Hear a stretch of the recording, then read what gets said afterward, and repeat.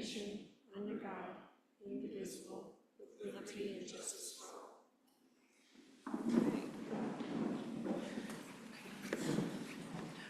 All right, thank you, everyone. So we have the agenda before you. Has everybody had an opportunity to review it? Is there any additions, deletions, changes? Greg? Or, sorry, Director Wynn? Good morning. Thank you, Madam Chair. I'd like to recuse myself for an agenda topic related to tomorrow's activities 20C, which is related to Shoshone change of water right and relates to my employer, Northern Water, providing a request for that meeting. Thank you.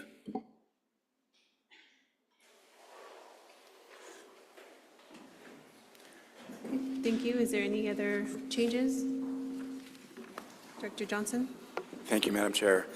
Similar to Brad, different employer, of course, but my employer, Denver Water, is also involved in submitting its notice as well for this particular issue, so I'll be recusing myself. Thank you. That's 20C. Any other changes? Okay, I'll entertain a motion to accept the agenda, to approve the agenda as is with the recusal of both Director Wynn.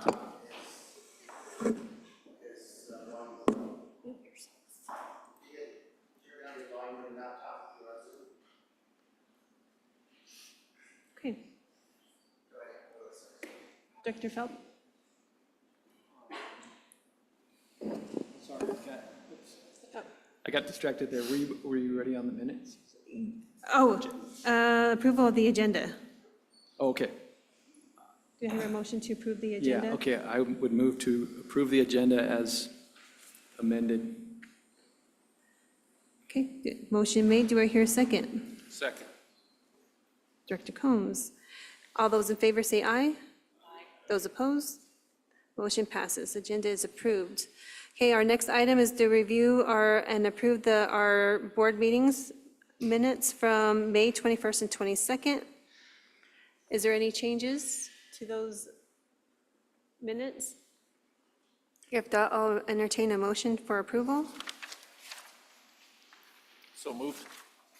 Director Combs, do I hear a second? Second. Thank you, Director Hawes. Motion made in second. All those in favor say aye.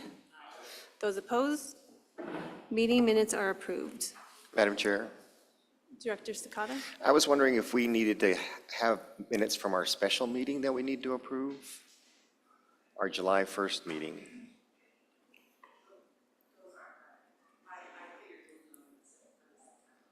Okay, thank you, ma'am. So those will be for September. Next, we have the approval and the removal of the consent agenda items. Has everybody been able to review the consent agenda? Is there any changes? Okay, I'll entertain a motion for approval for the consent agenda. So moved. Thank you, Director Johnson. Do I hear a second? Director McLeod, thank you. Motion made in second. All those in favor say aye. Those opposed? Consent agenda is approved. And for information, we have our next CWCB meetings in September 17th and 18th in the Southwest Basin, which is my basin. We will also be having the Finance Committee on September 16th. November 19th and 20th, our meeting will be in the Denver metro area. And for 2026, our January 26th and 27th meeting will be in Aurora. We don't have a place, but we have a meeting on March 18th and 19th. Also, May 20th and 21st, we do not have a location yet. Also, July 15th and 16th, we will be in the Gunnison Basin. September 16th and 17th, we will be in the Colorado Basin, along with the Finance Committee on September 15th. And November 18th and 19th, we will be in the Denver metro area. And next, we will go to our director's report. So Director Gibbs. Great. Thank you, Madam Chair. So great to see everyone here in Chaffee County and Salida. I always love getting back to this area. Director Felt, where's Director Felt? Thanks for helping to welcome us. great to be, in this basin, really spectacular part of the state. Tom Waters, not sure if you're still here. Tom, thanks for your great service. The CPW is my largest division, and I've known Tom for, well, at least as long as I've had this job, which is, I don't know, I'm trying to think how many years now.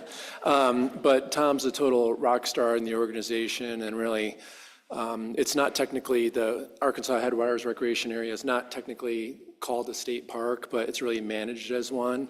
And the complexity that you could see from many of the lands are Bureau of Land Management lands. I don't know if there's any U.S. Forest Service along the area. Yeah, there is as well. So there's like multi-federal agencies and working with the local community and really trying to manage that whole system, and how many visitors they have is just really incredible. It's one of the, I want to say, top 4 state park in terms of visitations in the whole state. So they do a tremendous job with limited amount of staff, I would say, in terms of how many visitors you have. So thanks, Tom, for your great work. Viola, I'm always amazed. You always put together just such amazing meetings, and I'm on the road a lot for a lot of different boards and commissions. Like this week, I'm zigzagging all over the place.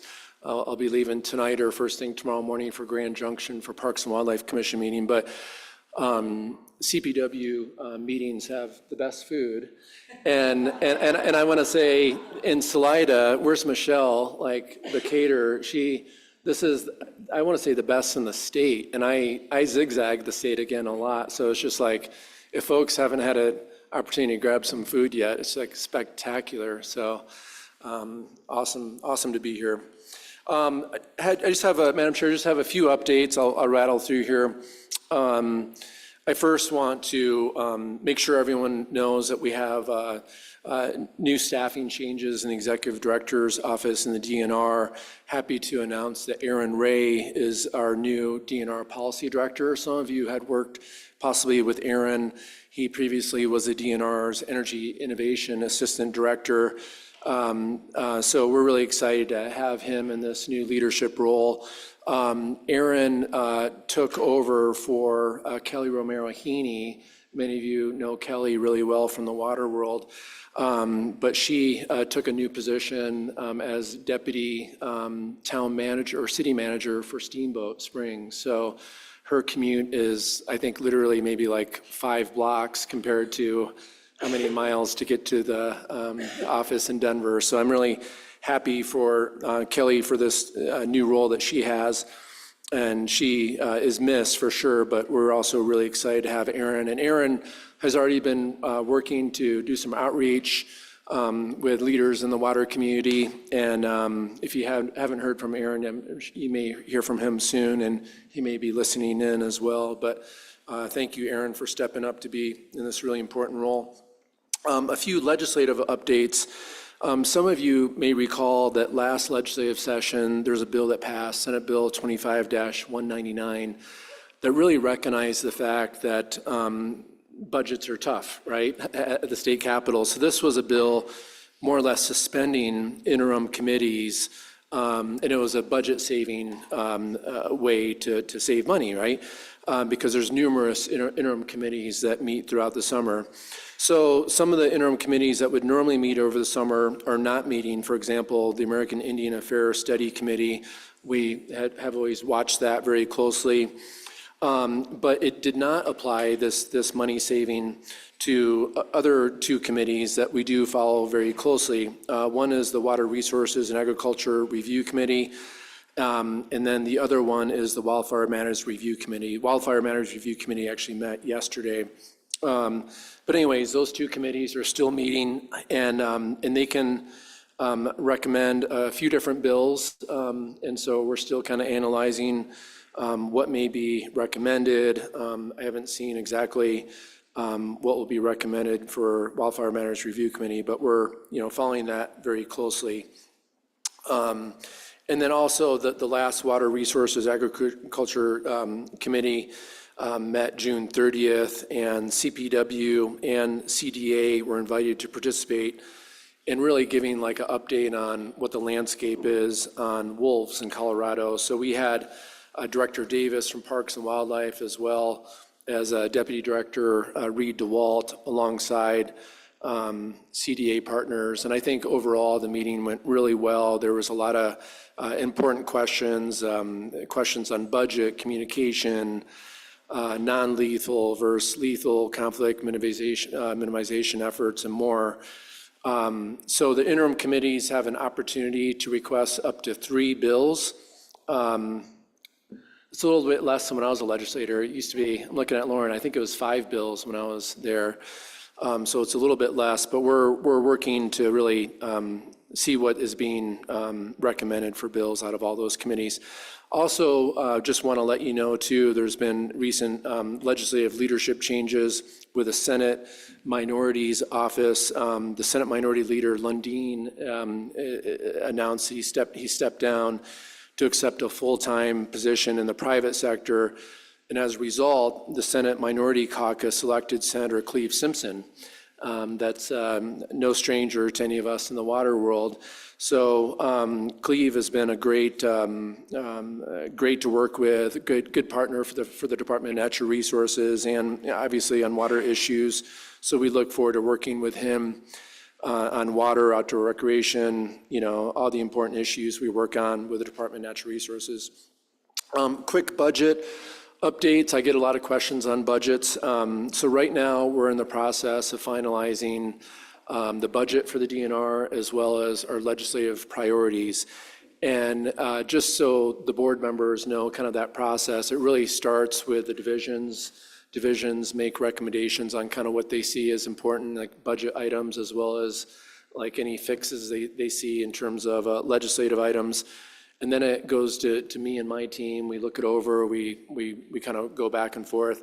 And then I go through the governor's office too to make sure it's something that they see as a priority as well. So anyways, we are in that process. We're kind of neck deep, if you will, with that process right now, trying to finalize what the budget and our legislative priorities will look like for this coming year. I get also a lot of questions on kind of the federal, everything going on at the federal level. To give you all a quick snapshot, the DNR works very closely with our federal partners, to say the least. And to give you a quick snapshot, we have about 290 people that work for the DNR that are considered federally funded. We have 350 federal grants and over $300 million too. And so it's significant. So we look very closely. We look at the reimbursements that we get, and there are times when we weren't sure we're getting reimbursed for this, but everything seems to be working fairly well right now. But we're also looking at various different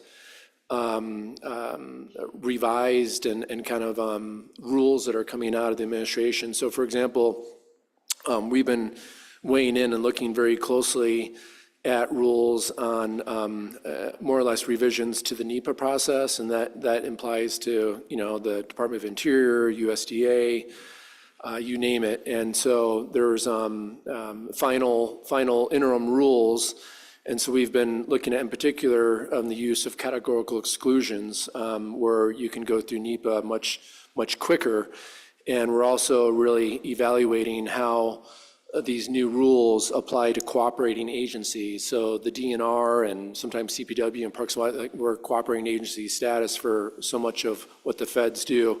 So really evaluating what does that really mean to us on the ground? And to just short up, it's like, do we have a seat at the table or not, right? And that's really important for us to have a seat at the table. Let's see, other department updates quickly. You're going to give me the hook in a second, Madam Chair, I'm sure, but lots going on. But the State Land Board met last week in Fort Collins, and we have a brand new division director for that, Director Nicole Rosemarino. She previously worked as advisor on wildlife and conservation and agriculture-related items for the governor. And so she has really hit the ground running, and I thought that meeting up in Fort Collins went really well. We also have 2 new commissioners for State Land Board, Jim Pribble, who previously served as a Parks and Wildlife Commission is brand new, and then Mark Harvey, who's filling the agriculture seat. And then State Land Board is busy. Also, there's a bill that passed last year, HB 1332, that really directs the State Land Board to convene, actually directs the DNR to convene a 24-person working group, which will be charged with identifying new opportunities to advance conservation and recreation on state land board lands. So we are in the process of, the governor has recommendations, the legislative body has appointments as well. So we're going to hopefully get that off the ground here in the next month and a half for that work group. And then for energy, you may be aware that the ECMC continues to respond to the Bishop well control incident. That was a blowout that occurred in Weld County. And so the Energy and Carbon Management Commission issued a notice of alleged violation to Noble Energy, which is a subsidy of Chevron. And so there's potentially 6 ECMC rules that would be in violation. And so they're exploring kind of what the enforcement process will look like, and it'll likely be fines for that energy company. And then I know Lauren and, we'll give a lot of the water updates, but I do want to share with you that the DNR was also, there's a bill that passed last year, Senate Bill 25-40, that directs the DNR to convene a task force to look at kind of like sustainable water funding for both the state as well as local communities. Nate Pearson, who is here, where's Nate? Upstairs. You can see his hand from, but he's going to be really kind of heading that up for the DNR. Really important task force. As you all know, we've been really dependent on severance tax funding, and severance tax kind of goes up and down depending on the year. So this particular committee will look at, what other options could be available so that we have sustainable funding for water moving forward. Quick tribal update.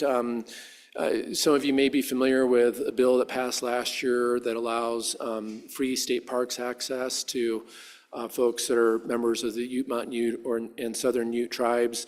A subcomponent really of that is a commitment by Parks and Wildlife to really look at a broader conversation with a broader tribal community to have a better understanding of park needs and access and kind of what we should explore within our park system. So we're grateful that Great Outdoors Colorado recently approved a $50,000 grant that will help conduct a statewide community engagement process and outreach on new state park matters with the greater American Indian and indigenous communities located throughout Colorado. So we're going to get that off the ground this summer as well. So with that, I mentioned I zigzagged the state. That's it for my updates, but I'm here all day, either tonight or at 4 a.m. I'm going to drive to Grand Junction to make it over there for the Parks and Wildlife Commission. That's going to be all day Thursday and then part of the day on Friday. So a lot going on, but thanks for having me. Thank you. Do we have any questions for Director Gibbs?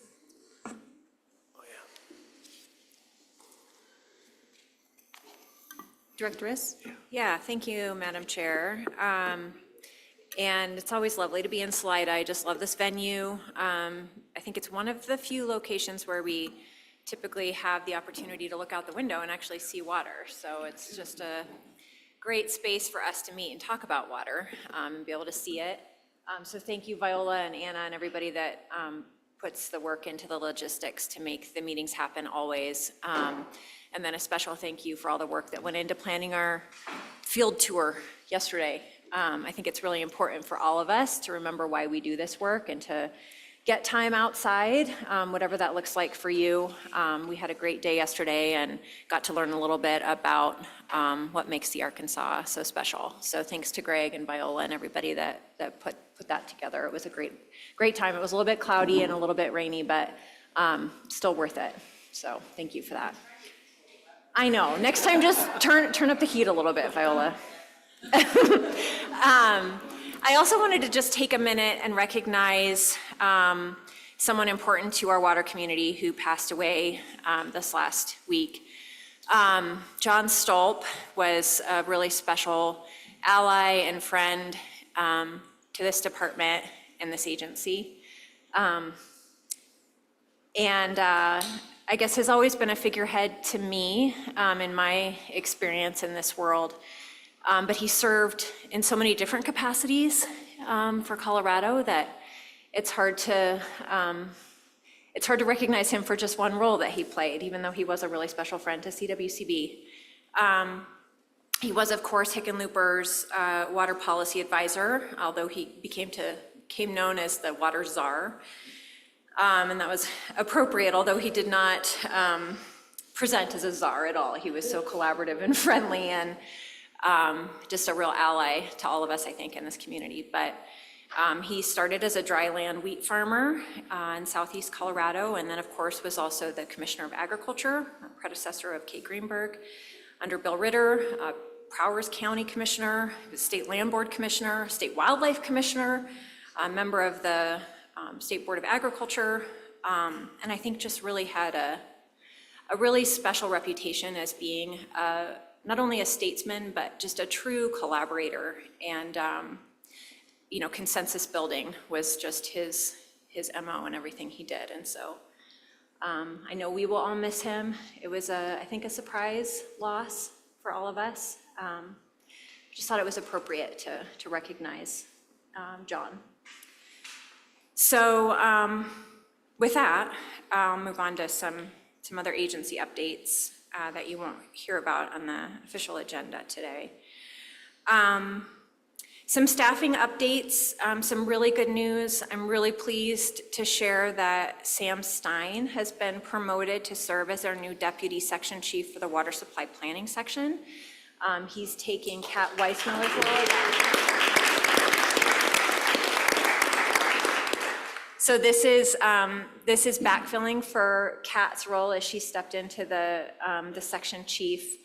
It really says so much about our staff that we have such a deep bench to draw on for all of these roles. And I'm not ever worried when we have a vacancy because we have so many people that are qualified and step into those roles so easily. Sam's going to do a great job, and the team in the water supply planning section is just an excellent group of people, and they do such good work. So wanted to recognize Sam. We also have Chelsea Nutter, who's joined our team as the new contracts administrator.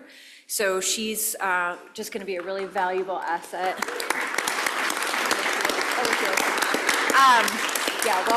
Welcome to Chelsea. She's no stranger to the work that CWCB does, but we're really happy to have her officially on the state team. And she's going to bring really valuable experience from the Basin Roundtables and joins us from the DNR EDO staff. Sorry, Dan, but Chelsea's going to be great.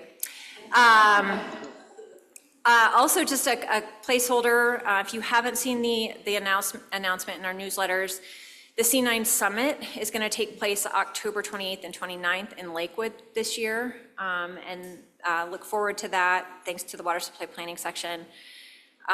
That'll be an opportunity where we bring together both the IBCC and this board and roundtable participants and have some really good conversations. So stay tuned for agendas and more information about that.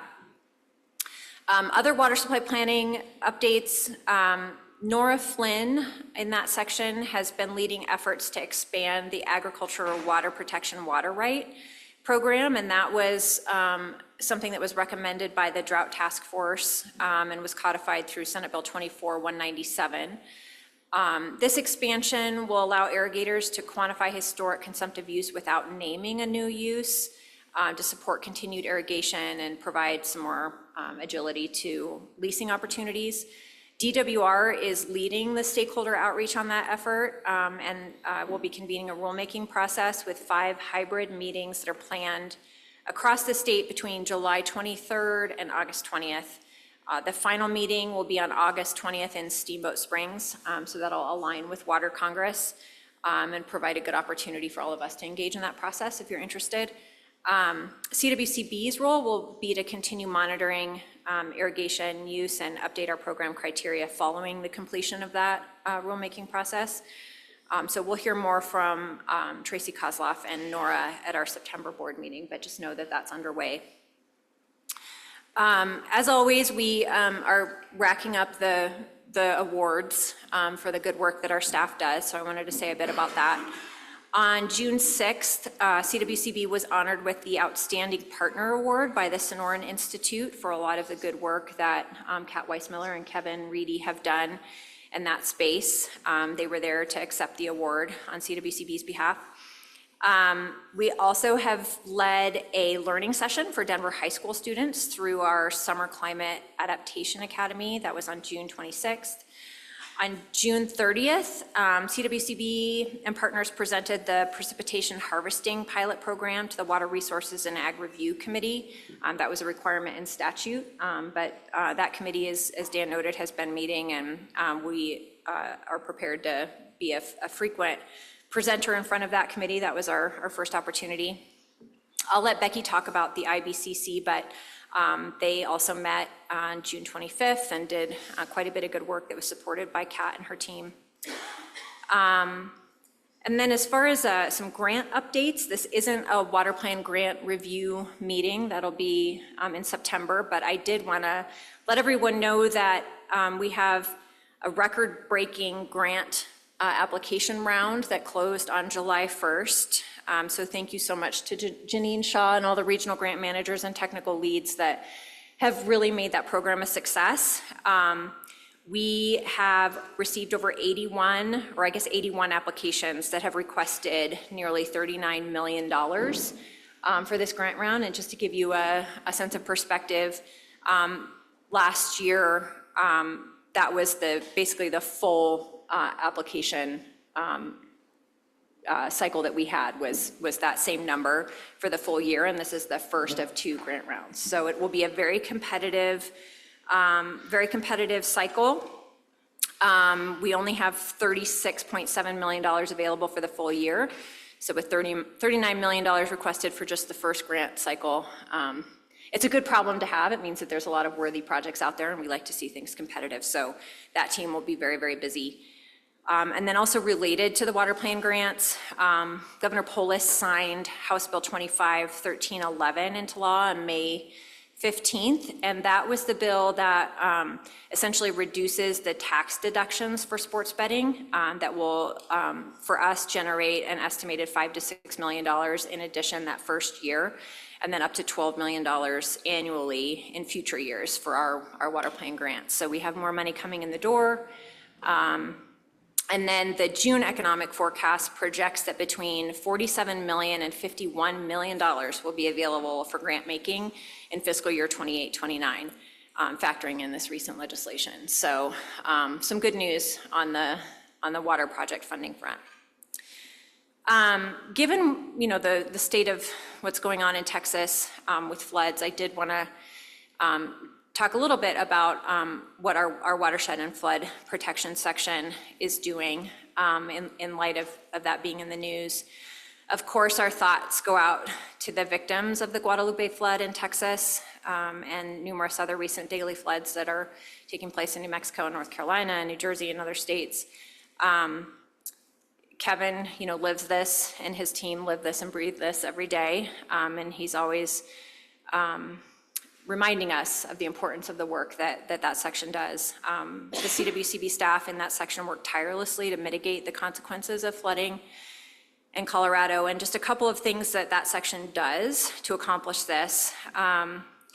We provide daily flood threat forecasts statewide, and twice weekly provide 14-day flood threat analyses during the season, and these can all be found online at coloradofloodthreat.com. I'm happy to email that out if anybody wants a reminder of where that is.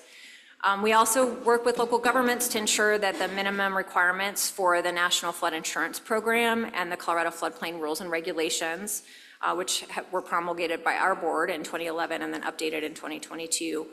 We work to ensure that local governments are enforcing these. We also, of course, maintain floodplain maps in partnership with FEMA. In recent years, some of the most common flood threats that our state has faced involved post-wildfire flooding.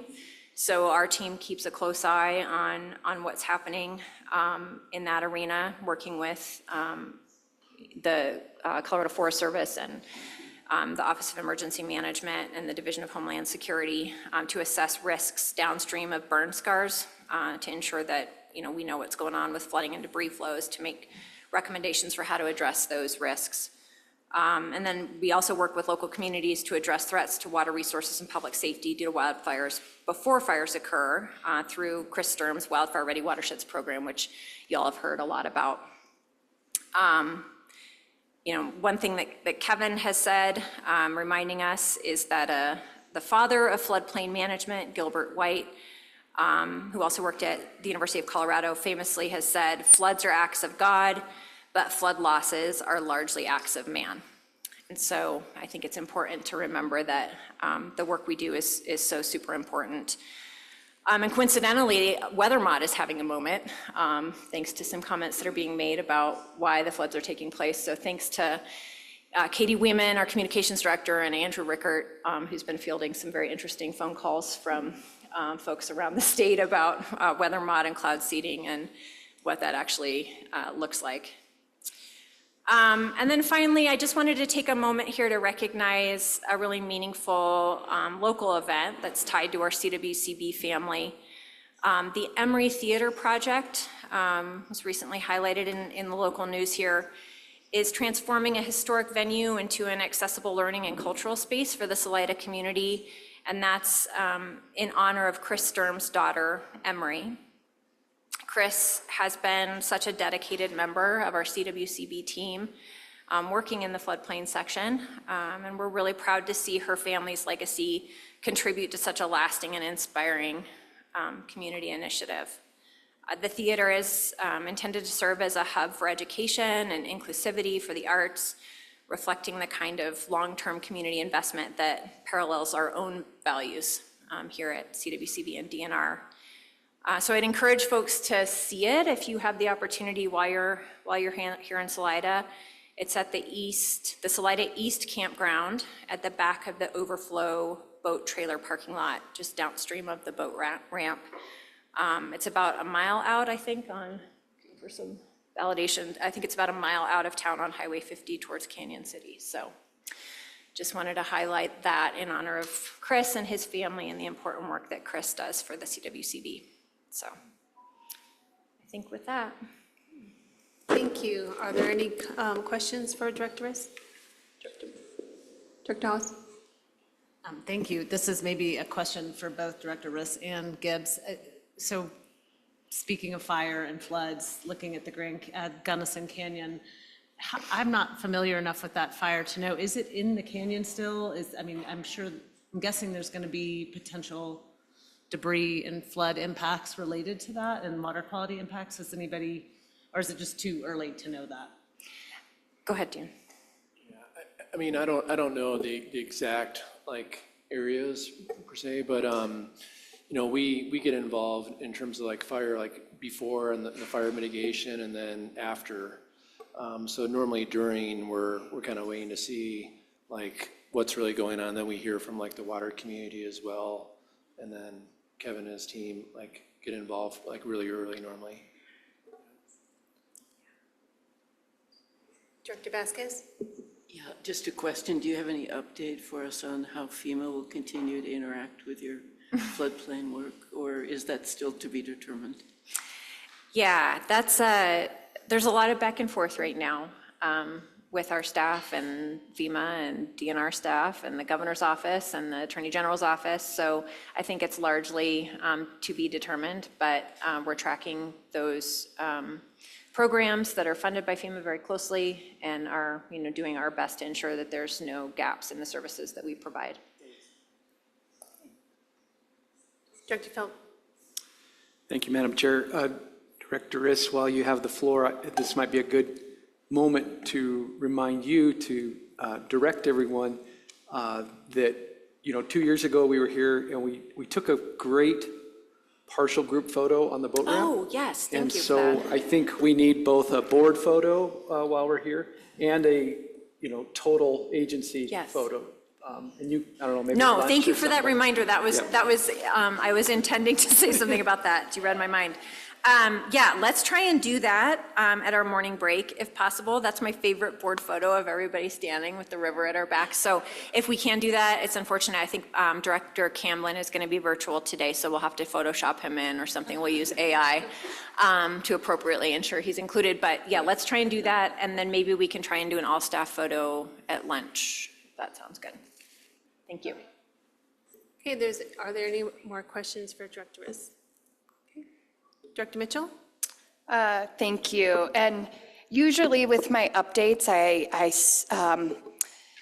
acknowledge and thank the staff at the end of the update. But as I head into this update, I need to acknowledge the staff, primarily of the water supply planning section on the front end of this. Because as I tell you about this IBCC meeting and the recent developments, the leadership that has been displayed, particularly by the chief of that section, Kat Weissmiller, and Jeff Rodriguez, but the entirety of the section, this would not be possible without their leadership. And that is also to you, Director Riss, because it's under your leadership where they feel the strength to be able to really lead and guide the state. So it is appropriate to talk about that before we talk about the successes of what's occurred recently. So getting into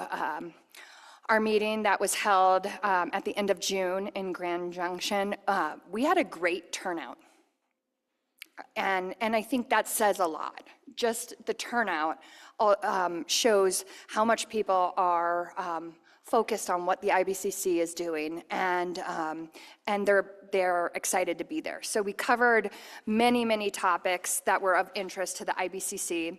We heard some updates, and a thank you to Amy Ostick and Jason Ullman, who gave updates on both Platte and Colorado River discussions. Senator Dylan Roberts came and attended and provided an update on 2025 legislative session, and then shared some priorities that he has, particularly that have come from conversations across the state for the 2026 session. We also tried something a little different, again, and this goes to the leadership from the water supply planning section particularly, where we tried something different with the basin reports based on feedback from the committee. We had 2 basin reps and a governor's appointee highlight some projects in their basin and provide some more in-depth information and hopefully spur some additional good work around the state.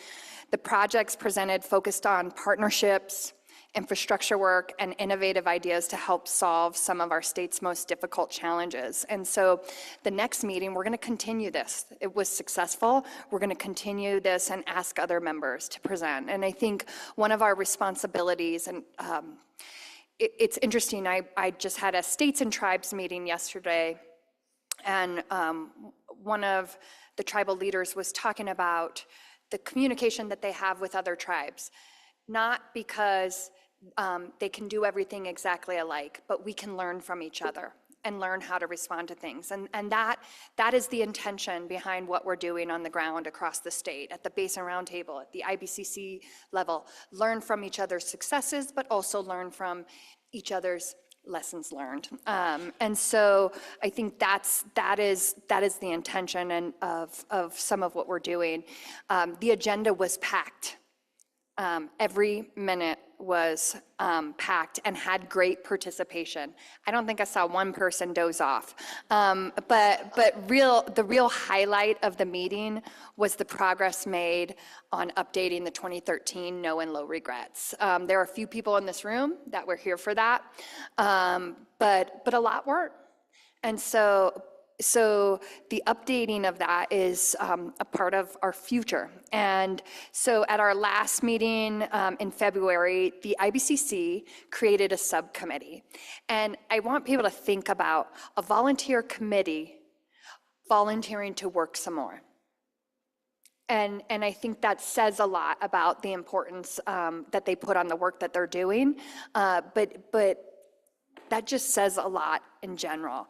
And so they chose to continue to work on updating that no and low regrets in between the meetings and investigate and compare themes from that 2013 no and low regrets document and the summary of the Drought Resilience Action Plan that was done at the 2024 C9 Summit.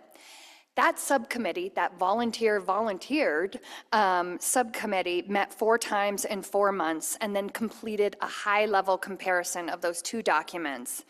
And in conjunction with the staff, again, thank you to the staff, developed a proposal for how the IBCC might begin to systematically update that strategy for today's challenges. Because we need to evolve as a state. We're different from 2013, and they are acknowledging that. They gave a great report out on their findings. We polled the membership for consensus. It felt a little bit like a game of What's Up, 7 Up, where you had to stand up or sit down. But we got consensus on the workability of the plan laid out by the subcommittee to advance those strategies. There was a strong desire from the subcommittee members to add new members. So some of us nominated some new members. They maybe didn't self-nominate, but to keep the momentum moving on that work, they're going to continue to meet. They're going to continue to meet before the next meeting and help develop some guidance for the IBCC membership on how to collect feedback from their roundtables to inform the IBCC's work. And I think that was a lot of the focus of the discussion too, is what are some best management practices for the feedback between the roundtables, the IBCC, the CWCB. The next meeting, like Director Riss mentioned, is in conjunction with the C9 Summit that's held October 28th and 29th in Lakewood. We're going to continue on the focus on developing an update to that no and low regret strategy. And there'll likely be a workshop style meeting in advance of that. And so we hope that some of you can join us. There have been a few CWCB directors at these IBCC meetings, and I think it's made a difference. And so I want to acknowledge that and appreciate that. We're going to continue to work with the staff on that C9 Summit planning. I'm sure it's going to be amazing, and along with various aspects of the water plan. The IBCC has provided feedback about the C9 Summit over the last 2 IBCC meetings. They want to be really involved in what we're talking about as a broader statewide group, and I think they deserve that. They've really focused on the desire to have more interactive agenda items, not just presented to kind of items, but and opportunities to learn from each other and more time for cross-basin collaboration. So that's my summary on the IBCC. I waited to acknowledge a previous IBCC director, John Stolp, until the end of this so I could get through it. Thank you, Lauren, for making me cry twice during your update. But John Stolp was not just a boss or mentor. He was a friend, and we've experienced a great loss in this community. He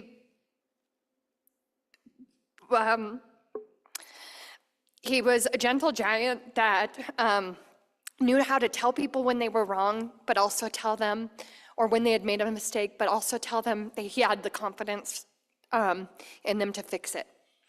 And he did that for me just about a month prior to his passing. I used him as a mentor long after he left the state. And so he will be severely missed, but I think the work that we do and continue to do is not only to honor the people of the past, but to honor the people of our future. And he would have wanted all of that. And so I just couldn't say anything this week without acknowledging him, so thank you. Thank you, Director Mitchell. Are there any questions? Okay, next we'll go ahead and, Director Felt. Director Mitchell, it's hard to go back in your report after your final words there, but I do want to say a couple things about the IBCC. I think, it really is true that the IBCC membership seems to feel more integrated into decision-making and just appreciative. When we do have board members show up, they feel like they're being heard. And so I would affirm what Becky said. If you can get to one of these meetings, it's really worthwhile. And it's a good use of your time because things are really happening.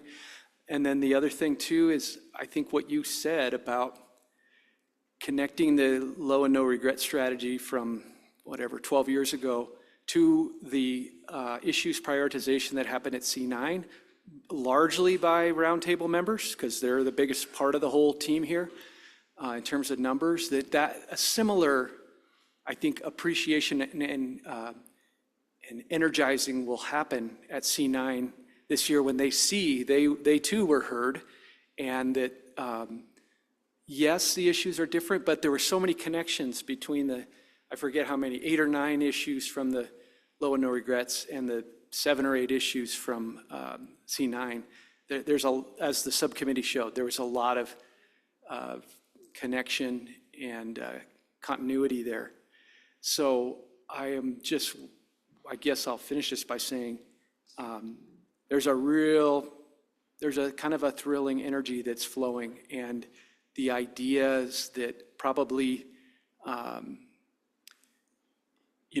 that were inherent in the original authorizing legislation that created IBCC and the roundtables, it feels like it's really kind of coming into focus now, and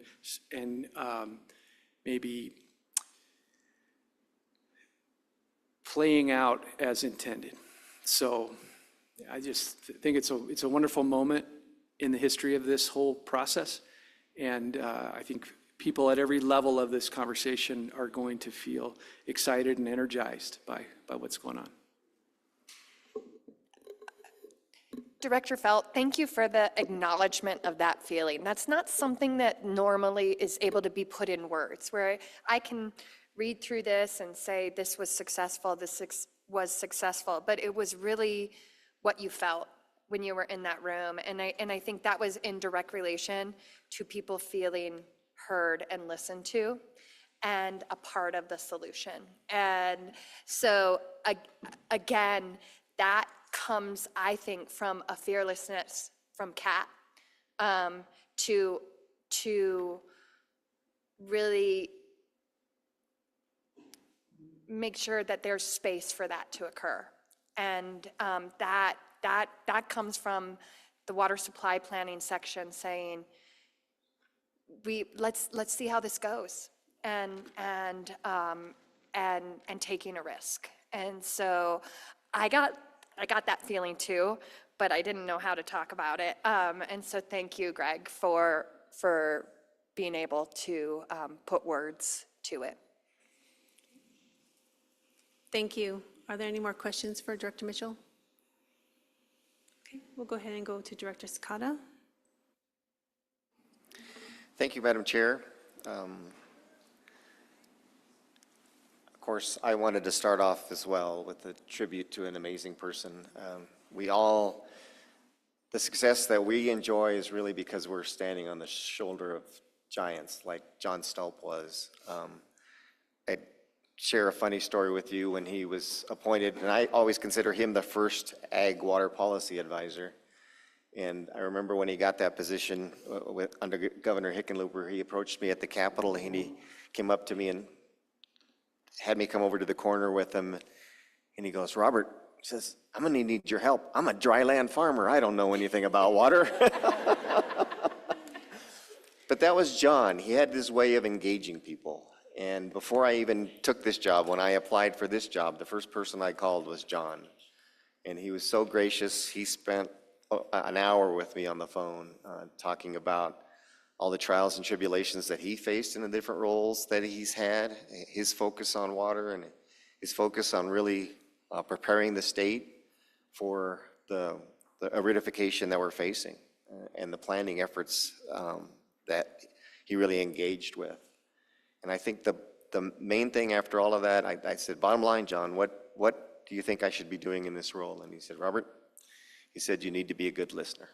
And I think that's what John did an amazing thing at, he was an amazing listener. And we'll definitely miss him, but I'm so thankful that I had the opportunity to be able to enjoy some of life with him, and it's made a huge difference. We'll move on. Commissioner Greenberg sends her regrets. As Director Gibbs said, it's a busy week. We are actually having our Ag Commission meeting going on right now, so she is presenting her commissioner's report to the Ag Commission as we speak. I told her we should just have her Zoom in and she could do it for both of us, but it wasn't going to work out that way. But they're meeting in Rifle today, and they actually had a town hall there in Rifle as well. So she sends her regrets. It's really been a busy couple of months at the Department of Ag.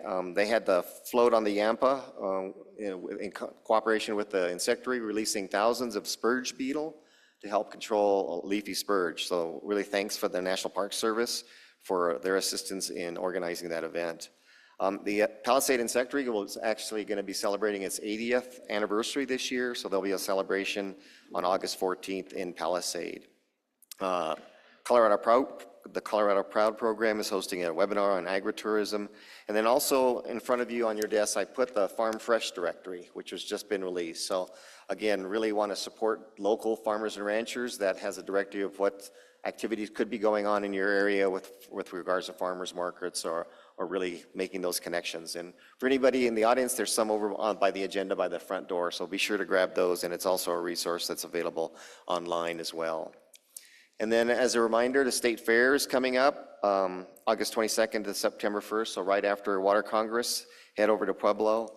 The very first day on Friday, August 22nd, we'll be celebrating the Centennial Farms, those farms that are over 100 years old in Colorado. And then also the Commissioner has a special recognition for Agricultural Legacy Award, and that's going to go to Ben Rainbolt, who will be retiring from leading Rocky Mountain Farmers Union this year. So there's a lot of activities going on at the State Fair as well.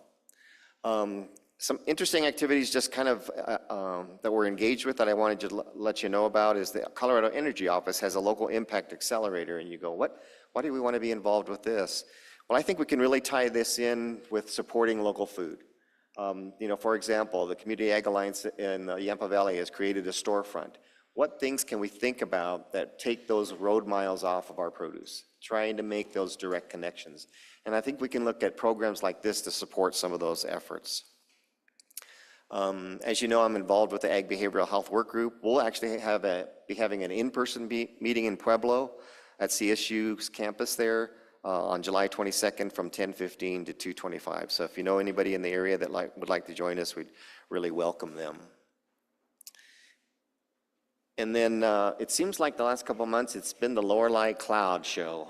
Everywhere I go, it's Lorelei Cloud, Lorelei Cloud.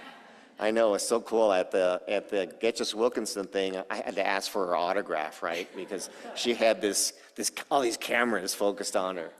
But Chairman Cloud, you're doing a fabulous job of not only representing the tribe, but representing the state, and really appreciate all your efforts that you're doing. So thank you for all of that. Meanwhile,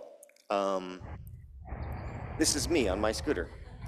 So this is the slide that Kate Greenberg wasn't able to show last time and didn't get the motion. So as our Chairman Cloud is really reaching out to the community, I'm reaching out on my electric scooter. So I thought I'd share that. But at the Department of Ag, there's a lot of activities going on. At the what was the program called? The Partners in the Outdoor? Partners in the Outdoor. So I was really thankful to be there with Dallas May. I had the showing of the Mirasol film. It was really fantastic. Director Felt, it was really wonderful to be there with you as well to talk about the activities going on in preservation of irrigated agriculture. So thanks for all those efforts. And the picture on the right is actually up at CSU Experiment Station up in the RDEC up in Fort Collins. And this has, again, nothing really to do with water, but it's really interesting. This is the AgNext program, which is really studying the greenhouse gas emissions from livestock. And so we've got to take a tour of this facility. They actually have these hoods that go over cows' heads so they can measure the methane as the cows are burping. So they can see what the differences are, whether it's through breeding or through feed application, to really explore how to reduce methane emissions from cows. So, pardon me? I wish I did. I know, I don't, exactly.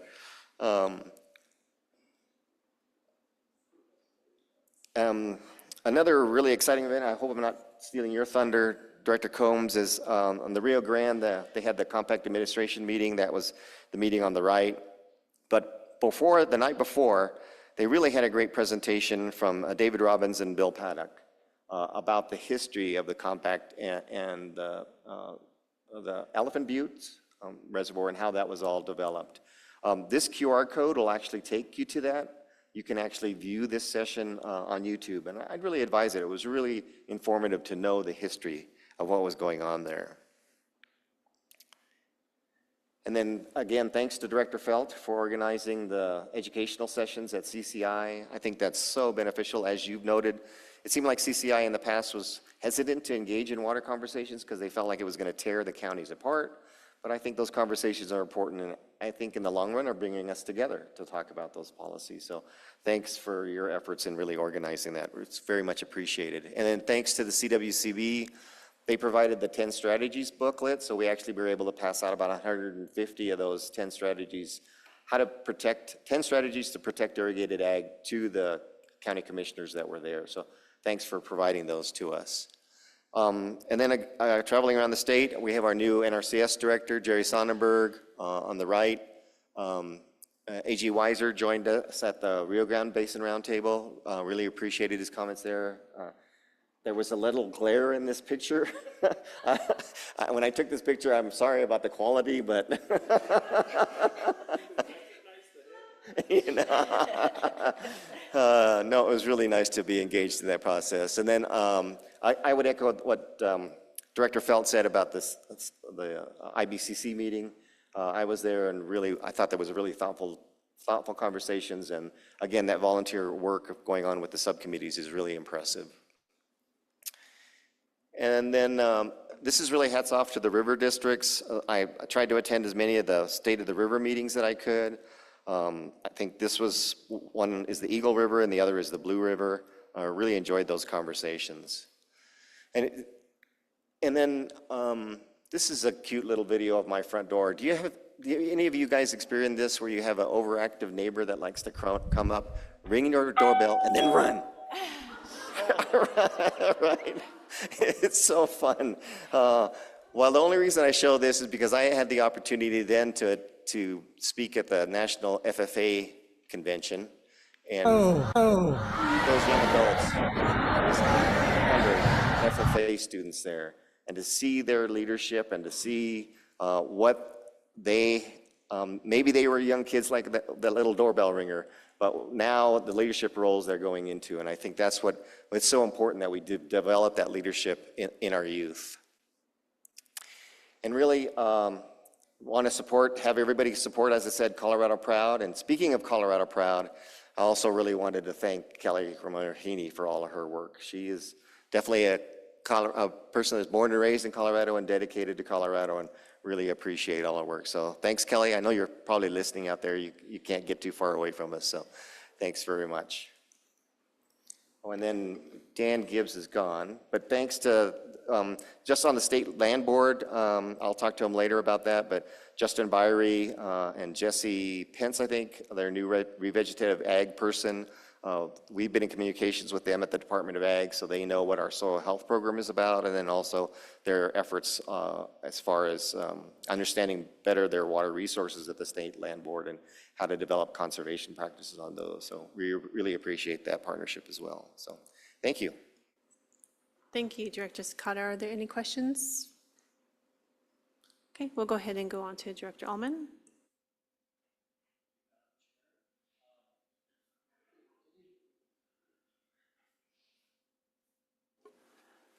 I'm running a little bit low on sleep, so I apologize if this is a disjointed director's report, but thank you, Madam Chair. I returned from a trip that was going to intend to talk about, which I'm still going to talk about it as a lighthearted fashion, but and I apologize for being late. My flight, because of all of the delays on the East Coast yesterday, I got into Denver at 3 a.m. and needed a few hours of sleep before driving here this morning. So I am here after 29 hours of traveling with very little sleep. So I will attempt to be articulate here. As with many things, best laid plans, as I'm saying here, I wanted to do my Bericht des Staatsingenieur report because I've made a trip to Germany, Switzerland, Austria for the last 3 weeks, and Czech Republic with my family. But best laid plans sometimes are thrown off course. And so you want to come back from vacation and have some time to kind of, ease into it. Unfortunately, that is not going to happen. I'm going to cover a topic that is of interest to everybody here first, and then I'm going to do the lighthearted stuff afterwards. So I got a phone call on my way here this morning at 7:43. I was not able to answer it because I was out of service, from Jesse Bradley, the director of the Department of Water, Energy, and Environment, which is a new department in Nebraska, informing me that in 17 minutes their governor was going to do a press conference and announce that they're filing an original action suing the state of Colorado in the Supreme Court for the South Platte Compact. Obviously, that is a big deal. We take it very seriously. I haven't had much time to look at any of the materials. We haven't had time to look at all of the claims because they haven't put them out there yet. But I did listen to the press conference on the way here, and it made me angry, to be honest, driving here, listening to some of the statements that they make that are egregiously and blatantly false about Colorado's compliance with the compact in the past 100 years and our claimed obstruction to their right to build what is contemplated in the compact, which I think I've made pretty clear in my presentations about this project, that Colorado hasn't been arguing that they can't build what was contemplated in the compact, but they need to build what was contemplated in the compact. And that the compact says very specific things. I think 2 meetings ago, or maybe it was just the May meeting, where I read compact language, very specific compact language that is related to this project. So I don't want to get into any details because I don't want to get ahead of our team and the AG's office figuring out a response. But I just feel like it's out there. It's on their website. You can watch the YouTube video. And if you watch it, it may make you as angry as it made me, maybe not. But anyway, so I came into this meeting planning to do this great, fun presentation, and now I'm a little amped up. But anyway, covering that, maybe I will finish the other kind of housekeeping items I wanted to talk about that aren't related to my vacation. So another thing going on in the near future is that the Rio Grande Decision Support System, which I've talked about recently at this meeting, is the model that we use, groundwater model that we use in the Rio Grande to manage depletions to the stream and calculate depletions to the stream for annual replacement plans.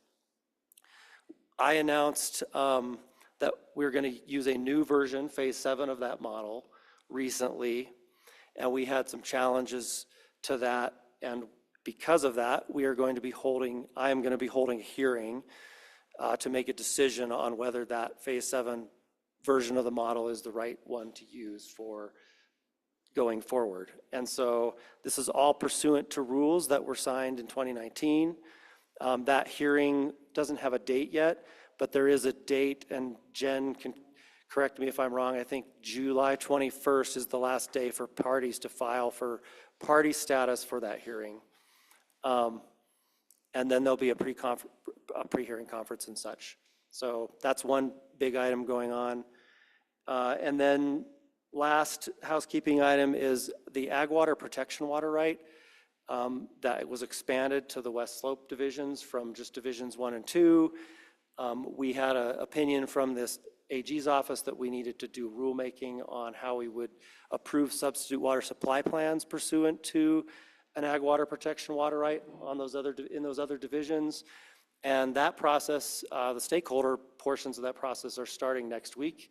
Our first meeting is in Montrose at 6 p.m. next Thursday, July 24th.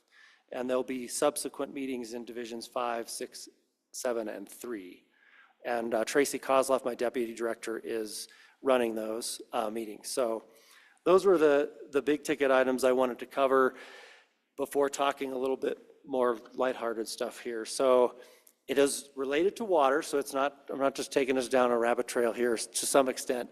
But I first want to say, and Dan's not here to hear this, but I want to thank Dan and the governor for their allowing me the flexibility to take 2 weeks off in this, what is a difficult job. I think it's important to be able to take some time off and relax. So, and then I have to say that I have an amazing team, including Deputy Director Kozloff, who served as acting state engineer while I was gone. And, you know, it makes it a lot easier to take those breaks when you have an amazing team behind you. So I have to thank all the people on my team around the state that made it possible for me to do this. So now, instead of talking about rivers in Colorado, we're going to talk a little about some rivers in Europe that I've learned a little bit more about in the last 2 weeks. So this is a picture from our Airbnb in Zermatt, Switzerland. That is the Matterhorn in the background. That was one of the first places we went. My family, as I've mentioned when I first started in this role, about my family's history, German Russians that came to Colorado from Russia, but they considered themselves Germans. The German Russians were Germans that went to Russia to farm, spoke German, didn't speak Russian, still went back and baptized their children in Germany. And then when the Tsar decided that they were going to conscript them into the military, most of them moved to the United States or Canada. And so we wanted to, one, see some of the places where our family's history, you know, was made a long time ago, and two, just take a break and see some beautiful new cultures and things. So next, is this the, thanks. So what I found interesting was that, you know, everywhere you go, we have similar themes. In Switzerland, we spent 4 days in Switzerland, and Switzerland is, I guess, what I would say the Colorado of Europe. It's the headwaters for most of the big rivers in Europe. The Danube, the Rhine, the Elbe River all start in Switzerland, essentially, and the Poles River in Italy. We visited mostly the northern part of the Alps and into Germany, because that's where my family has their roots. But so you see the Danube is the river flowing to the east. It goes to the Black Sea. The Rhine River goes to the north, to the North Sea. And they are having a huge drought right now in Germany. They had very dry, actually the driest conditions in over 100 years in the past.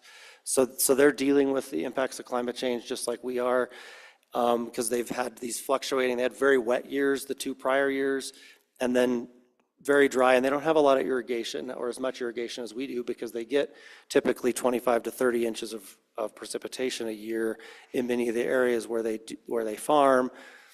So it has a huge impact when they don't get that. Their crops suffer. But you see there that maybe we're similar, but the scale is a little larger.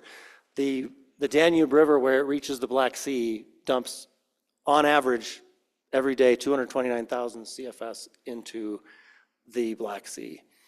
The Rhine River, 81,000 CFS. So the Colorado River on a huge year is 40,000 CFS to 50 maybe.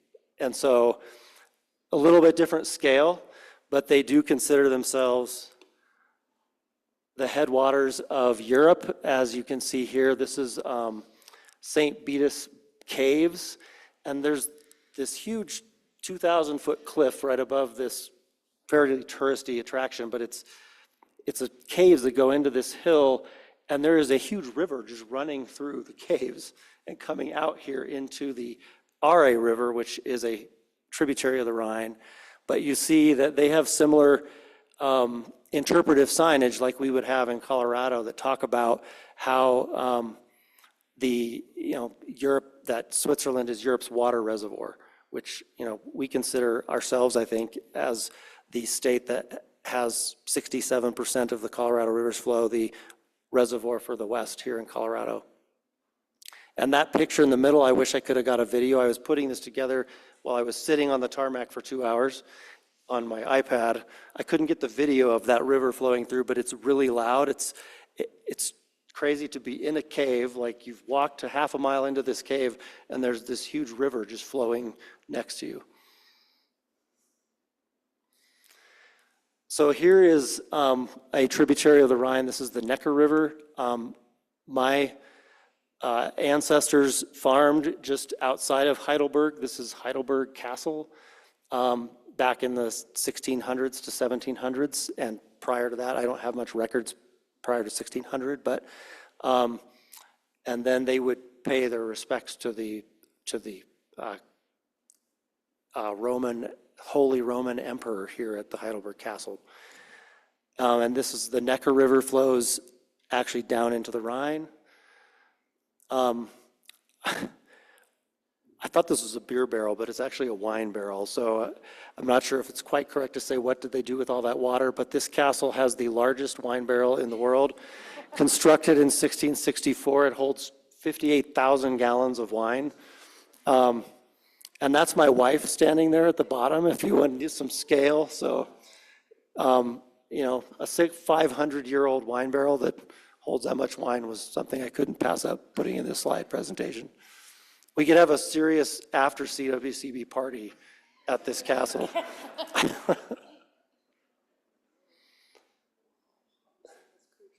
Yeah. So, well, I'm not, we'd have to get David Robbins too. So this is at the top of the longest span gondola in the world, I believe, that goes to the top of the Zermatt ski resort near the Matterhorn, and that's my family, two sons and daughter, and my wife on the far right. But you can't quite see Mont Blanc in France, but you're looking into Italy and France on the right. So interesting that, we look into other states, and you're looking into other countries. And he's sporting a CSU, shirt just for good measure here. And then we took a hike. The Matterhorn is a very difficult climb. It actually has the most deaths of any mountain in the world. And so we didn't climb the Matterhorn, but we did hike around it. Very beautiful. We had great weather. It was 97 when we got to Heidelberg, much cooler in Zermatt, much higher elevation. But they call this, the area where I came from in Montrose, in the Uray area, the Switzerland of North America. And it's kind of true, it's probably the closest, but the scale is just, you go from 800 feet to 15,000 feet in very short distance. And then this is the Aare River, another tributary of the Rhine that flows through two huge lakes, Lake Thun and Lake Brienz. And then there's a fairly touristy town in the middle here in Interlaken that we stayed at. Salzburg, the Salzach River, which flows into the Danube.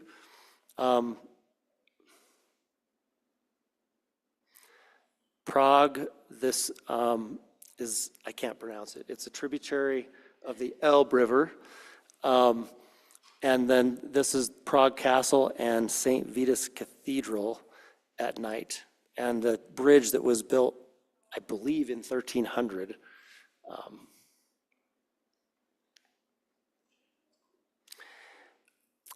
And then this is actually in Nuremberg. We went to Nuremberg and went to the Nazi Party Rally Grounds Museum, which was very sobering and interesting. But this is also a tributary of the Danube River. But you can see a structure there that actually they take diversion out of the river here, and it goes under all those old buildings. So they've been building diversion infrastructure for a long time here as well. And then this is the quintessential German picture here on the river with the house. Same river. And then this is actually the Danube, and then I'm getting close to the end here, but this, our last day, second to last day was in Ulm.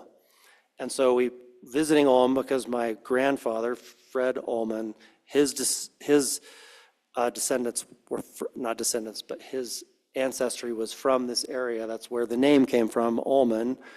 The town was founded in 854, and it sits on the Danube River.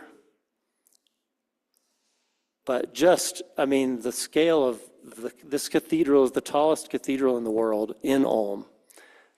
And it is interesting to me, primarily, I didn't show any of the other cathedrals. This one was built solely by money from the people. It wasn't built with, the bishops didn't give the money to build it. None of the Holy Roman emperors gave money to it. It was built over 500 years through donations from the townspeople who wanted this, you know, this monument in their town.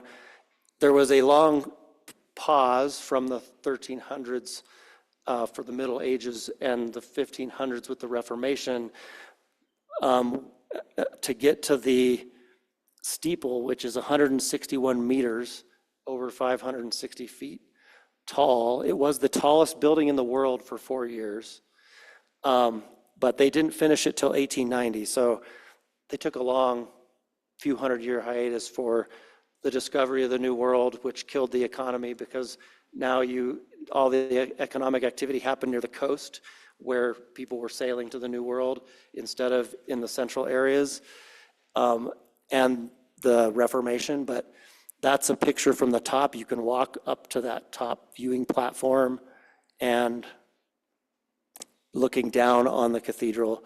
And then the last place we visited before we hit the airport in Frankfurt was Edenkoben, which my mother's side of the family, and has, I think, 10 or 11 relatives in my ancestry that are listed as being born here, all the way up to 1850. A wine-growing region. This is the church that many of them were baptized in, but just beautiful wine country. I actually didn't, I assumed they were growing sugar beets or something like they came here to grow, but apparently they were wine growers when they were living here in Edenkoben, because that's all they grow, and that's all they've grown since the 700s when the Roman emperor settled this area. But then here I was on the train ride back to Frankfurt, was interested to see, this is the first irrigation I saw. So I didn't look at what the precipitation is in this area near Mannheim, Germany, but they definitely do have some areas that don't get enough, or climate change has prompted them to put in sprinkler systems to augment the supply when they have really dry years like they're having this year. The picture's not very good quality because we were going 248 kilometers per hour on the train. It's hard to imagine, not having ever traveled to internationally, how much better the public transportation system is. It's just crazy. Like, we didn't get in a car the entire time. Now, they were not on time all the time, but when you got on them, they got there fast. And so the picture, I was amazed the picture turned out as good as it did, going over 100 miles an hour. And then this is just a report I found online about Germany's drought, how they can, the spring was one of the driest on record, and they're trying to cope with some of the same issues that we're coping with here in Colorado. I think that's probably worldwide. So, and this is their drought monitor. Looks awfully similar to our drought monitor, and as red as our drought monitor this year. And then this was another item I was going to cover real brief. Maybe I'll just do it very briefly, because I think the Colorado River update may include some of this, right?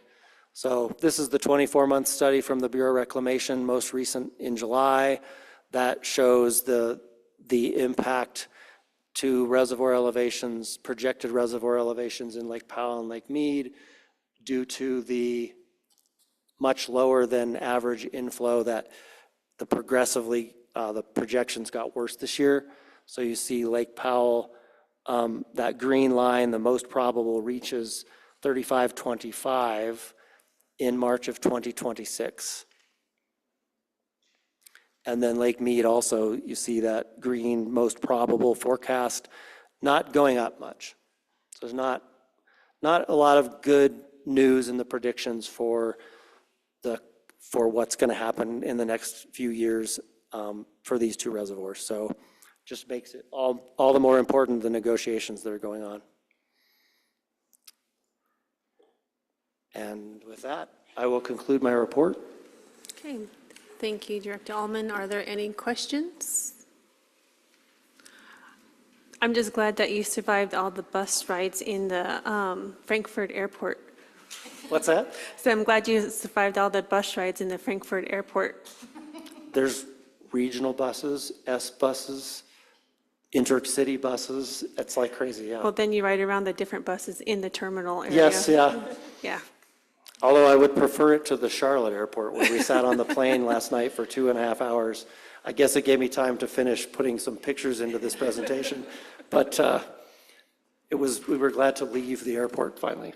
Okay, great. Well, thank you and welcome back. Director McGovern. Thank you, Madam Chair, directors. I am honored to be here representing CPW this morning on behalf of Director Davis. I am a new face here. I have been introduced, I believe, at the last two meetings. Maura McGovern, I'm the new Water Resources Manager for CPW. So formerly Rob Harris was in this position. I started in April and I was able to attend the first meeting that you all had, or that I was available in May. So I'm really excited to be here in this capacity and just an honor to represent CPW. Director Davis does send his regards. Due to the conflict, there is a CPW commission this week, so he unfortunately is not able to attend.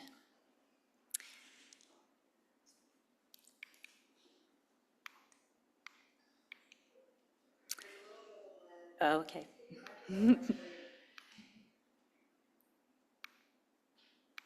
Go back. You're seeing all my thunder here.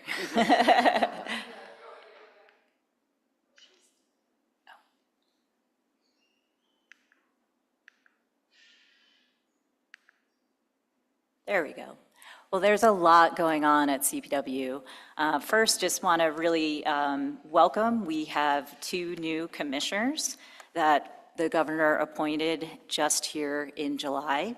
So Frances Silva Blaney, she is from Colorado Springs. She's a leader in the outdoor community and an active volunteer for Riverwatch. And Riverwatch is a program that's dear to us here in the Water Resources team. So we're really happy that she has very intimate knowledge of that program. Dr. John Emmerich of Redstone, he's a retired professor of environmental biology and a leading voice in stream, riparian, and wetland ecology. Both these appointments reflect thoughtful stewardship of Colorado's wildlife, natural resources, and outdoor recreation economy.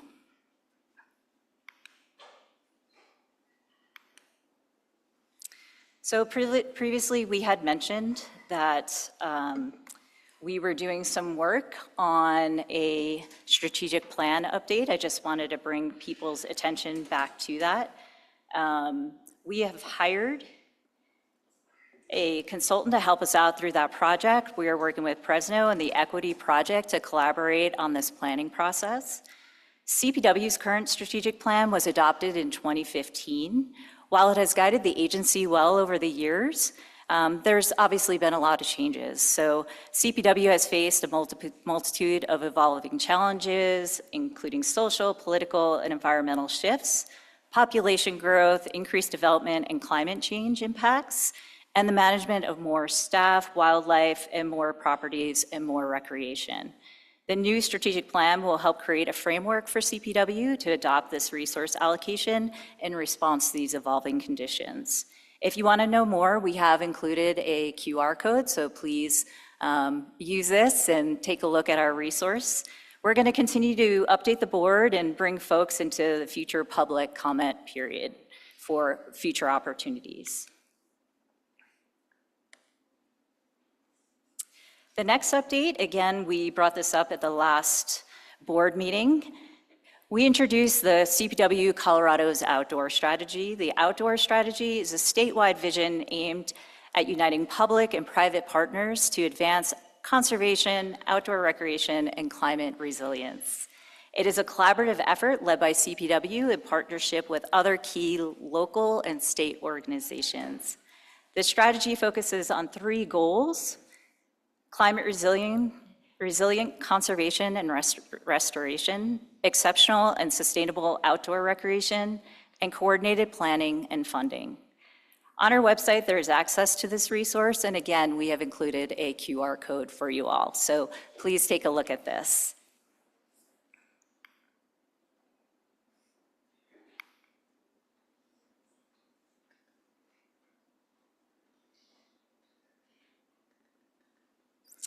We're pleased to share that CPW's draft 2025 State Wildlife Action Plan with everybody here today. The State Wildlife Action Plan are plans which guide the conservation of the state's most vulnerable species and the habitats they depend on. An updated SWAP is required every 10 years for the federal funding eligibility through state and tribal wildlife grants, or the SWG program. These plans have 8 required elements that have remained the same since the program's inception over 25 years ago. We invite you all to share your feedback and engage in this process. Again, we have provided a QR code for you all, so please, we are looking for feedback and take a look, and again, visit the QR and our website.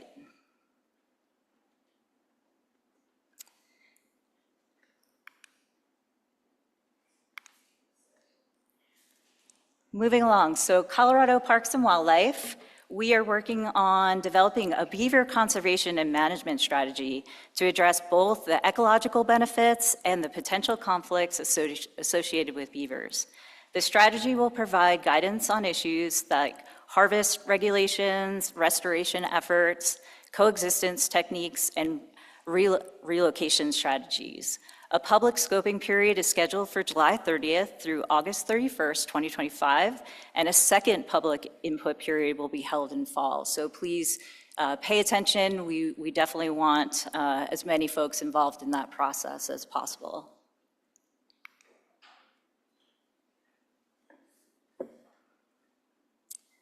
Moving on to some really good news. So CPW has positive news to share regarding positive signs of aquatic life in the Colorado Connectivity Channel.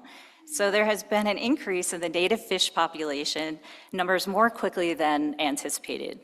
In the recent completed Colorado River Connectivity Channel, which is related to the Windy Gap project located near Granby, Colorado. In early May, CPW aquatic biologists completed the first ever raft electrofishing survey, which I was a part of that. That sounds really fun. And they did this to estimate the trout population in the project. Biologists estimated that approximately 848 brown trout and 221 rainbow trout over 6 feet in length live within this 1-mile reach of the newly constructed river channel. As a result of the improved habitat, trout from the connected river sections, both upstream and downstream, have been able to reestablish in the newly reconnected section of the Colorado River. CPW biologists, and they definitely observed extensive brown trout spawning activity, which is really exciting, and last fall, moderate rainbow trout spawning activity this spring. One of the pictures here you'll notice is of a juvenile sculpin. So this is really, really exciting for us. We haven't seen this in 30 years since, it hasn't been in this area. So sculpins are really sensitive to changes in their environment. So seeing this sculpin present is just an indication of a healthy and functioning ecosystem. So really excited to see that. Project 7, I just wanted to touch base on that real quick and really wanted to recognize and thank our dedicated staff that collaborated on the development and advocacy of this fish and wildlife mitigation plan for Project 7 pipeline. hundreds of hours of staff time, definitely resulted in the development and advocacy of the mitigation plan for this project. It was ultimately approved by the CPW Commission here in June. So thank you to all who worked on that.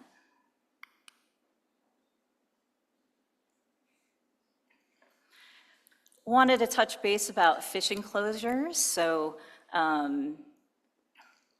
CPW enacts fish enclosures. We have both voluntary and mandatory fish enclosures. And we do this to protect fish populations, especially during spawning seasons, or it could be due to drought, heat, or low water levels. In beginning of May, CPW implemented a mandatory fish enclosure on a 0.6-mile stretch of the Yampa River. This was just below Stagecoach Reservoir, and this was due to decreased flow. This closure really aims to protect fish from increased stress and mortality in the shallow, isolated pools during these low flow conditions. This is something that we are seeing earlier this year. Typically, this is done usually in around August, and so our closure was already in May. We just really want to encourage anglers to check CPW website or contact their local CPW office for the most up-to-date stream information.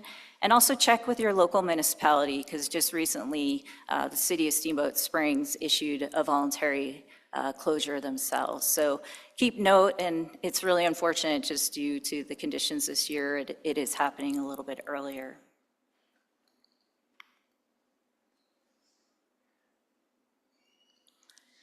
So unfortunately, some news to share. We had some new zebra mussel detections in western Colorado. Aquatic nuisance species staff discovered a large number of adult zebra mussels in western Eagle County. In addition to the discovery found in western Eagle County, CPW also identified additional zebra mussels villagers in the Colorado River near Newcastle, Highline Lake, Mack Lake, and Highline Lake State Park. The detection is definitely a direct result of increased sampling efforts of our team, and I'll go through some of the statistics of the amount of work that we've been putting for this effort.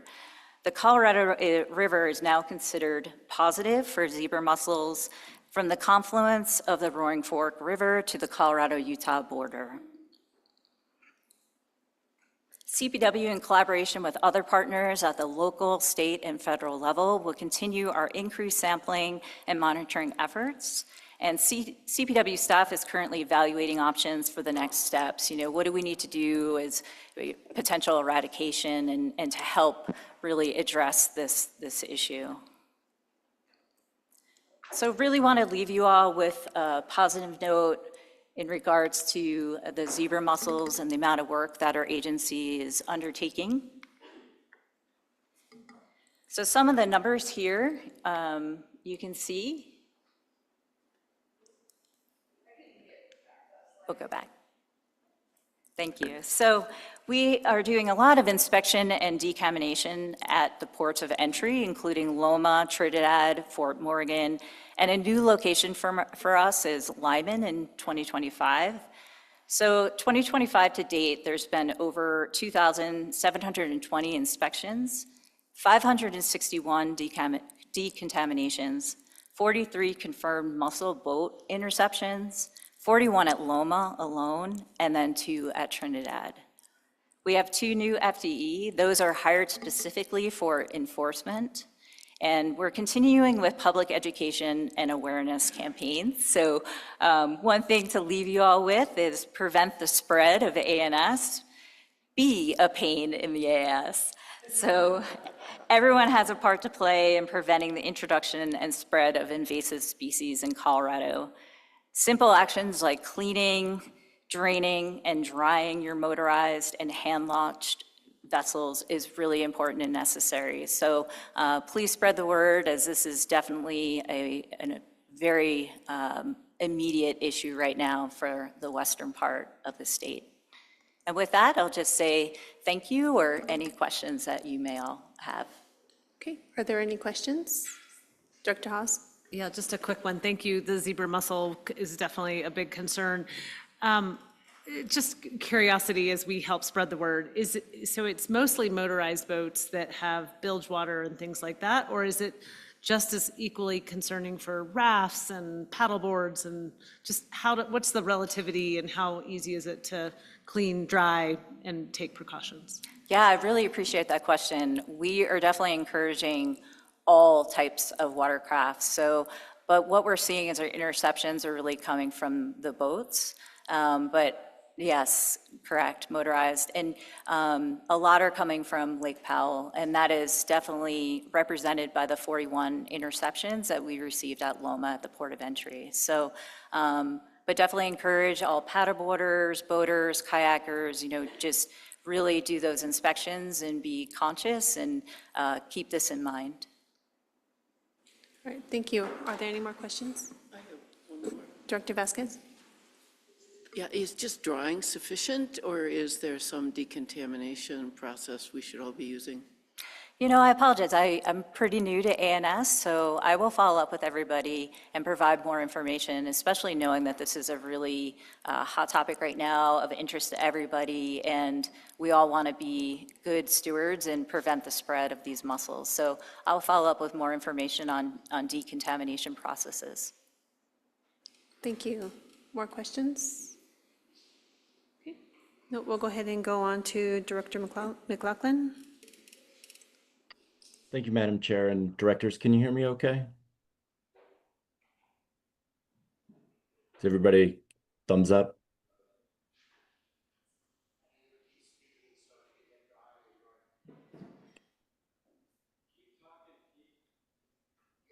Sorry, I'm speaking. I was just checking to see if anybody can hear me. Tell them keep talking. Keep talking, Keith. Oh, you're good. Okay, thank you. I'm going to start with the drinking water program.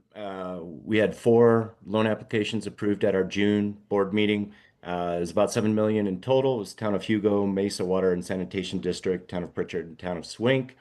All 4 of those bars have been in the program before, and that's pretty common with us. We have about 65% return borrowers under the program.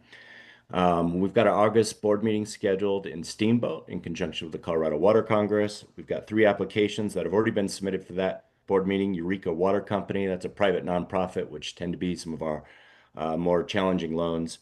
Baca Grande Water and Sanitation District and Colorado City Metro District. They've got a huge water treatment plant that they've got to do. It's about $20 million. You can imagine the cost per capita for a project like that. The town's about 1,800 folks in the town, so that's going to be quite a challenge for them.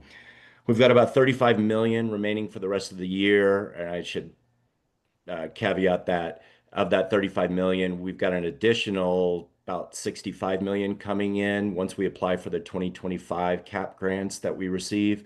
Because of some of the issues we've seen at the federal level, we're not counting those funds until the money is in the bank, so to speak. And so eventually, and we hope to do that in the next couple of weeks, our water program should have about $100 million for the rest of the year. On the wastewater program, we have not seen any applications in June, and nor have any applications been submitted for August, so it's a little bit of a lull there. We also have about $100 million available for the rest of the year, but right now it's $60 million, another $40 million coming once we apply for and receive those funds.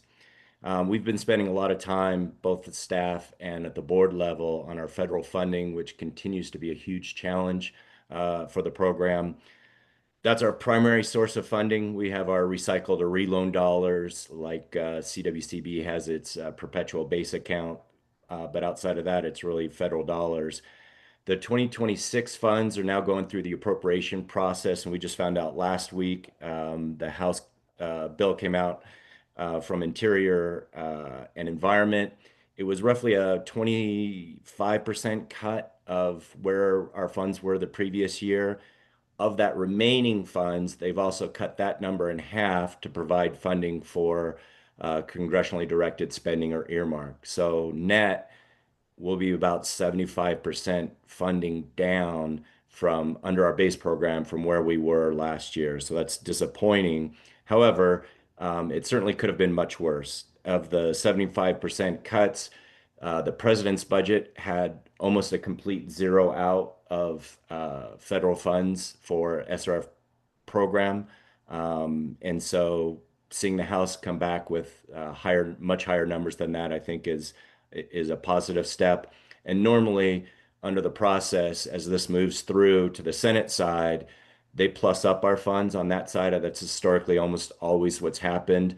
And then House and Senate will have to work out the sort of the funding numbers. But this is critical to us. And again, we're spending a lot of time on this issue in terms of our federal funding. I wanted to mention the Arkansas Valley Conduit, particularly given where you guys are and the basin you're at today. We're close to finalizing the MOU. I feel like we've been saying that for a while to this board, but I think we are very close at this point. And that's an IGA between Otero County, Southeastern Colorado, CWCB, and our organization, really to outline the responsibilities for everybody for the funding of the spur line so that folks can connect into the ABC trunk line that the feds are building. It's critical that we probably see an application from Southeastern in the next 6 months. We've only got 1 year of the larger federal funding pots coming in under the IIJ or bill funds. And so we really need to take advantage of that. So we're pushing a bit to get that project in. But I'm hoping we see something again in the next 6 months. So with that, I know we're behind on schedule a little bit. Let me just see if there are any questions. Thank you. Are there any questions? Okay, no questions. Thank you. Thank you. So we are going to go ahead and take a 15-minute break so we can get a group photo for the board members. And so we'll return here at 11:05.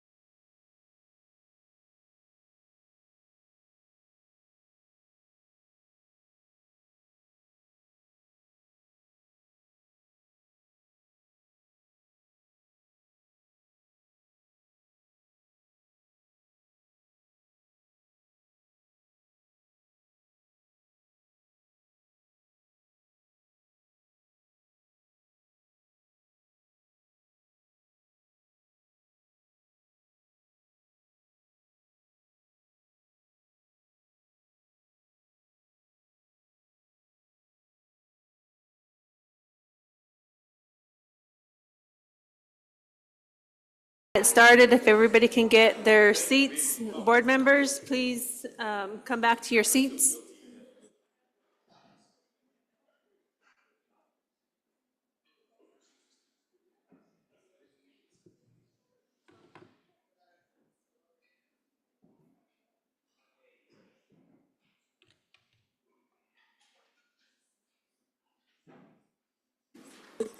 Okay, we're going to go ahead and go to Recording in item. progress. We're going to go to item 5, Water Supply Reserve Fund Grants. I'll turn this over to you, Ben. Thank you, Madam Chair. And for the record, Ben Wade, CWCB staff, presenting agenda items 5A and 5B. This April 1 deadline, we received 10 applications. As always, these projects are approved by their respective roundtables. So I got presenting the 2 applications today. You all approved the 3 consent agenda items earlier this morning, and Director Riss approved the other 5 grants on July 7th. 5A is an application from the Colbrand Conservancy District. The district delivers water from the Vega Reservoir through the Southside Canal to 300 agricultural producers who irrigate nearly 20,000 acres within the district's boundaries. There is exchange water that does flow through the Southside Canal, and it's used by the Bureau of Rec for power production and also supplies water to Ute Water Conservancy District's residents. But unfortunately, there is a section of the Southside Canal in the Parker Basin that is threatened by landslides.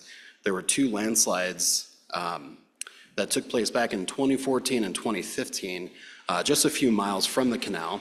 And the district is concerned that future landslides will result in a canal failure, and obviously that will impact greatly for the residents and ag users that depend on that water.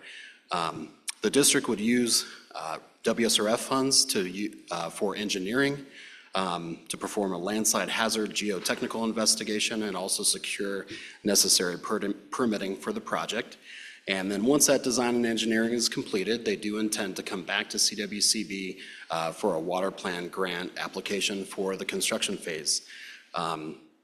Staff has recommended approval, and with that, I'm happy to answer any questions the board may have. Are there any questions? Hearing no questions. All right, thank you. Agenda item 5B, the application is the Pitkin County Board of Commissioners. Lincoln Creek runs north of the Ruby Mine site to Grizzly Reservoir before it connects to the Roaring Fork River.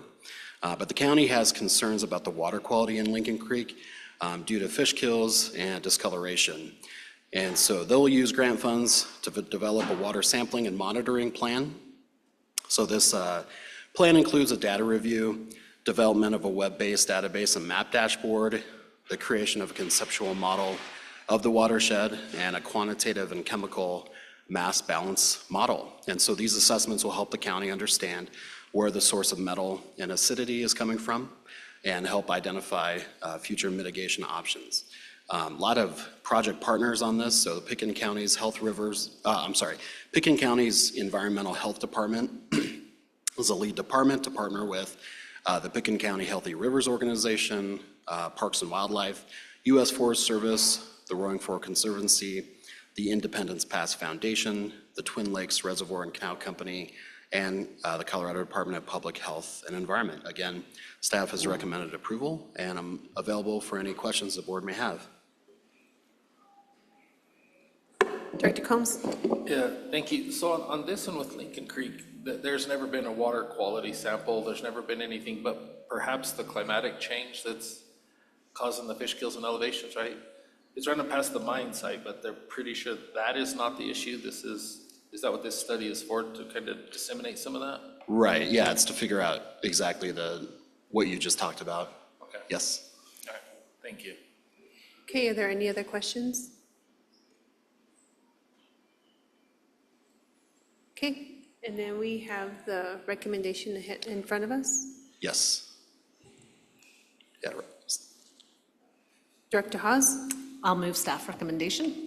Okay, Director Haas, motion to approve both grants? Both grants. Director McLeod, you second? Great, thank you. Motion and second. All those in favor say aye. Those opposed? Motion passes. Thank you. Thank you very much. Okay. Next, we have the finance matters. Director Russell? Or Section Chief Russell? Good morning. I guess first off, John Stolp, what a gentleman. That hurt me when I heard his passing. I know just his presence is always felt, especially with this board, and as a leader, bringing people together that don't agree on stuff, he was the guy that could get it done. And I aspire to carry some of that that I learned from him, so God bless him. Okay, Kirk Russell, Finance Section Chief. And this should be fairly quick. Can we throw that up on the screen? Okay. This should have been emailed out. I'm pretty sure you received a copy of this by email. The starting point here, and actually it's the ending point, so we are looking right now primarily backwards. We ended our fiscal year on June 30th.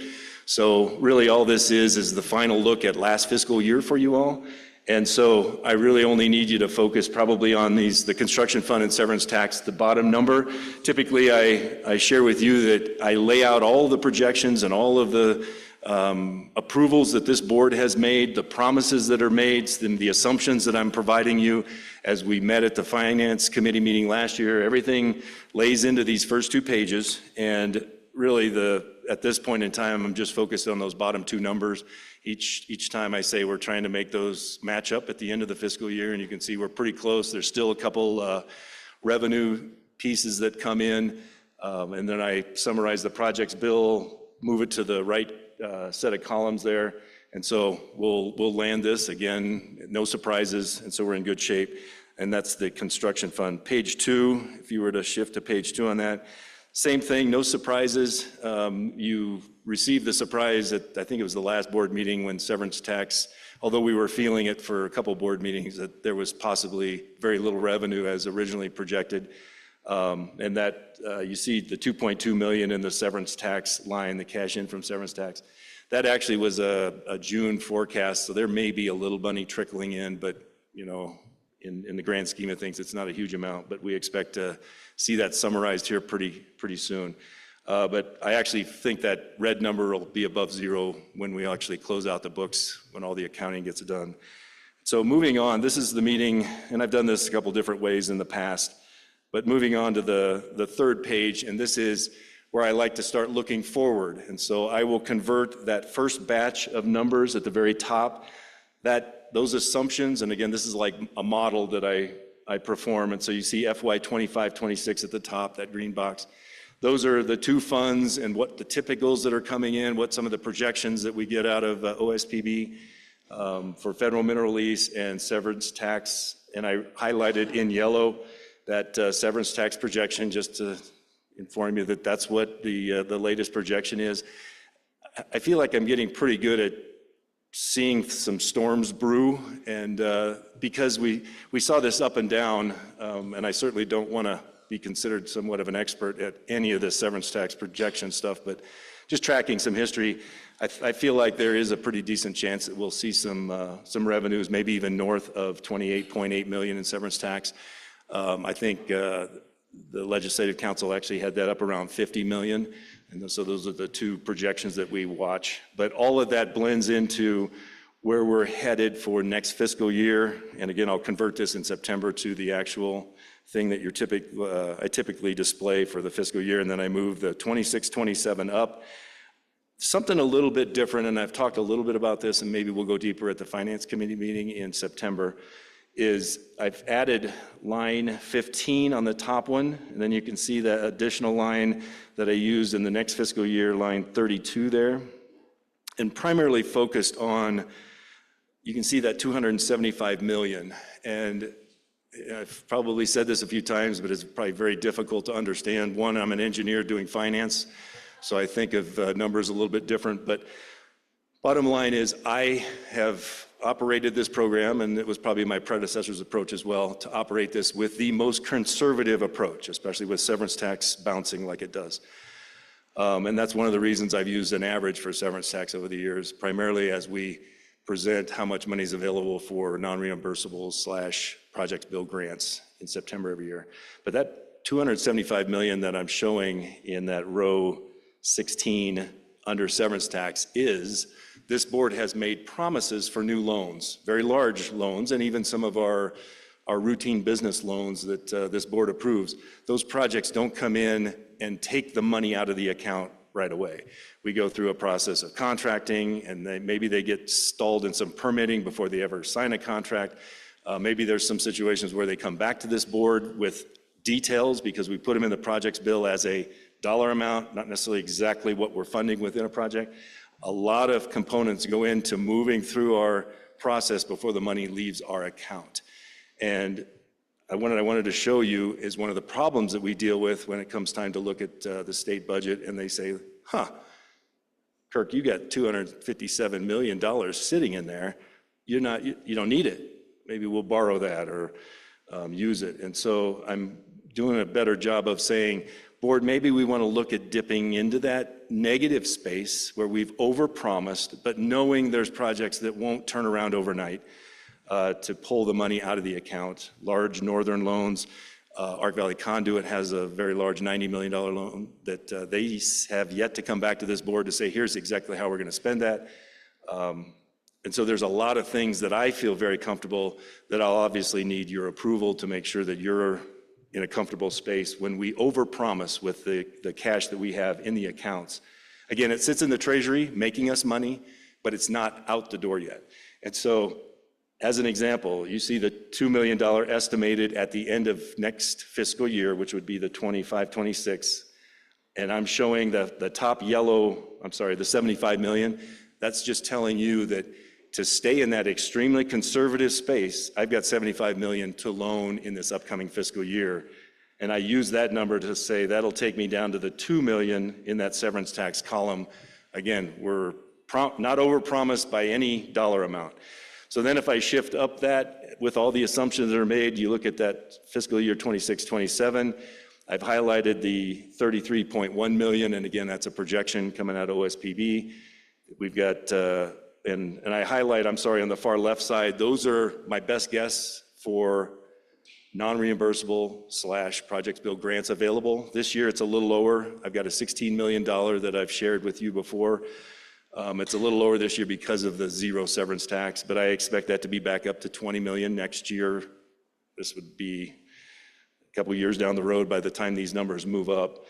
And then you see row 26 where I'm thinking, and we've got some borrowers that have come in that said, how much can we have? Because we really like your interest rate better than the rate in the going to the private market, which is a considerably higher rate. And so it puts us in a little bit of a pickle to say, here's how much we think we'll have, and when are you going to spend it? And again, trying to utilize our money, because we, in many cases, have a better rate if it's out in the market than it sits in Treasury. So it's this blend of decisions that we'll be making. And so I highlighted the 120 million because I think we've got a potential to have some borrowers come in for some large loans. And you can see it put us underwater, that 72.9 million in parentheses on line 31. And again, you see the 328 million. That's how much we believe we have at the end of that fiscal year that won't go out the door. And I should remind you all, a lot of those numbers come from the gathering of my project managers, great staff, Matt Stearns, Zach Salen, and Joshua Godwin. We sit down every other month and we go through every project and say, what is the timeline for each project that we expect? And so it's an accumulation of multiple fiscal years of when they think the money goes out the door. And that's how those numbers are created and the promises that you all have made for contracting and so on and so forth. So if I were to say to you, hey, I'd like to go underneath the surface of $73 million-ish, by approving the $120 million in projects bill loans next fiscal year. And we'll talk about this at the Finance Committee meeting. This is where I'm headed with this, is taking advantage of timing of our money. And then you can see we get up to the next fiscal year, a little bit deeper. And again, I'm making some assumptions. I got more people knocking at the door saying, hey, we like CWCB's interest rate. We'd rather borrow from you, and I'd rather loan it than have it sit in Treasury not getting used. So all that to say, this is kind of my model, and it isn't kind of, this is my model that I use routinely to make sure that we're able to take care of business as it demands. So with that, happy to answer any questions. Again, we'll probably talk more about this at the Finance Committee meeting. Any questions? Director Pelt? So Kirk, I feel like you made an important statement there that I want to say we were up in Loveland maybe when we had this conversation about the governor and the legislature wanting to cap our interest when our money was parked with the state. I think it was 1.5%, but I could be wrong on that. But, you know, it was frustrating because we'd been making really good money on more market-based rates.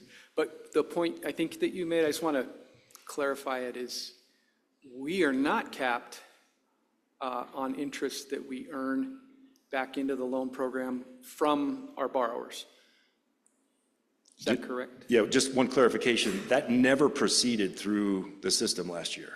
Oh, it didn't? No, that's never, I think some of it was because of the severance tax revenue did not come in that was causing some of the problems. And so they said, okay, we'll leave it alone.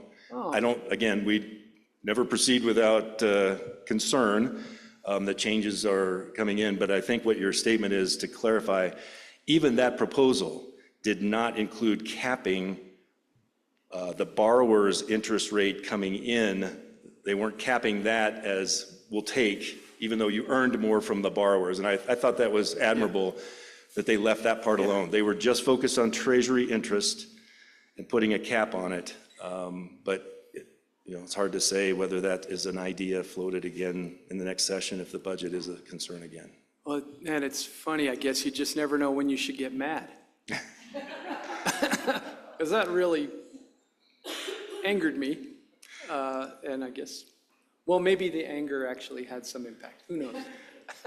Those that are around me hear me growl quite a bit when some of those ideas are floated, but I also understand it's not ours. This is their money, and they're making some tough decisions. And we're just, I've done this for the last couple of years. We are very, very fortunate in what we've been able to advance, not only with the loan program, with severance tax, but also the water plan grants and the funding that we're able to do more and more. And I think we should be very thankful for those opportunities. So we're very blessed.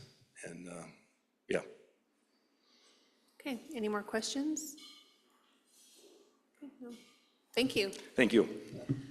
Okay, we're going to go ahead and go to our water projects loans. Joshua Goodwin.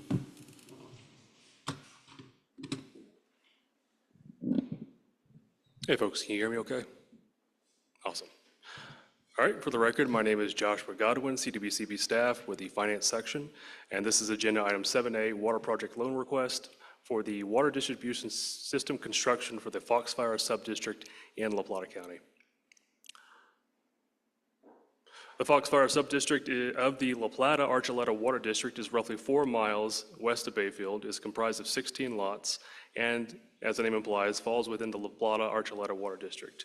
The subdistrict is seeking an approval for a loan to construct a water distribution system in the amount of $1.25 million. The terms are 30 years at 3.75 interest rate. My contact in preparing the board memo and presentation was Ed Tolan, and the general manager of the water district and the subdistrict. I said, correction, actually, it's the loan amount is 1.2 million. The project would be about 1.25. In 2020, the La Plata Archuleta Water District extended a water main just south of the Foxfire subdivision along Highway 160. In 2021, the subdistrict was formed to fund a water distribution system for the neighborhood. The same year, residents living within the sub-district authorized the sub-district to incur debt not to exceed $850,000 and authorized an increased mill levy to service the debt of up to $54,600 per year. In addition to this loan, the water district, on behalf of the sub-district, has applied for a $400,000 DOLA grant, the results of which we should find out later this month. We recommended to the sub-district that they apply for the full project amount in the likely event that the DOLA grant was not awarded. If you vote to approve the loan and the sub-district needs to access more than the $850,000, then they will need to go back to the voters to get that debt increased. The sub-district exists solely to construct and for the payment of this project, to construct the water distribution system and for the payment of this project.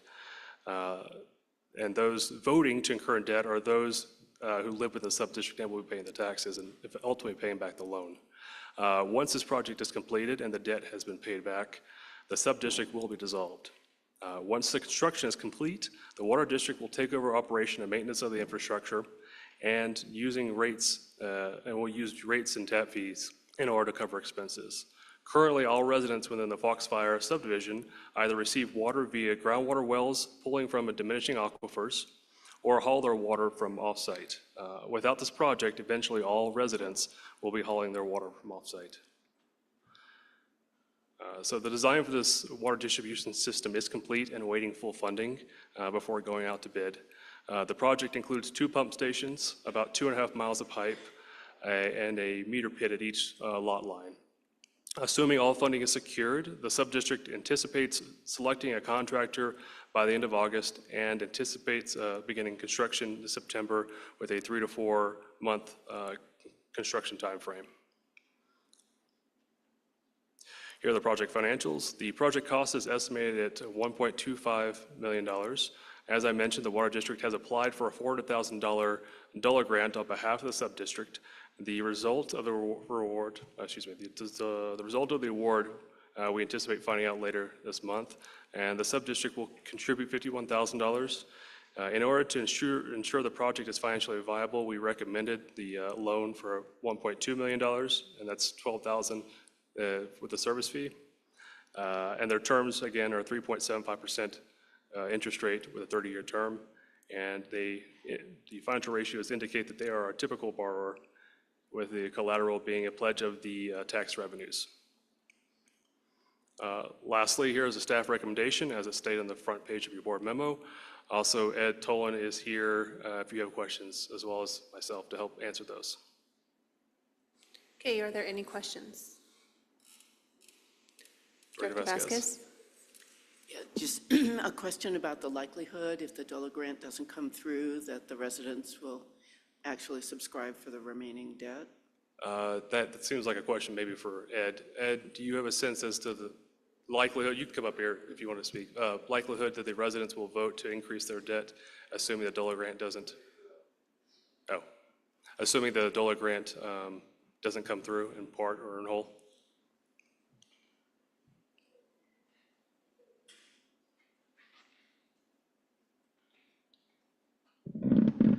I'd probably give it an 80-20 chance of passing. There's a lot of the residents up there that realize the importance of water and don't want to have to haul water all the time. There's a few residents that were a little hesitant with the initial vote. I think we had 1 no vote out of 25 voters on the original tax question. But I'd give it a 80-20. It is a big lift from the current It situation. is. It would go from about $54,000 a year in annual taxes to around $80,000 a year total. Yeah. Thanks for answering the question. So some of that does come from taxes on natural gas. There are, I believe, 4 producing wells within the sub-district that would help carry the burden. Are there any questions? Any other questions? Nope, okay. You do have the staff recommendation before you. Director Vasquez? I'll move we approve item 7A. Motion made. Do I hear a second? Director Johnson? Thank you. Motion made in second. All those in favor say aye. Aye. Those opposed? Motion passes. Thank you all very much. Thank you.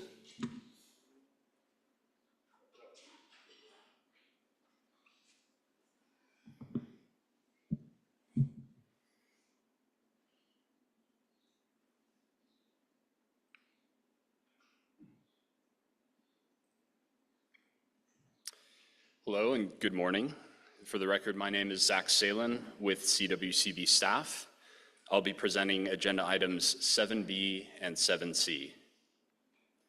This is agenda item number 7B, a water project loan request for the Canal Check Structure Automation Phase 1 project from the Water Supply and Storage Company located in Larimer and Weld counties.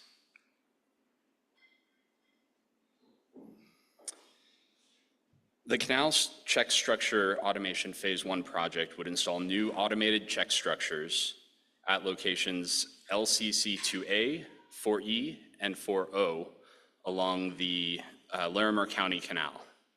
The Water Supply and Storage Company is seeking a loan of $2,590,650 from the construction fund.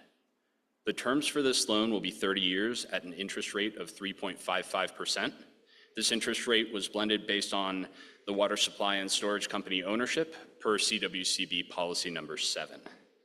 And in reviewing this project and preparing the memo, I've worked closely with Eric Westland, the general manager of the Water Supply and Storage Company.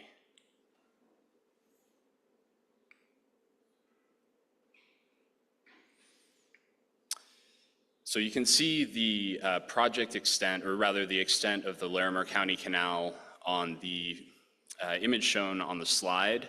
The three specific check structures that we're discussing under this project are shown in the orange boxes with the orange stars. The Canal Check Structure Automation Phase 1 would install new automated check structures at these three critical locations, LCC2A, 4E, and 4O along the Larimer County Canal. This is in response to hydraulic modeling performed by Schnabel Engineering, which identified these locations as already facing challenges diverting allotted water, especially during low flow conditions.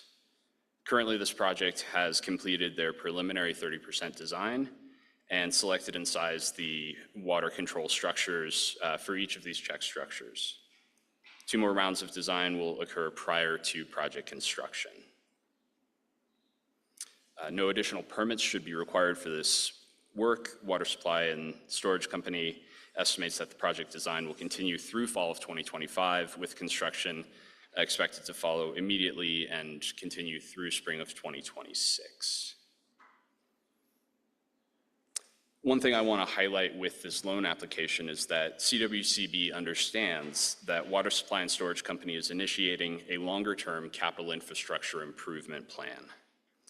This will address improvements at approximately 30 other similar locations along the canal over the next approximately 10 years. So this is the first part of a longer-term project to improve their infrastructure and build in resiliency that allows agricultural interests to continue diverting their water.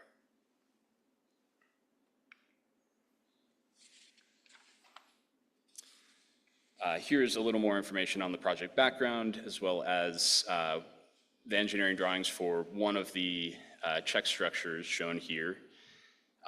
They're anticipating using either Obermeyer or Rubicon hardware. This fits well into their overall plan of building in automation and control for this system as it grows.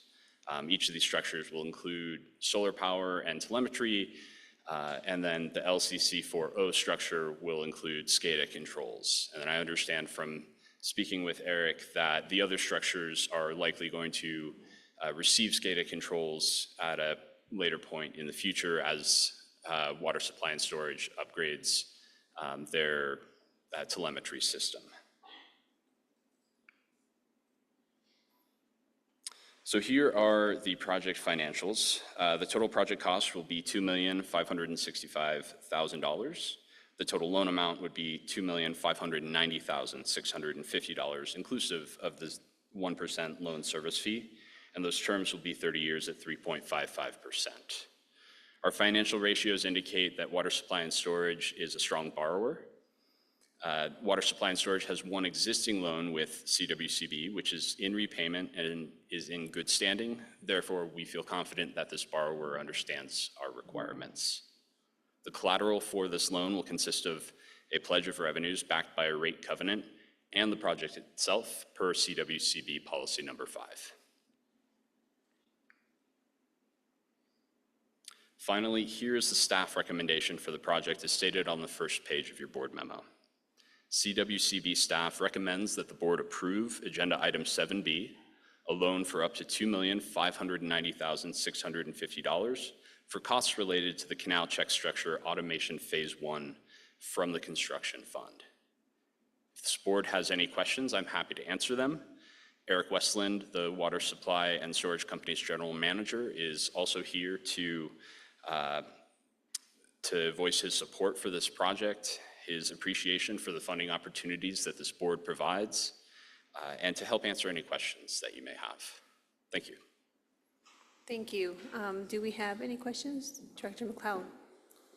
Thank you, Madam Chair. It's not a question, Zach, but a caution. We used an Obermeyer structure in one of our projects in Hinsdale County.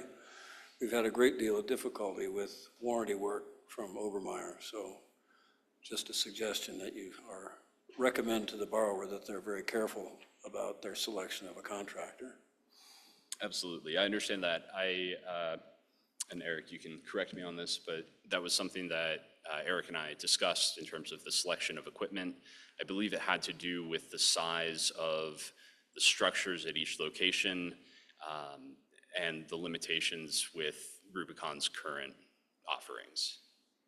We are familiar with your concerns about Obermeyer. They're local to us. They're in Fort Collins, so at least we're close. We have regular meetings with them right now with a couple other current checks that we have in place. So I appreciate that concern. We're very familiar with Obermeyer. Okay, are there any other questions? And we also do have Matt Stockton with the City of Thornton, who is virtual as well too, that also can answer this question. Director Wind. Thank you, Madam Chair. And before I make a few comments, I want to thank the staff and their efforts getting this loan prepared and served up to the board, and certainly will support it. I've met with the municipal shareholders of the Water Supply and Storage Company, and thank you, Mr. Westland, for allowing that meeting to take place. I've also visited with leadership from Thornton. I wanted to at least mention something for future thoughts, perhaps by the board and staff, and this is kind of intertwined in this arrangement of this loan. And albeit Thornton is the largest municipal interest, I believe that is at 47-48%. Eric, you could probably correct me. Supply of ownership in Water Supply and Storage Company, which goes back to 1985-86, in which they acquired a lot of land, primarily north and east of Alt, 70 miles from their community center. They'll be moving that water soon. If you're staying up on the news, they've got their permits to put the pipelines in place necessary to do that. The other municipal interests are fairly local, and albeit land has been purchased and will be dried associated with those other interests, special districts and municipalities in northeastern Colorado, that water will stay and remain in the economy of northeastern Colorado. The Thornton piece, and the piece that I actually struggle a bit with, Thornton's interest in water supply and storage is a face value, I would say about $1.2 billion worth of water. It will be removed from that economy in northeastern Colorado. It goes 70 miles away, and there's really not a lot of influx between Thornton's economy and the economy of northeastern Colorado. And so what I'm questioning, and look forward to future conversations, is, well, let me also say, these requirements for these in-canal structures are embedded with not only their change decree of each of the entities, but also the operational agreements between Water Supply and Storage Company and those municipal shareholders. So they're required to do this. We all understand why. As you run less water down a canal, it becomes challenging. You've got to make investments. But I come back to the question as to the appropriateness of state dollars, low-cost state dollars, of all the many things we need to invest in Colorado. Is it appropriate for these dollars to be accessed by a Thornton, which has frankly provided no meaningful mitigation for the extraction of this water from northeastern Colorado, and really buying down their approach to buy and dry and extraction from northeastern Colorado? That's just a philosophical question I have. Again, I'll support this. The company needs to move forward. There's irrigators on the canal, and there will be moving forward. But I certainly look forward to this board or future boards having that conversation with staff about trying to nuance where water should go when in fact much of it is being extracted from parts of our state. Thank you. Any other questions? Director Vasquez? This is well beyond this particular project, but it makes me wonder what risk the state faces in terms of cost in responding to reduced flows in canals and rivers and having to upgrade structures for diversion. I'm guessing it's immense, but I have no way to size that. And it would be interesting to get feedback from staff if they have any, or from you, Brad, or others who have some oversight into that risk. So perhaps we could add that to the discussion that you were just posing. Any other questions, comments? Okay, we do have staff recommendation before you. I'll entertain a motion. Madam Chair, I'd move a motion to accept staff's recommendation for the loan to Water Supply and Storage Company. Thank you. Thank you, Director Nguyen. Do I hear a second? Director Combs. Motion and second. All those in favor say aye. Those opposed? Motion passes. Thank you. Thank you, Zach. Thank you all.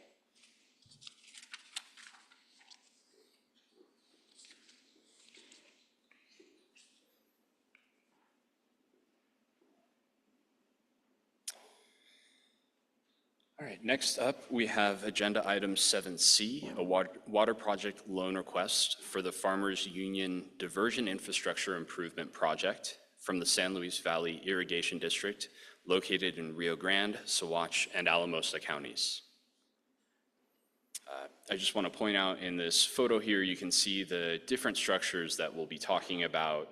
Starting at the bottom of the image, we have the Rio Grande #1 ditch headgate. We have their push-up diversion dam immediately above it, and then off to the right of the image, we see the diversion dam for the Farmers Union Canal and their headgate structure. So this project will discuss replacing all of those structures.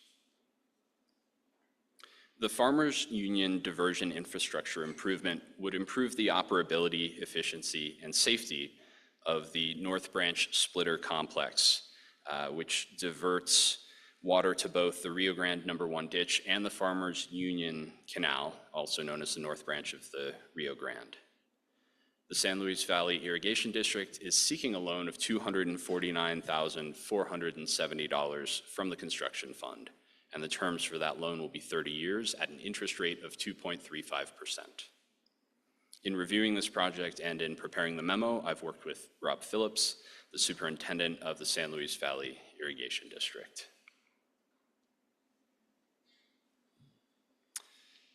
So the project site, which is shown here on the plans, currently the Rio Grande #1 ditch relies on a push-up diversion, which requires annual maintenance and upkeep and putting machinery into the river to move boulders and raise the water surface elevation.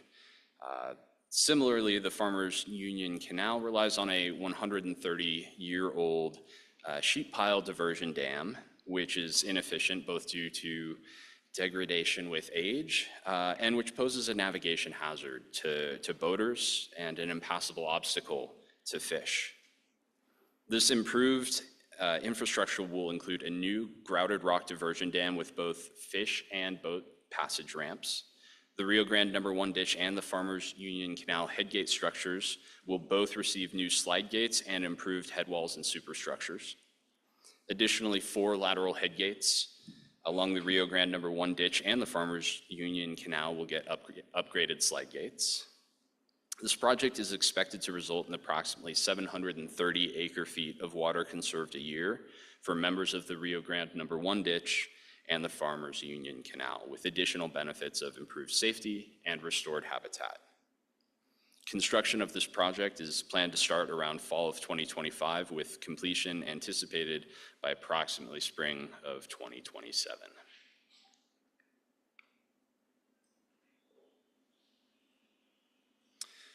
Here are the project financials. The total project cost is $2,282,000. The total loan amount is $249,470, including the 1% service fee. The loan terms will be 30 years at 2.35%. One thing I would like to discuss here is that this project is part of a larger kind of cooperative effort, including the Rio Grande No. 1 ditch and the Rio Grande Headwaters Restoration Foundation, who will be managing the overall project. So this loan is for the San Luis Valley Irrigation District's portion of those project costs. Our financial ratios overall indicate that the San Luis Valley Irrigation District is a weaker borrower, and they do have 3 existing loans with CWCB, all of which are in repayment. One will complete this year and in good standing. Therefore, the borrower does understand our requirements. Previously, the San Luis Valley Irrigation District has had a total of 5 deferred payments on 2 of their loans, the most recent of which was in 2000. And I dug into those deferrals because I wanted to understand what was the reason for that. It largely had to do with unanticipated financial costs and difficulties associated with damage to the Rio Grande Reservoir outlet works in 2000 and 1999, which required extensive repairs and funds, which impacted their ability to pay back those loans. Those loans were then, I believe, we did a rework on those. We changed their annual payment, and they've been in good standing since the year 2000. The collateral for this loan will consist of a pledge of revenues backed by a rate covenant and annual financial reporting per policy number 5. Finally, here's the staff recommendation for the project, as stated on the first page of your board memo. CWCB staff recommends the board approve Agenda Item 7C, a loan for up to $249,470 for costs related to the Farmers Union Diversion Infrastructure Improvement from the Construction Fund. If this board has any questions, I'm happy to answer them. Rob Phillips with the San Luis Valley Irrigation District is present online to voice his support for this project and to assist with answering any questions you may have. Thank you. Okay, Director Hawes, question? Yes, thank you for the overview. It sounds like a really good project with co-benefits and multi-benefits, but can you explain the 730 acre-feet in savings? Like, how is that calculated? And just as we think about projects that might be helpful in other places, it's great to hear kind of how we're figuring out those savings and how we're sure that we're getting those savings. Absolutely. That was something that Rob and I discussed, and my understanding was it has to do with losses through the structure, which are degraded and don't efficiently stop and allow for diversion of the water. Rob, are you available to comment further on that? Yes, Zach, you're exactly right. With the current infrastructure that we have, especially on low flows, when the seniors are calling down the North Branch, unfortunately, we lose a lot of water through that old infrastructure, and being able to seal that off better and putting a little bit more elevation with it will definitely save some water. That was kind of a low figure that we were able to come up with based on a index gauge up above Del Norte, and then with diversion records on down through the stream. So yeah, I think it'll do a great job. Thank you. Any more questions? Director Jones?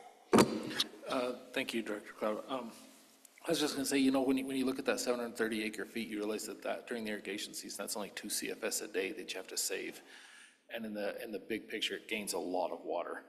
And so the San Luis Valley Irrigation District, they have been very proactive, and their board is trying to be very mindful of getting on top of this. So I realize they're classified as a weak borrower because they are really trying to get ahead of this so they don't have any more catastrophic problems like they had in 2000 with the reservoir and some of that. So I think they'll easily save 730 acre feet by cleaning up their ability to divert and not have water spilling past. And then, of course, anytime we keep yellow paint out of the river, we're doing better. So I think there's a lot of intrinsics here. So with that, if it's okay, Director, I would move for staff recommendation on agenda item 7C. Thank you, Director I'll Combs. second. Thank you, Director Vasquez. Motion made in second. All those in favor say aye. Those opposed? Motion passes. Thank you. Thank you. Okay, it is. Thank you. Thank you. It is 11:52. We will come back at 12:40 so that we can stay on schedule for our agenda, the rest of our agenda. Thank you.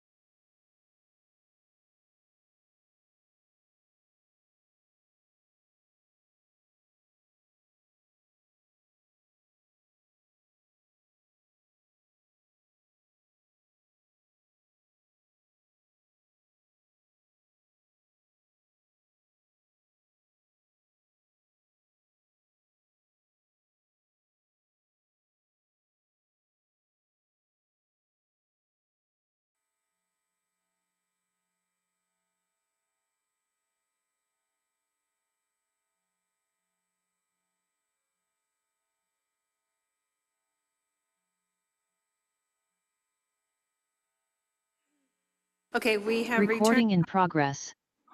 We have returned from lunch, and we're going to go ahead and start with item number 8 on our agenda, CWCB Marketing and Communication Updates. Okay, great. Hi, everyone. Katie Lehman, CWCB staff. Thanks all for bearing with me for photos down by the river. No one fell in, happy to report. But today, I just wanted to give an overview of our ongoing communications efforts and our annually updated strategic communications plan for the agency. So the plan this year includes a new audience breakdown by agency section. And this allows us to get a better target audience to really make sure we're kind of uniquely addressing all the needs of each section. It also includes some emerging themes for communications improvements and updated goals and strategies. And I know a presentation right after good catering is probably like prime siesta territory, so I'll keep things brisk and high level, but everything is described in probably more detail than you ever want to look at in the comms plan, which is about 20 pages or so. So to get a better sense of what our communications goals should be and what we should focus on, I collected feedback from agency staff and leadership on the challenges and the opportunities from each section. And these are some of the following themes that emerged. So a need for more cohesion across the agency while also addressing the unique needs of each section, improving our storytelling, consistent and reliable efforts, especially in times of uncertainty, which of course we have so much of right now. So these really guided the key communications goals in the plan. So first goal is to position CWCB as Colorado's trusted leader in water policy. And I think we've made some real progress here over the last few years. We've improved our Google search rankings. We've launched some clearer branding and outreach, but I do think there's still some confusion about what our role as the state is with folks across Colorado. So going forward, we'll build on this momentum by promoting transparency, aligning messaging, highlighting our leadership. And this also means improving our digital footprint and working closely with partners to ensure our identity is recognized. Is that thunder? Probably the people watching online are, what is she talking about? Second goal is this goal is really about building trust with Coloradans by showing the impact side of our work. So last year, we began what I called humanizing CWCB because we all know how much people just love the government. So when people hear, state government, they might not think riveting content and reliable faces. So we're trying to change that. Last year, we added a get to know you guest segment to our podcast. We added staff photos to our website and more storytelling in newsletters and social media.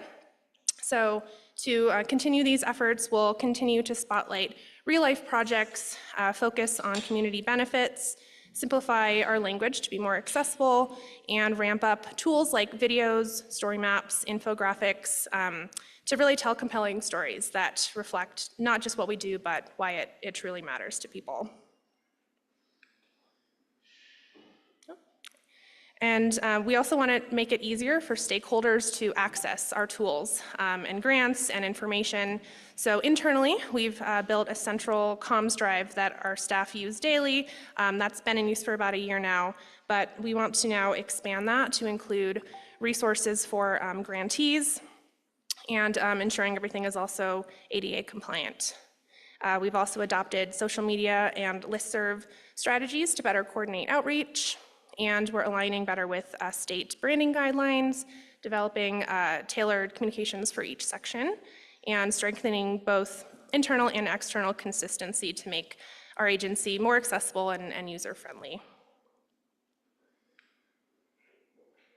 So the final goal is a new goal for this year, and this is really about promoting cohesion across Colorado's water landscape. I think we all are very familiar with how water issues often divide communities, so we're really committed to amplifying a diverse set of voices, engaging with roundtables more meaningfully, and promoting equity in both planning and messaging. These goals all also work in tandem with water plan outreach actions, and you'll learn more about that in the next agenda item. But overall, the idea is that every water voice matters, and our communication should reflect that shared stewardship. So to dive into the nuts and bolts of how we'll tackle all these goals, I've outlined our main communication strategies and deliverables that all kind of feed in to these big picture goals. So starting with our listserv outreach, we have a series of external newsletters that go out to both a public list of water interested folks as well as media reporters. Our main water listserv is about 3,000 people across the state. And this ranges from water professionals to decision makers to the general public. We also put out press releases and other announcements through this email platform. We have an internal newsletter that goes out as well. And because this external listserv is such a powerful tool that we have, a big goal moving forward is to expand this list and gain more contacts to really tap into even more people across Colorado. We work with local and national media, and these are just a few examples of outlets that we work with. I'll work with our staff to coordinate interviews and also route any federal topics through the proper approval chains. And in 2025 and beyond, a big goal of mine is to shift from being more reactive to try to be more proactive and pitching more stories that align with our communications goals. It's easy to get into the pattern of kind of just putting out fires when it comes to media requests, but we're hoping to be more proactive in the future. I also oversee CORA requests to ensure that we are being transparent and compliant with all open records laws. So we currently manage 2 main sites. There are a couple side shoot sites as well, but the main site, which is cwcb.colorado.gov, is kind of the main home for all of our core programs. And then Engage CWCB is more for stakeholder engagement. So moving forward, a goal is to better clarify where content lives and reduce reliance on external pages, enhance user experience. Definitely want to give a shout out to our technology coordinator, Carolyn Kemp, for all the work she does on this. But the aim is to create a more seamless and transparent experience for users. And we also have social media. So we use social media to share updates, deadlines, opportunities, press releases, and more. These are the platforms that we're on currently, but we're hoping to expand to include Blue Sky and Threads this year as well. And we also worked with DNR Comms to obtain Sprout Social, which is a social media management platform that will allow us to better coordinate scheduling across all of our platforms and just have a more robust social media presence. And the goal is just to boost engagement, reach new audiences, and really clarify who we are, what we do through consistent, compelling, and collaborative content across all platforms. So multimedia is the next section here. We have our podcast, Colorado Water Talk, that I produce with Eric Skye and Ben Wade. We have listeners from across the state, I believe a few in Europe as well. But my theory on that is they Googled like Colorado sparkling water bottled or something, and then they got sucked in by our riveting content. But I am hoping to grow this audience more as time moves on.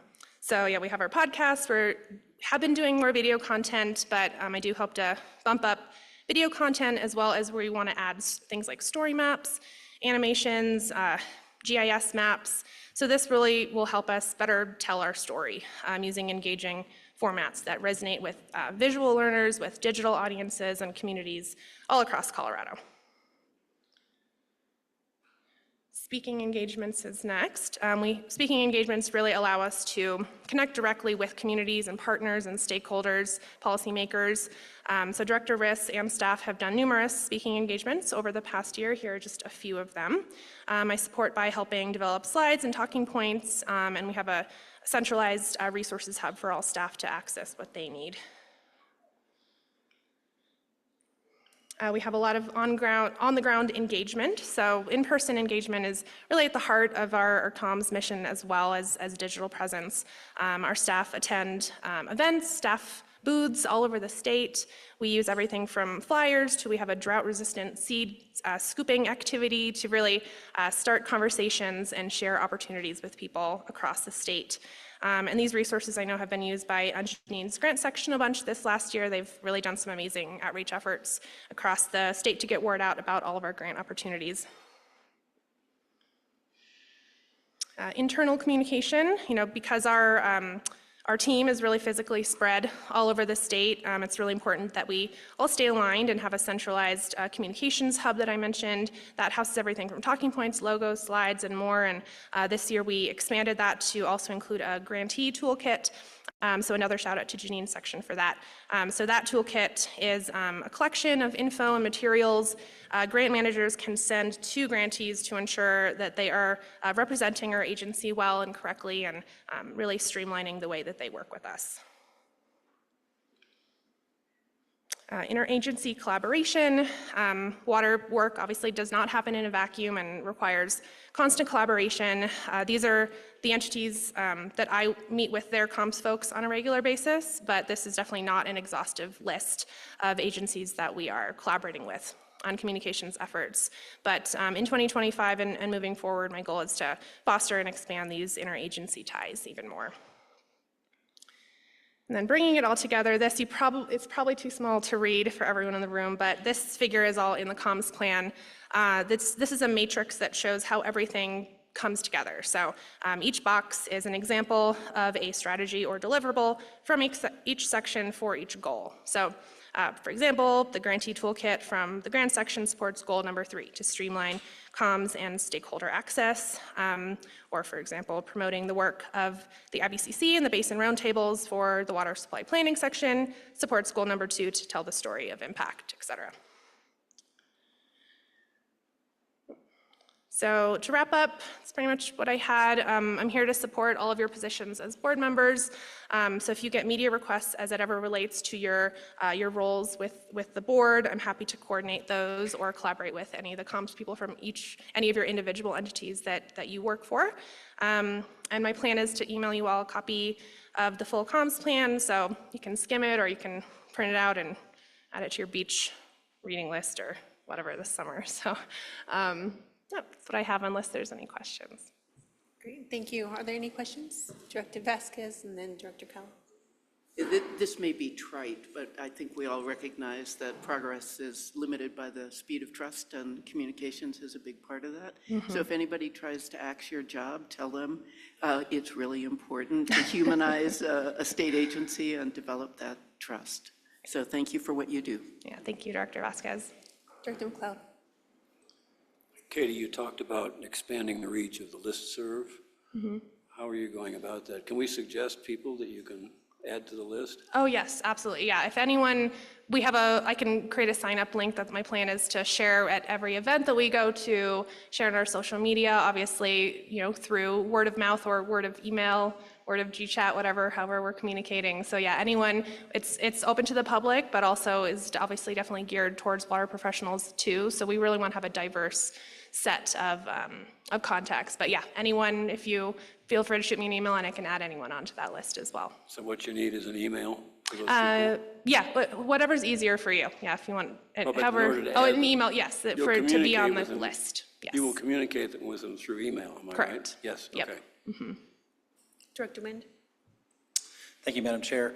Thank you, Katie. I'm curious if there's any opportunity for maybe some water users, some agencies, more at the local scale within the various basins that might be able to work formally or informally with CWCB to leverage your messaging onto our constituency. Is that talked about among the state and certain agencies, or is there something there that could be crafted? As my short time on CWCB, I recognize there's just wonderful things going on around the state.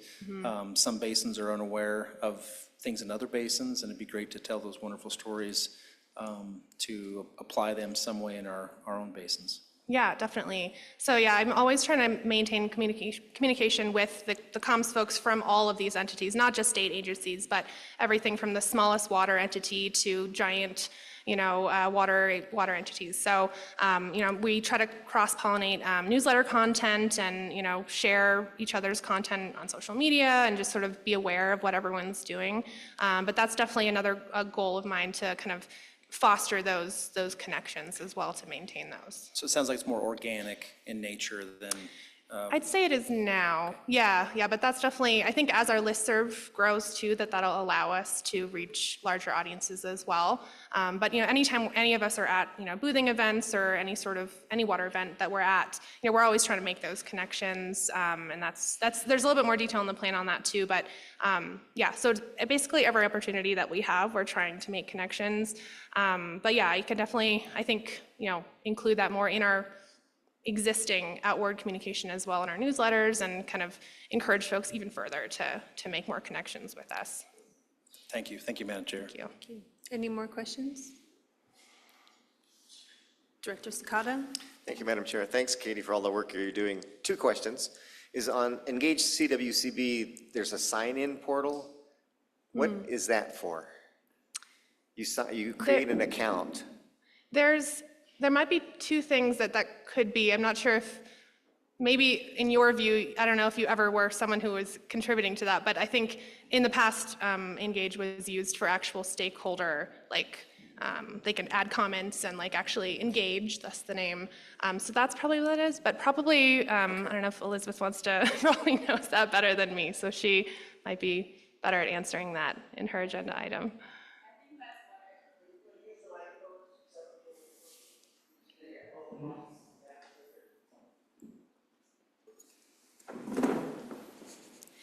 Thanks for that question. That functionality was originally built in so that we could have different levels of engagement within that platform. So there's different tiers and different ways to set it up so that if you're a contributor, you can add content, and we don't really use all that functionality, but that's the intent. Okay. Thanks, Kat. Great, thanks. I just noticed it and I tried to sign in. Originally, when I joined, I must have signed up and I had an account and it was like, I don't remember this being there, so thank you. And the second option, and you may have covered this, I might have missed it, I came in a little bit late, but we're really willing to partner up to I'm finding out more in this position that, many conferences are asking people to submit proposals for presentations. And, the Department of Ag, we're more than willing to partner up with you. As a matter of fact, we're partnering up with Jeff and Nora Flynn to present at the Colorado Open Space Alliance on what's going on. So I think that's another avenue of outreach if there's ag conferences that you want to present at, don't hesitate to reach out to me and we could see. Awesome. To make a presentation to them. Yeah, definitely. I'll follow up with you on that. Thanks, Robert. Thank you. Are there any more comments or questions? Okay, great, thank you. Great, thank you. Okay, next we have item number 9, Water Plan Agency Action 4.3, statewide messaging campaign.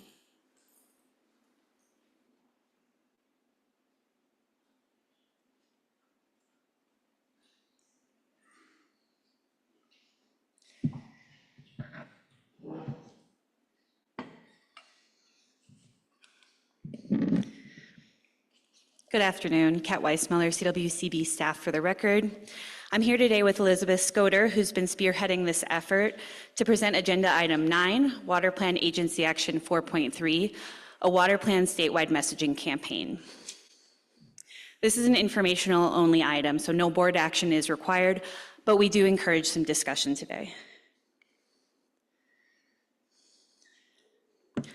Water Plan Agency Action 4.3 calls for the creation of a Colorado Water Plan education and messaging campaign with a goal to raise awareness about the importance of water in Colorado. As an agency action, this effort will be led at the staff level, but we recognize that coordination with our many partners and local stakeholders will be critical to the success of the campaign.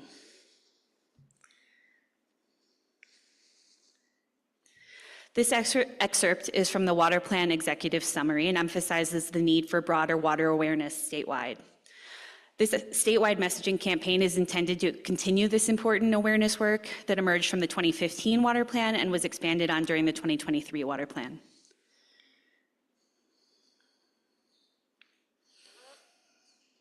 gonna work with me here. There we go. This may be the first that you all are hearing about this action, so I'm just gonna walk you through a brief timeline that brings us up to today. So in 2023, here in Salida, we requested funding during the Finance Committee meeting to support this action through a $1 million NRI grant request. And that was approved that November at the CWCB Board Meeting and included in the 2024 projects bill. So we now have secured that funding, and we're hoping to put it to use to support this project. Water supply planning staff have led several scoping efforts in the interim to understand the cost for this effort and to understand what key statewide messages are most likely to resonate. To make our NRI funding go further, we've funded those scoping efforts from within our section's operating budget. This included an assessment of past statewide water-focused campaigns led by the consulting firm Strategic by Nature, and several facilitated visioning and scoping sessions facilitated by SUCL, an advertising and design agency based out of Colorado.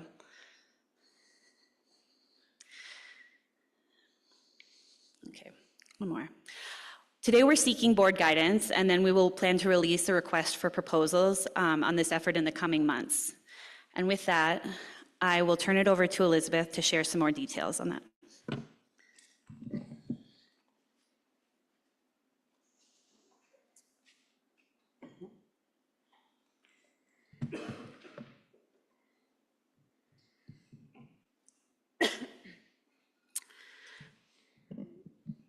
Thanks, Kat. Elizabeth Scudder, CWCB staff for the record. I'm going to outline some of the scoping work we've done to date in more detail, and then we'll move into some discussion questions for the board. Last year, we funded the consulting firm Strategic by Nature to conduct an assessment of past statewide water-focused campaigns. Through 11 interviews with representatives from 6 different campaigns listed here, the assessment looked at campaign structure, outcomes, total budget, successes, and challenges. This is a very brief overview of those findings, but generally all of these campaigns were led by a consultant or a consultant team and ranged anywhere from a year-long effort to 10 years to ongoing. The budgets also ranged from $200,000 at the low end for a year-long effort like Water 22, but most were in the millions of dollars range, like GOCO's Generation Wild budget at $2 million annually, Denver Water's Use Only What You Need campaign at a total of $7.5 million, and Colorado's Outdoor Strategy with an initial budget of $1.5 million.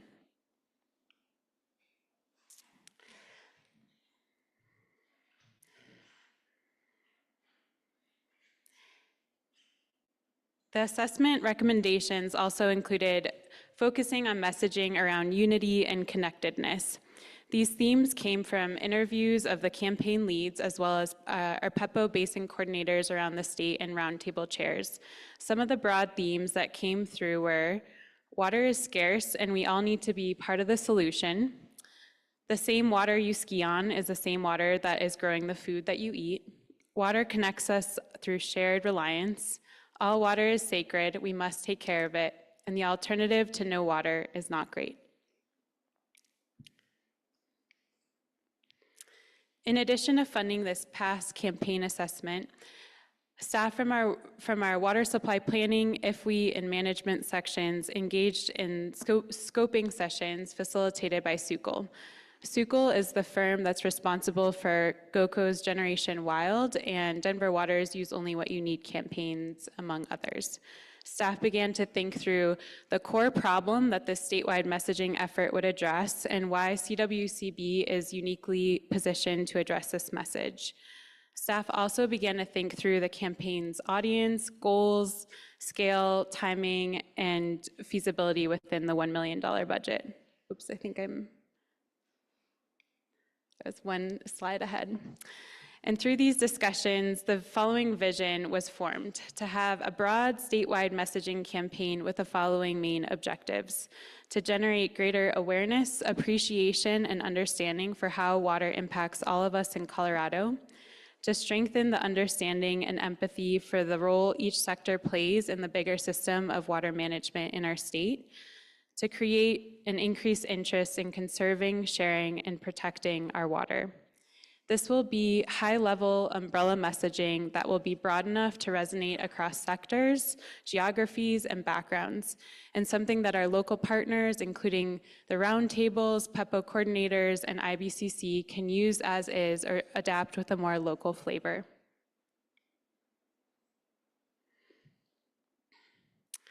While a $1 million budget may seem like a very sizable budget, at the scale of a statewide campaign, it will actually be very tight, as was seen looking at budgets from past statewide campaigns. And we want this campaign to have the biggest impact, and to spend these funds responsibly, we'll need to have an efficient and targeted approach scaled appropriately for a $1 million budget. The scoping efforts we've front-loaded ahead of going out to RFP have not been pulled from this set-aside budget, as Kat mentioned, which positions us to go into the RFP process with a strong vision for the campaign and to be more efficient with our limited budget. We're approaching this as a one-time effort, but plan to build it out in a way that could be scalable in the future with additional secured funding.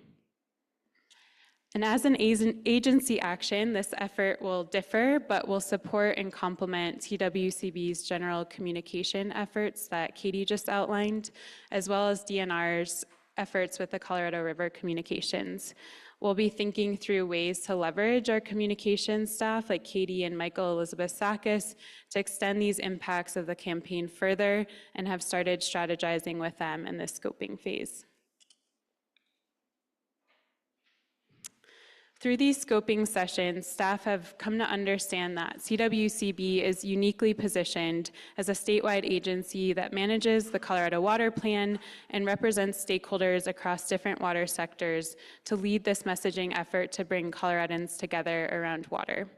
And if done well, we anticipate the potential for additional halo effects, including greater recognition of CWCB and its mission statewide, CWCB's role as the state's primary water policy agency, support for our role in intra and interstate conversations, and to shine a greater spotlight on our various funding opportunities.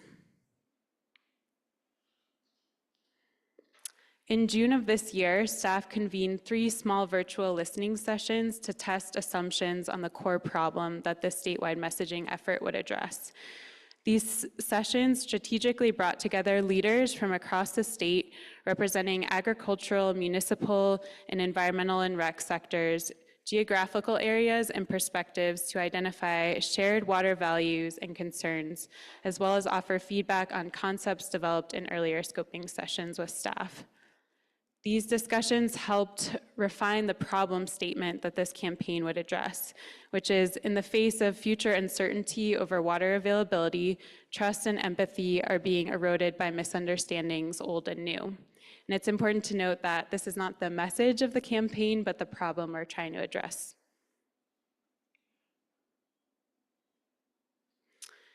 These stakeholder conversations were incredibly inspiring and thoughtful, and I wanted to share a few quotes from these sessions. There's nuance in your problem. Our problem is scarcity, and when we face challenges with water management, we struggle with division and lack of trust. Relationships are everything. We are connected by water, we're from all over the state, and we know each other because we have to. Empathy is important. Having an appreciation for what happens to your neighbor when there's less water to go around, what that does to their livelihood. We are trying to do more with less. Every drop of water must work harder, and trust is a backbone of these relationships. We might have shared goals, but not always shared values. We need a more strategic approach, broader awareness of what other water interests are, better appreciation for the values and the needs of different sectors and how they are intertwined. Then we can sustain more collaboration. We can't be adversarial. Competition is a luxury of abundance.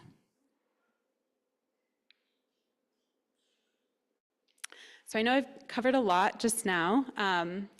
And before we go into the discussion, I want to center us again on the vision, the problem, and CWCB's role, and then we'll move into some discussion questions. And Kat is passing out just this slide printed out so you can refer back to it when we move forward into the discussion questions. So again, the goals and the vision of this campaign are to generate greater awareness, appreciation, and understanding for how water impacts all of us in Colorado, to strengthen understanding and empathy for the role each sector plays in the bigger system of water management in Colorado, and to create increased interest in conserving, sharing, and protecting water. The problem we are trying to address with this campaign is in the face of future uncertainty over water availability, trust and empathy are being eroded by misunderstandings old and new. And CWCB is uniquely positioned as a statewide agency that manages the Colorado Water Plan and represents various stakeholder groups across water sectors to lead this messaging effort to bring Coloradans together around water. So I will open it up to you all with the first question, which is, do the goals of this messaging campaign resonate with you?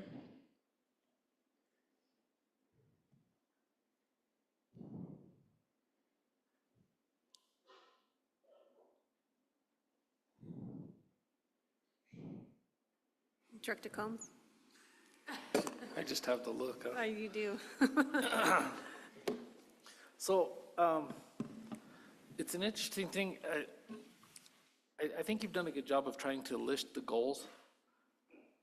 For my small brain, they're still a little broad, and it would be very difficult to make concise actions because they still seem a little too big. It seems like when we're trying to solve problems, we've got to identify a little sharper what we're going for. And to me, that's the only thing I see is these are still really big items that could fit in mission statement type things, but I don't know if they're down to the nuts and bolts of some of the issues yet. That's just what I got out of it. I wish I had an answer because we're such a diverse state, and I don't want your job, just to be clear.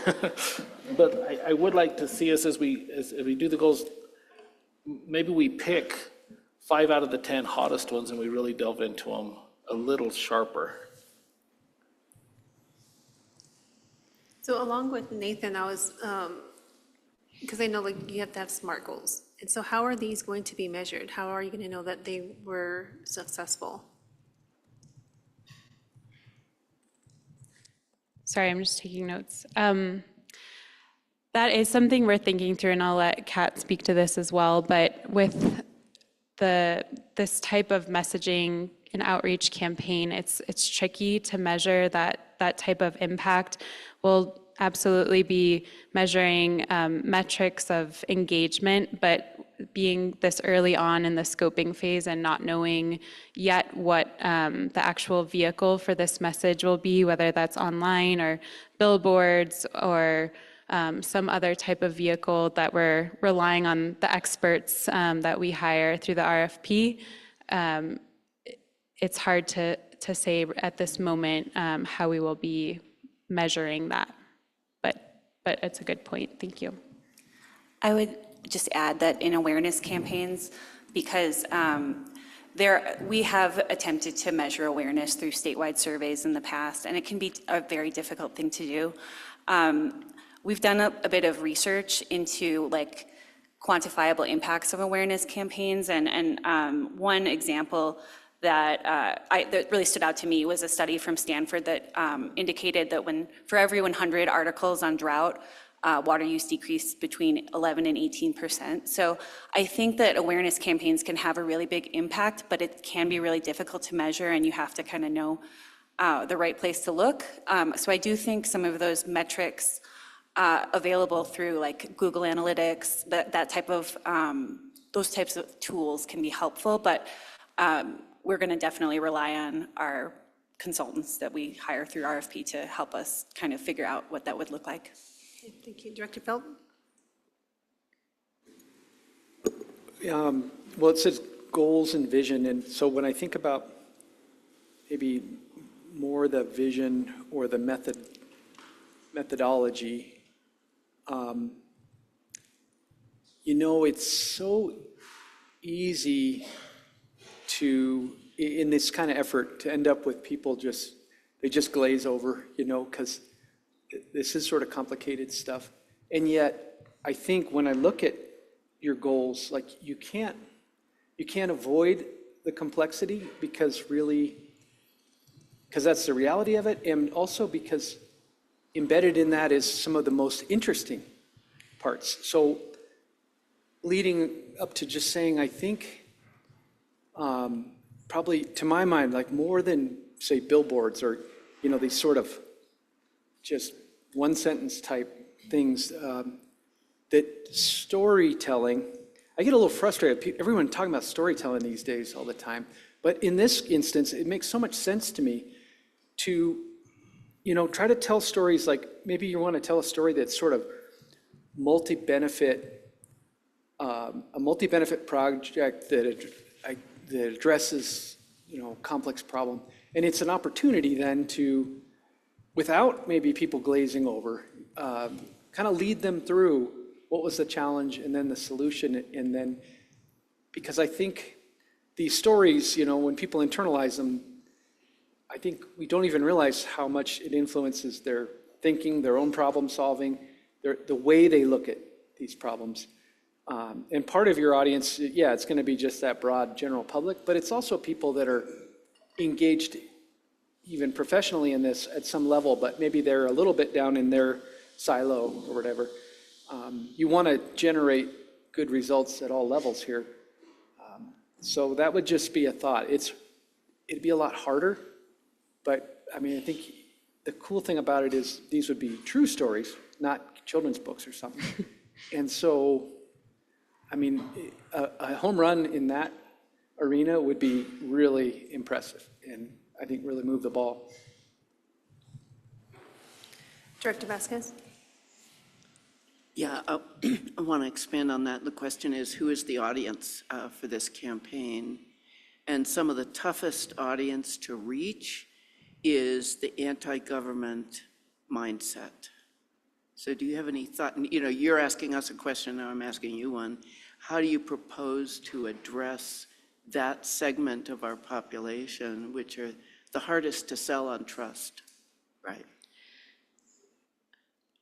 What I would say is with a $1 million budget, we have to set realistic expectations for what this campaign is going to achieve.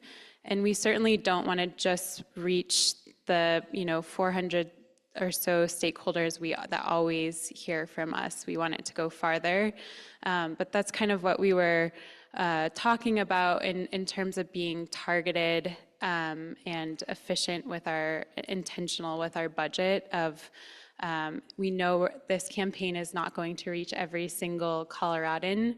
And so that will be a part of, once this campaign, we contract with a consultant, is figuring out who is the most effective audience with the message that we're trying to put forth and the vehicle which we're using. So the audience is definitely the general public, but it might need to be a smaller it will definitely need to be a smaller subset than just broad every single Coloradan. Director Haas? Yes, thank you. And it's great to see the work that's been done so far. It sounds like more work ahead. I wanted to build on something Director Combs said about it feels pretty broad right now. And I guess what I feel like is missing is a North Star, something that just ties it all together. I think what made the Use Only What You Need campaign so successful was it just, everybody could remember that, right? It had something that was catchy, and then there were sub messages underneath that people, you could diversify your messaging around that. So I feel like that might be the thing it'll help you guys crystallize it, but then it will also help the audience understand the different, that kind of overarching message. And part of it for me is like, is it scarcity? Is it shared values? Like, what are the things that we're trying to really like target? And maybe it's both. I think it's always better to focus on what are we for than, what are we against? So it's like that could be, if you can think about what we're for and how we manage a scarce resource And just that might be part of your North Star, but I don't know. I don't want to presuppose. But if you can figure out that, then all those other messages should line up nicely. Thank you. And just a quick note that to Director Nguyen's comment during Katie's presentation about being able to kind of take these materials and share them with other external entities, that's kind of a vision that we have too, is an umbrella kind of tagline that we can have some sub-messages underneath that are easily shareable to our stakeholders. Director Combs? So as everybody's talking, and I liked what Director Felt said about maybe some of the details. I look at some of these overarching goals, and I think one of the main points I think we need to make in Colorado is that nobody thinks they have enough. But sometimes when we talk about, if you just understood better, you would understand that you don't have enough or that they don't have enough. And I think you just got to boldly say, no one thinks they have enough. Municipalities, agriculture, recreation. And so this is how we have to move forward. I think it's a very definitive, concrete statement of like, it's Colorado, we just don't have enough and the climate's not cooperating. So these are come up with plans to share and ask for that input. I think that would get the engagement through these goals and all this. But like in a room like this, I could ask somebody, how many acre feet in 1 million gallons? Everybody better be able to answer that question, right? But you go to the city and you say, what does that mean? How many households is that in a year? That's only a day and a half of a center pivot irrigation. That's all, there's things that we all see it. And if I say 1 million gallons, we're not speaking the same language because we work in acre feet, the municipalities work in gallons. I think we could get rid of a lot of those things that we need to understand if we could highlight how everybody is really working to overcome their scarcity. And so I got to reiterate, I think your goals are good. I just think those details of how we're going to drill down to make some change is what we've got to work at. Director McClellan? I see that you're looking at collaboration with other agencies, but there are a lot of local efforts in this regard as well. For example, in Gunnison, our Upper Gunnison district, we run regular radio ads about water conservation and water awareness. Every single day, we've got 3 ads on the local radio station. We conduct seminars for people who just moved into the area to introduce them to the nuances of Western water law as it affects them as homeowners. We distribute textbooks to school children every year. So if you can reach out and coordinate with some of those, not just ours, but local efforts, that will distribute your message efficiently for the dollar and give support to those efforts.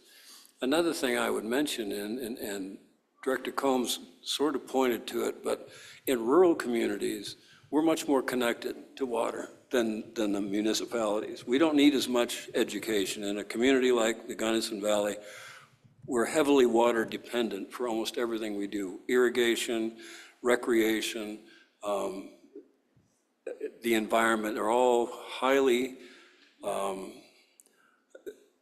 often discussed in the community. And we have very high awareness of water and its uses, except for the new folks, and that's what we try to train them into the system. So I hate to say take the money elsewhere, but we don't need as much education as people in the Front Range, for example, who just turn on the water tap. Thank you. Any more comments? Director Nguyen? Thank you, Madam Chair. Not to go down the road of wordsmithing, this is great work. I'm looking at the second bullet, and I really appreciated the first portion of that sentence. And then I was kind of expecting something maybe a little bit different, and I'm just curious about something to contemplate as you go forward. I'm curious about which sector you're kind of referencing in that first line. Is it the economic sector, or sectors related to the economy, or is it water use sectors? And then as the sentence plays out, albeit I think many of us are just so fascinating and we pat ourselves on the back around water management and how we do that so wonderfully in our state. I think to a lot of Coloradoans, they're more moved by water use, not the management of it, but at the end of the day, how is that water used throughout our breadth of economies here in Colorado? So just, again, some wording questions. And then I was curious on the last bullet, what you might be referencing when you describe protecting water there. What's the context of protecting? Sure. I will try to answer all of your questions and let me know if I don't hit all of them. So for the second bullet, when you asked what sector refers to, we're referring to water use there. So agricultural, municipal, environment, and rec. And also just geographical, the divide across, Front Range and West Slope use. And for protecting water, I think this goes more towards maybe the environmental background of watershed health, protecting the heritage of water in agricultural sectors, and making sure water quality is adequate from a municipal stance as well.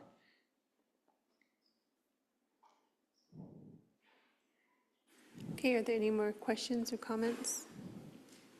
Director Sakata? Thank you, Madam Chair. Timeline, do you have a proposed timeline when you'll be doing this? Since we have the funding and we want to incorporate the feedback of the board, I would think in the next few months we will be able to go to RFP for this. And Elizabeth may be able to share some details of how long we're, thinking that it would take to get that messaging out. But we're really focused on the RFP at this point. Okay. The reason I ask is your consultants could probably advise you, but 2026 will be a big year election-wise, and sometimes that takes away from people's attentions. On the same sense, we're going to be celebrating 150, 250 that year. So whether you want to piggyback on that effort, whether that's a good timing. So I'm sure your consultants can take that all in, but thanks. Okay, anything else? Any more questions? Director Felt? Just to add to Robert's comment there, because I've been having some conversations like this recently, and it's true that these statewide election campaigns can sort of jam the airwaves and capture a lot of people's attention. But it's also true that ideally, these elections are periodic community conversation about values and priorities. So to the extent that we can do some serious messaging work with the primary candidates, that could be an incredible way to effectively amplify the topics. It is subject to crazy rabbit holes, but it is a great way just to sort of amplify the overall message, and then maybe you can take that energy and interest and channel it. I don't know, just a thought.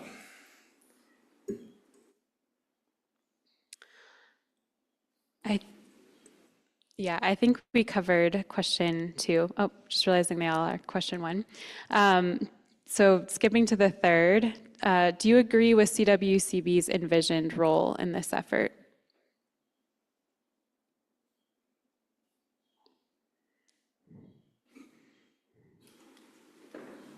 Any comments?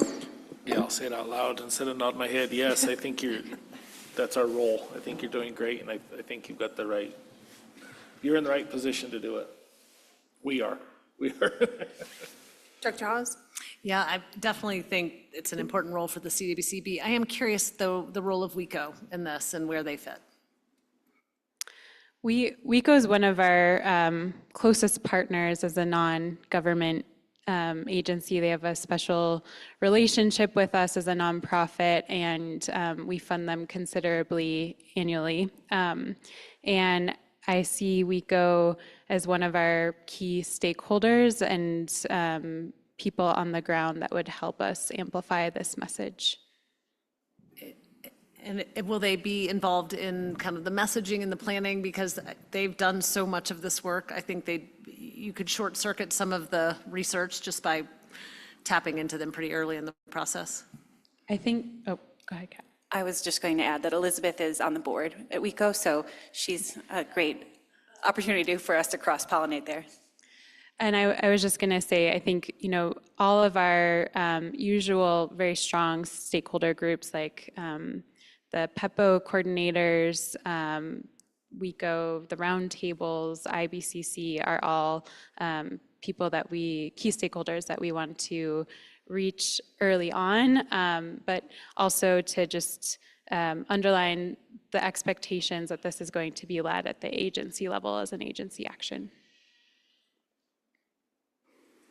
Any other comments, questions? Okay. I also agree with everyone that I do believe that this is under CWCB's role. Any other questions or comments?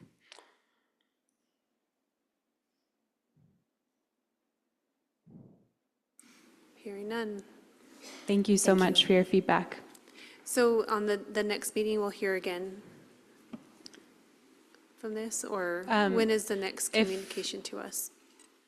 The next board meeting is September. I'm not sure when if we'll be out to RFP by the next board meeting, but certainly after we go out to RFP, we can come back to the board after. All right, thank you.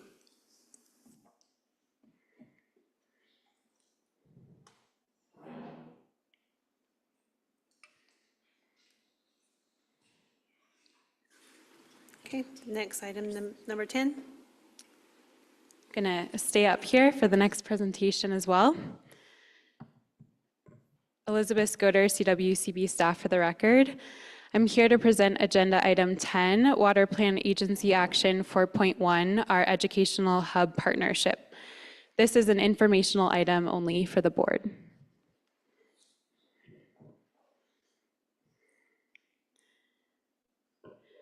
Water Plan Agency Action 4.1 calls for the creation of a capacity building hub to provide accessible educational opportunities and to reduce barriers to water education for all Coloradans.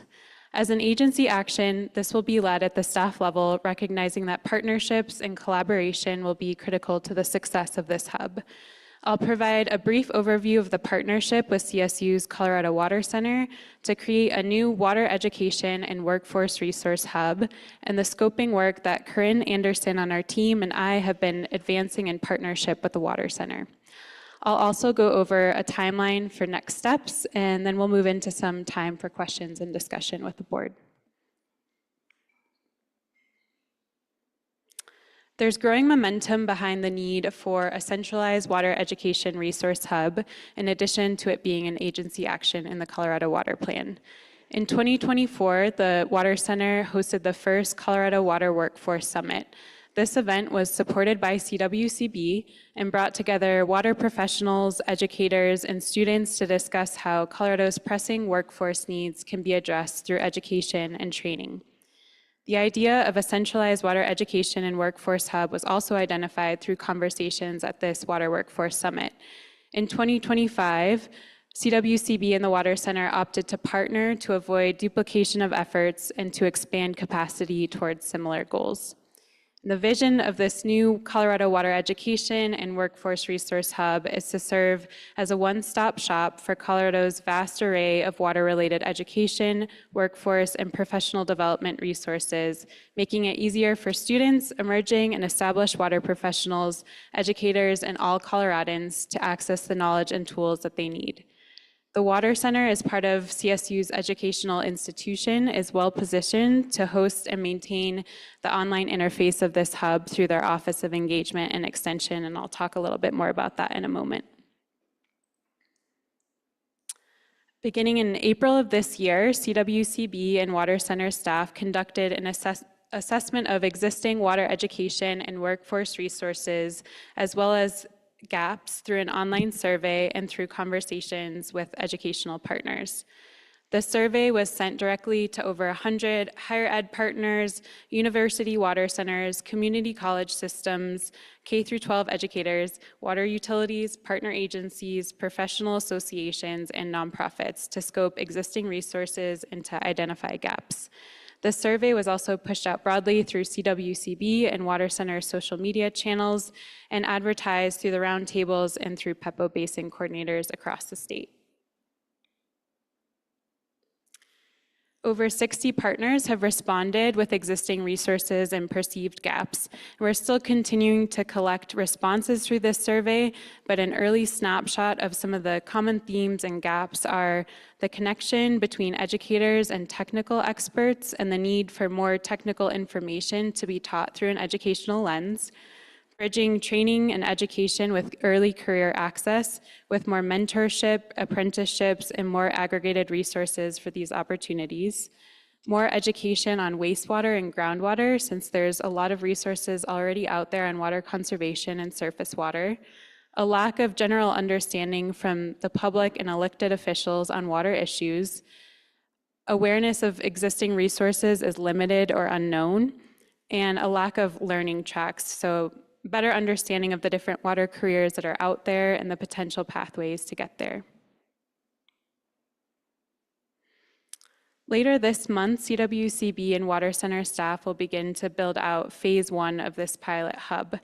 The hub will link directly to existing water resources, helping to amplify the impact and access of all Colorado's water educational partners. This is a screenshot of the newly updated CSU's Office of Engagement and Extensions website. The hub will be hosted by CSU, but it will be its own new site. And we're beginning to think through how to design and filter the aggregate resources we've collected. And briefly, we've thought through organizing navigation by education level, either where you're coming from or where you're trying to get to, so K through 12, higher ed, non-traditional educational pathways, or as an early career or established professional. By theme or subject area, from broader topics like water conservation and groundwater, agriculture, to more specific topics like stream management planning and collaborative water sharing agreements. And by category, are you looking for a one-pager, fact sheet, online course, apprenticeships, etc.? So to recap the timeline, this month we're moving from scoping to the design and building of this resource, all the resources that we've aggregated to build phase 1 of this pilot hub by June of next year. And in this building phase, we'll continue to stay engaged with partners across the state through regular checkpoints and stakeholder feedback. We're thinking through an advisory committee for user testing. Ongoing maintenance and upkeep costs, as well as future phases like addressing all the gaps that we've collected in the scoping phase, will ensure the online hub continues to stay updated, comprehensive, and easily navigable. And our goal is that this hub will engage more Coloradans in understanding water issues and solutions, and will support the next generation of the water sector.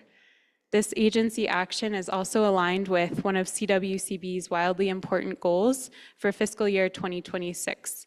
Progress on this action will be tracked both internally by staff as well as through the WIG reporting tools available online.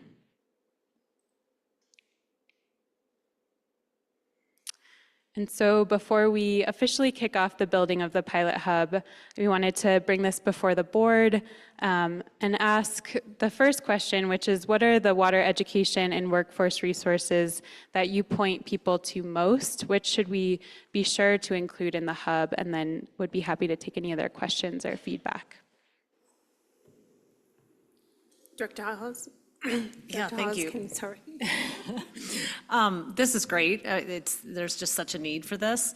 I would say the thing I refer people to first is the water education guide.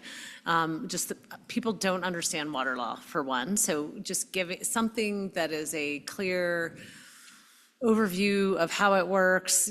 They can dive deeper if they need to. That's usually a first place I send people that are trying to understand, whether it's my neighbor or a kid who's looking to get into this field.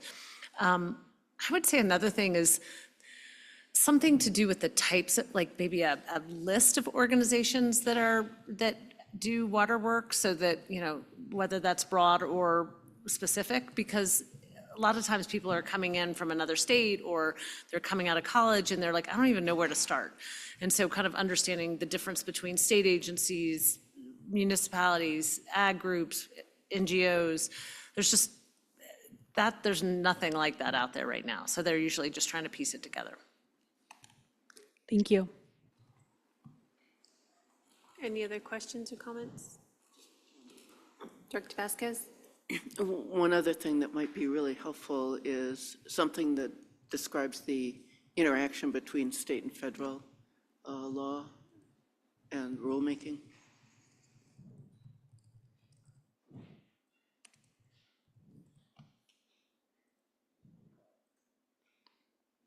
Any other questions? Director Phelps? I don't know if you have this or not, but it strikes me that in every basin, and maybe even smaller increments geographically, there really are, over a period of time here, they've just evolved these really amazing water forums and conferences. And those are open to the public. And we are seeing, I think, increasing interest. I mean, gosh, look at the water conferences, right? Like they're turning people away. The C9, the drought summit, the number of young people that came to that. So I just think maybe while they're well subscribed, there also seems to be a lot of demand, and that's maybe a place where people can go get a sense of the scope of the issues and dive into a few things, and then also make connections with resources. So hopefully those are covered as well. That's a great suggestion, and I think goes well with, there's a growing movement, I think, to fund conference fees and travel costs for students to get them into more professional conferences and welcome them with mentorship.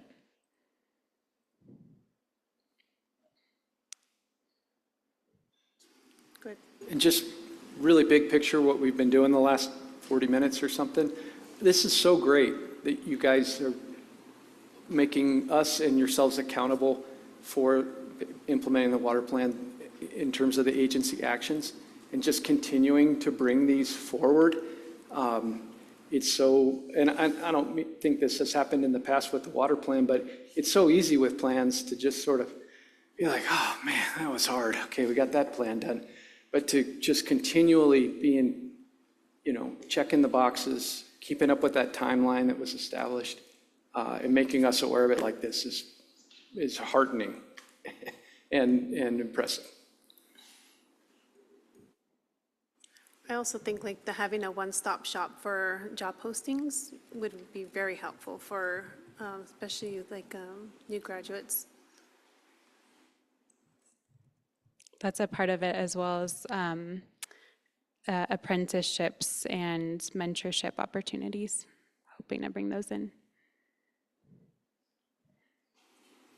Any other suggestions, comments? No? All right, thank you. Thank you. So we'll go ahead and go on to item number 11, Wild and Scenic Rivers Grant, a Fund Grant Program Update.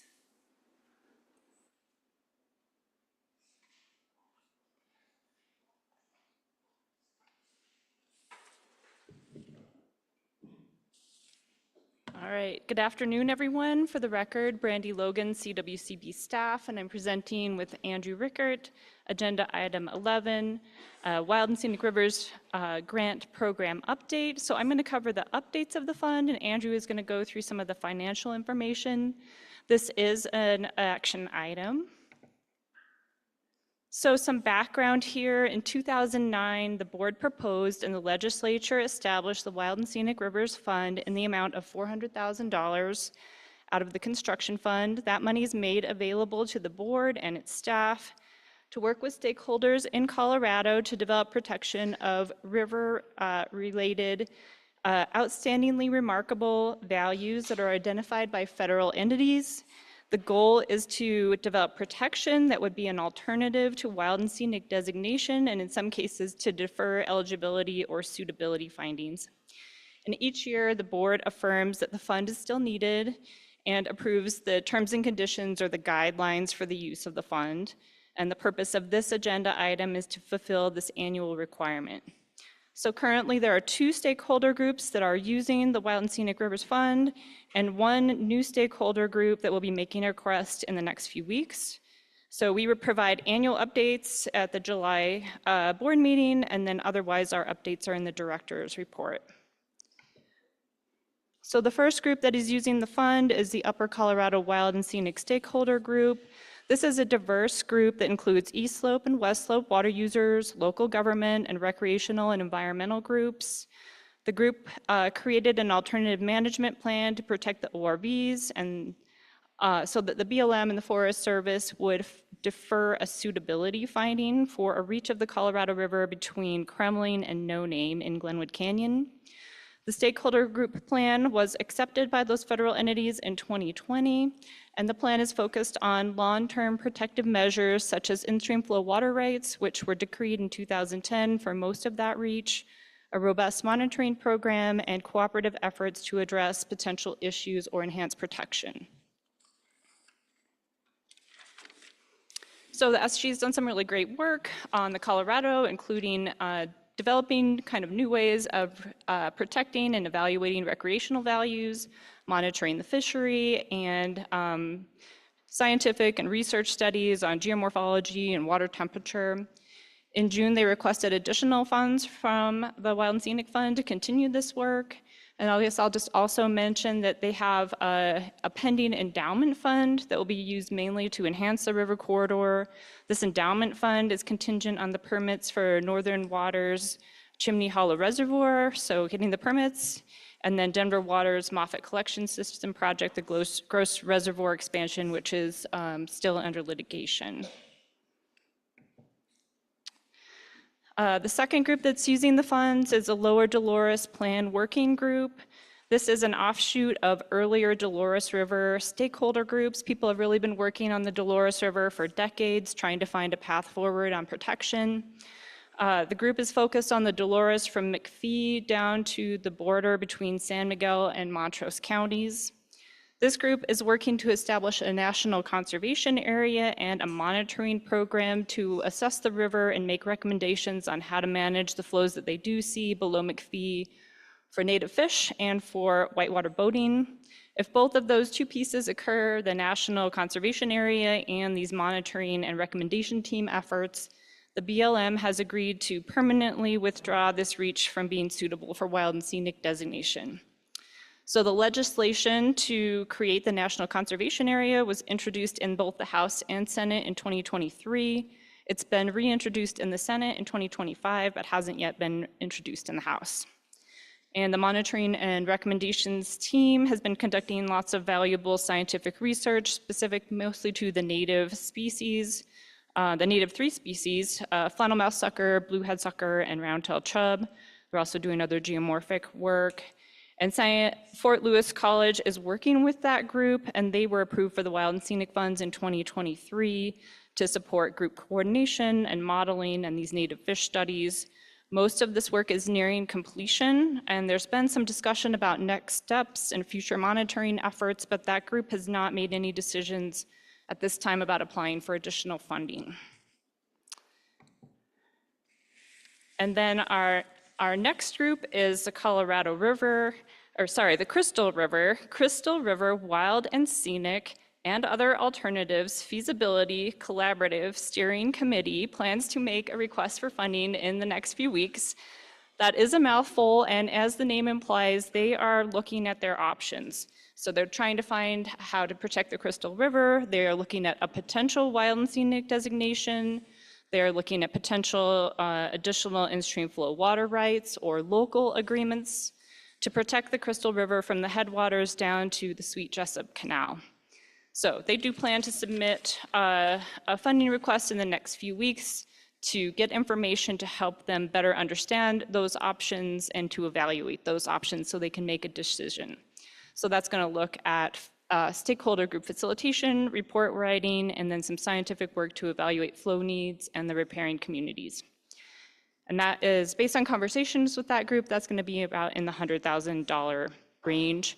And the fund guidelines allow for supports of groups like this that are evaluating different options for resource protection. And then just a reminder, just these federal processes, federal agencies such as the Forest Service and the BLM, they are required to assess whether rivers and streams are eligible for the inclusion in the Wild and Scenic Program as part of their land management planning efforts. These plans get revisited or revised every 20 to 30 years.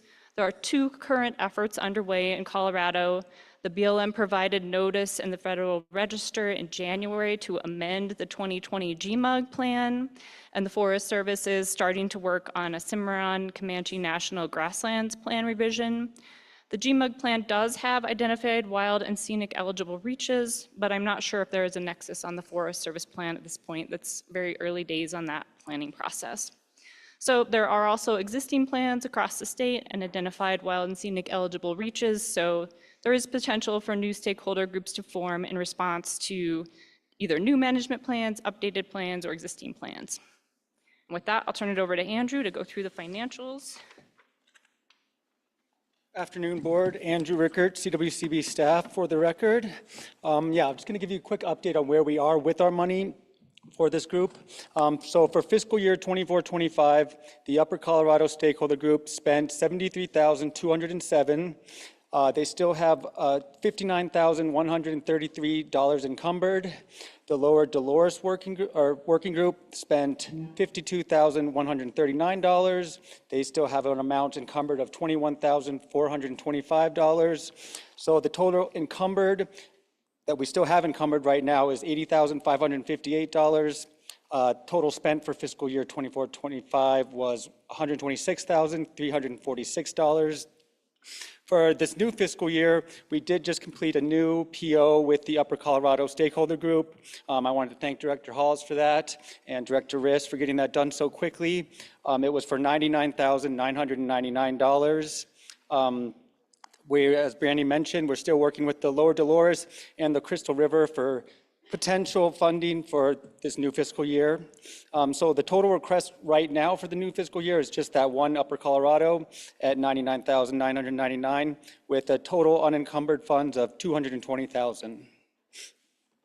Pass it back to Brandy.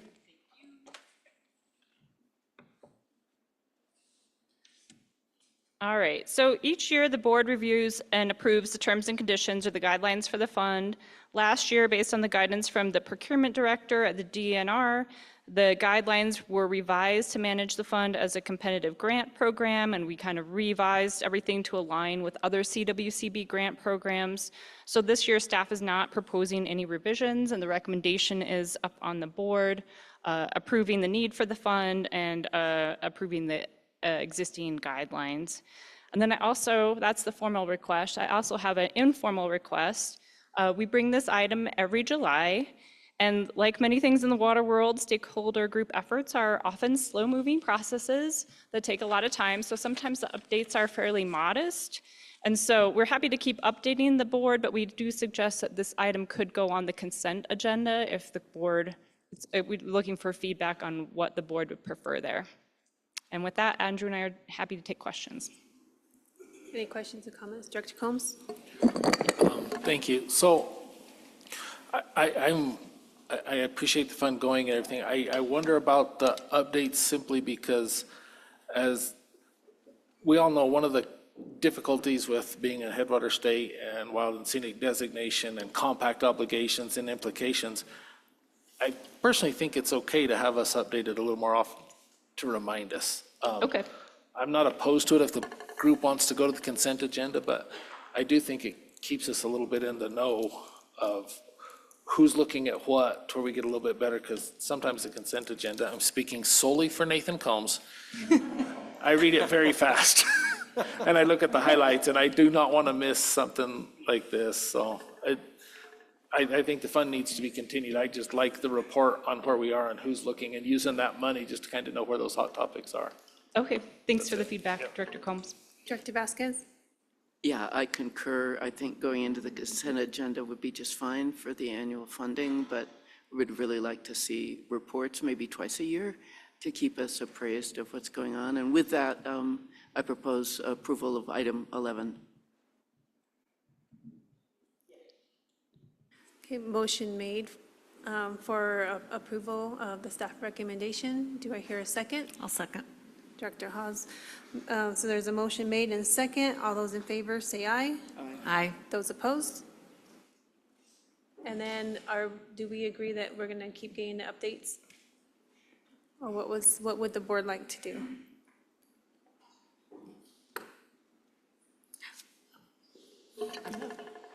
Yeah, I think it's good. I mean, these are, I was going to also affirm the need for this. I just think these kinds of efforts, water management is so complex. Having this kind of opportunity for groups to come together and work on a collaborative approach is great, and I think it can help us think about other solutions for other places. So just being knowledgeable doesn't have to be extensive, but I think it'd be helpful. So continue the annual updates and then the director report items in each board meeting. Does that work, Director Vasquez? Sure. Okay. Thanks. Okay. All right, thank you. Thank you, everyone. Okay, next we have item 12, Colorado River updates.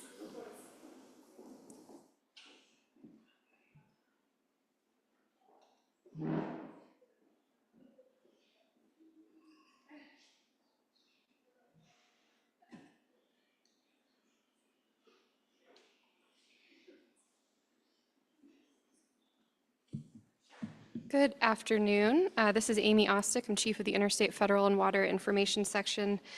And while the slides are being brought up, I did just want to make a couple of quick notes. One being that, given the updates we heard this morning from State Engineer and Director Ullman, you all may recall that I came to you at the last meeting to talk about the litigation fund, and we had noted that we might need some additional funds.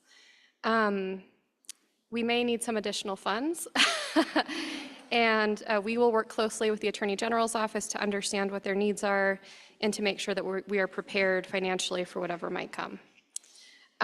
So with that, we will go back to our regularly scheduled programming, agenda item number 12. So for some of the new board members, I just kind of wanted to make a few notes about the format for the presentation today. A while ago, Michelle Garrison and I used to do these presentations jointly at every meeting, and Michelle would provide a hydrology update every board meeting. That was when things were particularly challenging in the Colorado River Basin, when all of it started a few years ago. And the commitment we made when we stopped giving those regular updates was that we would come back to you when if things started getting bad again, if there were notable items that we thought this board should be aware of.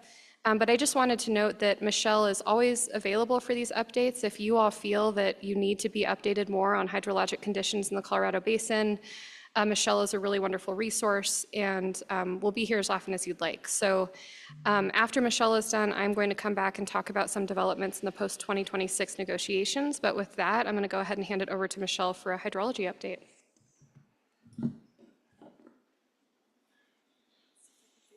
The clicker. All right. Good afternoon, Michelle Garrison, CWCB staff for the record. And we'll go, how far did I go? All right. Really quickly through, going the wrong way. Really quickly if I push both buttons at the same time. Yep, I was impatient and then it went 3 at a time. Okay. The rule for the clicker, don't be impatient and keep going. It's not working. All right, really quickly, because I think this is not a surprise, precipitation, it has been dry. It has been really dry and getting worse. But if you look from left to right, last year, water year 2024 was average. Water year 2025 is dry and getting drier. It's been extremely dry from April through July, which is changing the forecasts and the things we're looking at having to do, perhaps on the Colorado River pretty rapidly. So that's just, dismal. By the right-hand side is July, but April through July have been really dry, as you can tell, with the wildfires and drought conditions and water restrictions and everything else that happens in the upper basin when those things happen. Soil moisture, taking us back to really terrible year on the left, which was 2020. We had some decent years in between, including 2023, which is in the middle. 2023 was a really wet year. We started to come back from that really dry soil moisture, but we've never fully recuperated. And going into this fall, even with an almost average year last year, things are dry again. And that is continuing to impact how much runoff we see from the snowpack that we get, and that just seems to be a continual issue. That even if the snowpack doesn't look bad, the runoff from that snowpack is going down. So there's snowpack and runoff. This is in your packets. On the left, you'll see snowpack peaked really early, peaked a little bit again, but never hit average, and then ran off pretty fast because it got warm and dry. And on the bottom right-hand side, that's the runoff into Lake Powell, which has stayed below normal, is not as bad as 2021. It's really kind of looking like 2018, which was not a great year either. About sixth driest on record at this point is what it looked like it's going to be. If you look at the climate forecasts, look at the bottom first, warm, warm, warm, most likely going to stay warmer than average.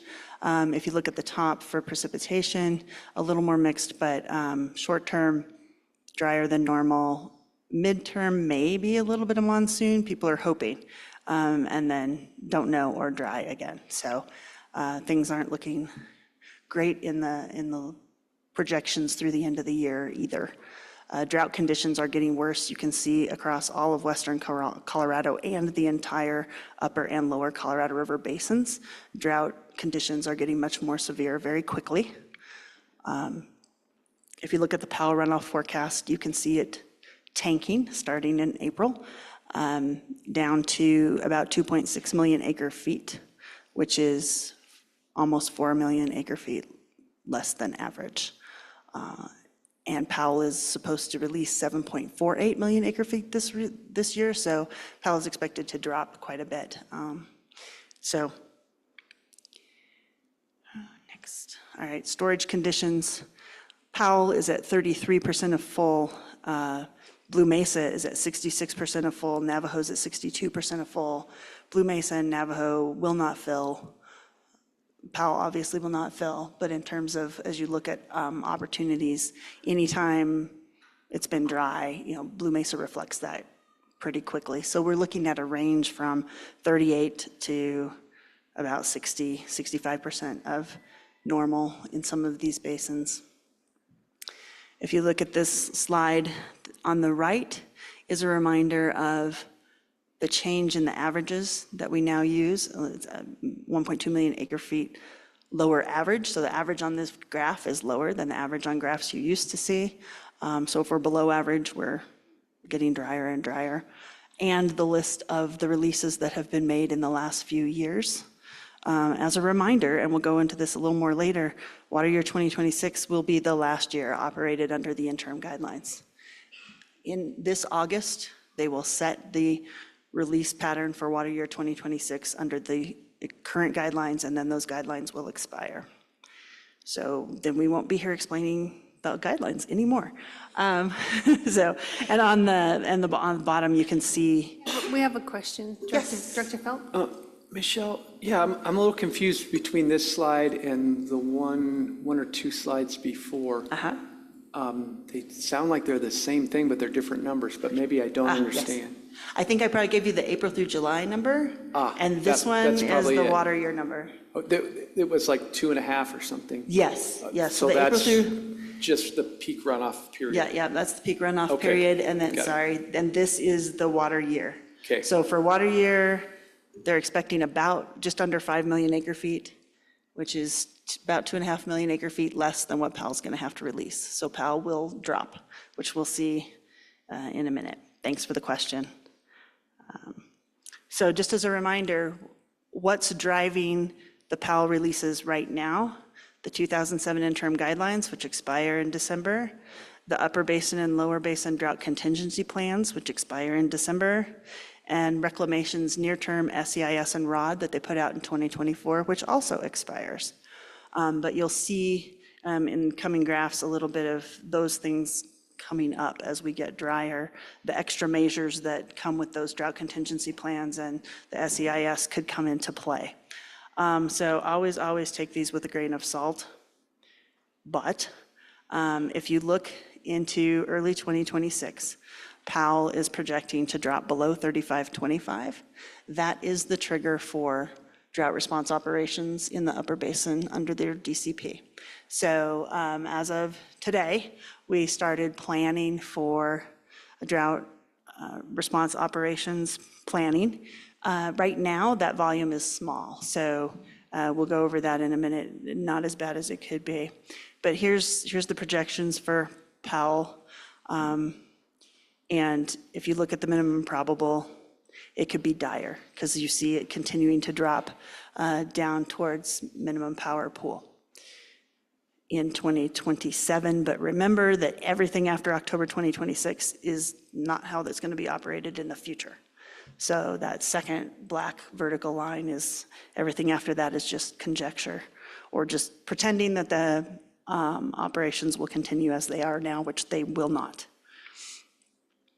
And if you look at Lake Mead, similarly, you see Lake Mead continuing to drop, and then you see this flattening that has to do with all those other measures kicking in, and then another decline if we were to continue the way we're operating now.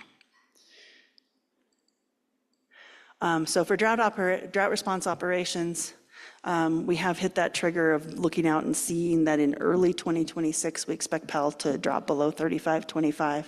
The first activity that happens under DROA is that Reclamation adjusts their monthly releases from Lake Powell, and they release less over the winter without changing the annual release. So they would release less this winter in 2025 from Lake Powell, and then make up the difference after the runoff comes in and the reservoir raises again. Right now, it looks like that will be sufficient to keep Powell above 35.25.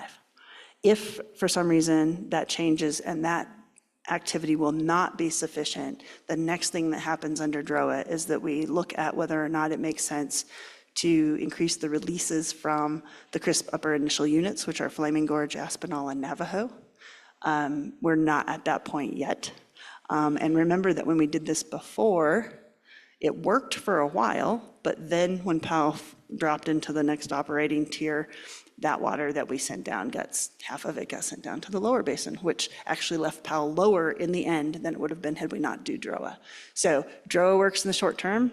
If you don't do it right, it does not work in the long term.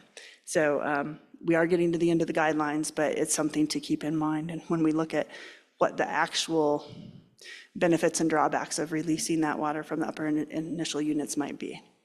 If all of that is not sufficient, the 2024 SEIS and ROD from Reclamation allow for another process to actually reduce not the monthly volumes, but the annual volume from Lake Powell.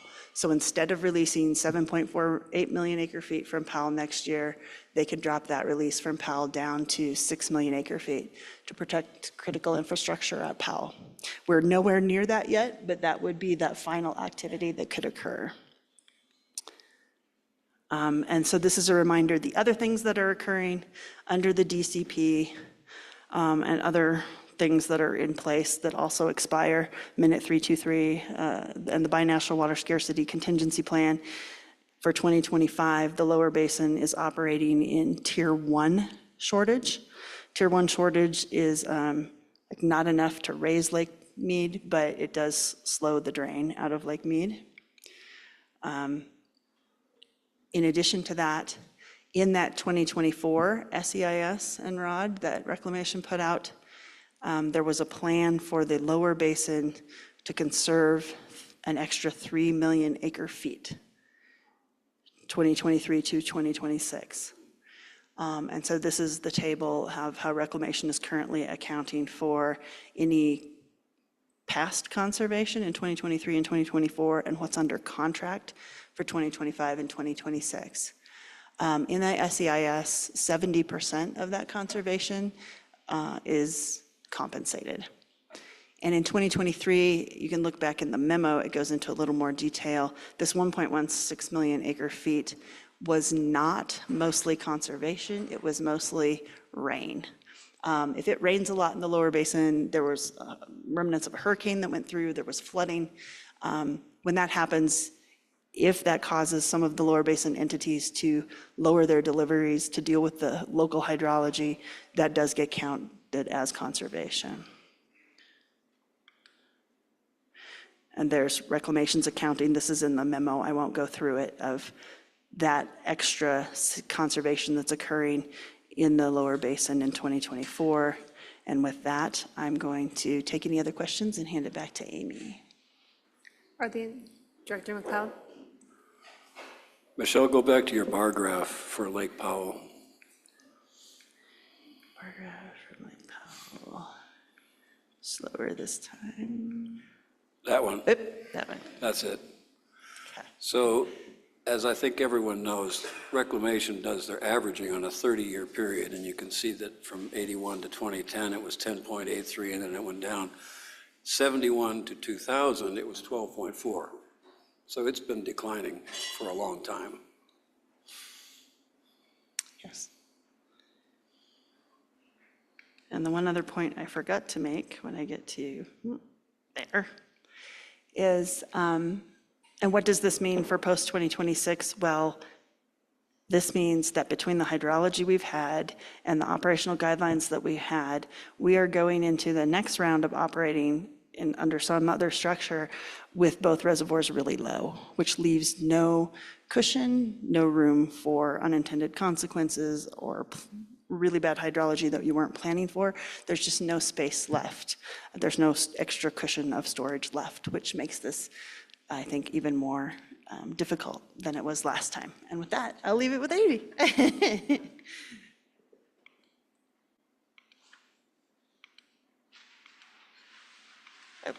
But I did it again, because I just can't. It's really hard. I just can't only do one slide. Thank you, Michelle. So I'm going to talk a bit about where we are in the post-2026 negotiations process. I always like to start with some iteration of this timeline, just to be clear about where we are in the process and where we're going. You all know by now the 07 guidelines expire in 2026. I've added a few more recently updated deadlines that we've been informed of to this graphic. So recently, the Department of Interior has indicated to the basin states that they would like to know whether the basin states are going to be able to reach a consensus by November 11th. They would like to know, my understanding is, the basic parameters of what that might look like, but then they would want final details on any agreements by February 14th of 2026. So we've been kind of working towards this 2026 expiration, but we have some more kind of firm guidance on what Interior really needs to, as they say, parachute a preferred alternative, basin states alternative, into their NEPA analysis in an appropriate time. So just wanted to give that quick update on the kind of process and where we are in it before turning to the status of the basin state negotiations and some topics that we have been discussing recently. But first, I do just want to take us all the way back, feels like forever ago, to the Upper Division States alternative that we submitted and then refined in March. The whole intent behind the Upper Division States alternative was to provide an approach that is supply-driven, that would call for operations of Powell and Meade that are based on actual supplies rather than downstream demands. And as I walk through what we're working on now, I want to reiterate all the Upper Division States' commitment to a supply-driven approach. We put forward one way that could work in our Upper Division States alternative that we still know performs really well, that I think we continue to stand by, but also have left space for the basin states to reach consensus and have left space to consider other considerations of what a supply-driven approach might look like. So with that, I will segue into what we've been talking about. So the concept currently under discussion among the basin states is this idea of natural flow-based Powell operations. So the idea here would be that there's really one main point of agreement among the basin states, and that would be, what is Lake Powell releasing? So there are a lot of different things you can talk about, a lot of different things you can agree to, but essentially the idea is, let's just focus on this one point of agreement. What is the release from Lake Powell? The idea behind this, and you've probably heard a lot of different terms and phrases in the news, Some lower basin entities, I think, came out initially and called it a divorce. I prefer the term conscious uncoupling, partly because I'm a millennial, but also because I think that, you can't just split up, right? You need to make some decisions about how you're going to do so, and you need to be conscious about how you're going to do so. So I'm just fully leaning into this conscious uncoupling concept. But the idea is that we would be able to, as basins, manage our available supplies. We would manage ourselves. We've been doing that effectively in the upper basin for a long time because of strict water rights administration. We've all talked about that a lot. But the idea is that this would give the lower basin something of a budget to live within. They would be living within what Lake Powell is releasing year after year. So what are the key parameters that we'd have to agree to make this work? There are three kind of major points here. One would be, or I guess just to explain this further, you'd be looking at a certain number of years of natural flow, preceding years of natural flow, and averaging those. And then for the upcoming year, you would be releasing a percentage of that. So we would need to agree to how many years are we looking back on to average, what is the percentage that is released, and finally, what are the upper and lower bounds of that? So what is the highest that Powell can release? What is the lowest within these parameters? I also want to emphasize here that we're talking about natural flow as measured at Lee's Ferry. So that's an important point. That is obviously above lower basin tributaries, and I just want to leave it at that. So again, what are the benefits of this approach? What is kind of the underlying idea here? It can be a supply-driven approach if it's appropriately developed. This all comes down to the percentage. And to be sustainable, we need to be releasing a percentage at Lake Powell that is going to help maintain some storage in Lake Powell. To truly be supply-driven, we have to get the percentage right. It's an opportunity to set aside legal agreement or arguments. Again, it goes back to this conscious uncoupling concept that we would agree that we are not going to argue about the things that we traditionally might choose to argue about. And again, it's a way to allow each basin to respectively manage within their own resources. So that might require some hard adjustments in the lower basin. We are aware of that. But that's kind of the very idea of it. So what is it not? It's not a delivery obligation. We have been clear that we did not agree to a delivery obligation in the Colorado River Compact in 1922, and that's not what we're agreeing to this time around either. It's not a determination, in fact, of any of our compact disputes. We would preserve all the positions that we have with respect to the compact, but choose to look beyond them to come up with a supply-driven approach for operations of Lake Powell. And again, this is not consideration of the whole system, right, as defined in the compact. Natural flow at Lee Ferry does not include lower basin tributaries. I've said that already. So, I want to talk a little bit about what do we need to make this work, right? And kind of go through the points of agreement. We have already, I think, landed on some consensus that a 3-year period proceeding might work. As you may have figured out by now, the real sticking point is going to be that percentage. How much is Powell going to release on an annual basis? And what we believe is that if a single percentage is going to work, it has to be low enough to accommodate really dry hydrologies, right? If we're just going to say that we're using one percentage, we have to know that that is going to work even in the driest of hydrologies.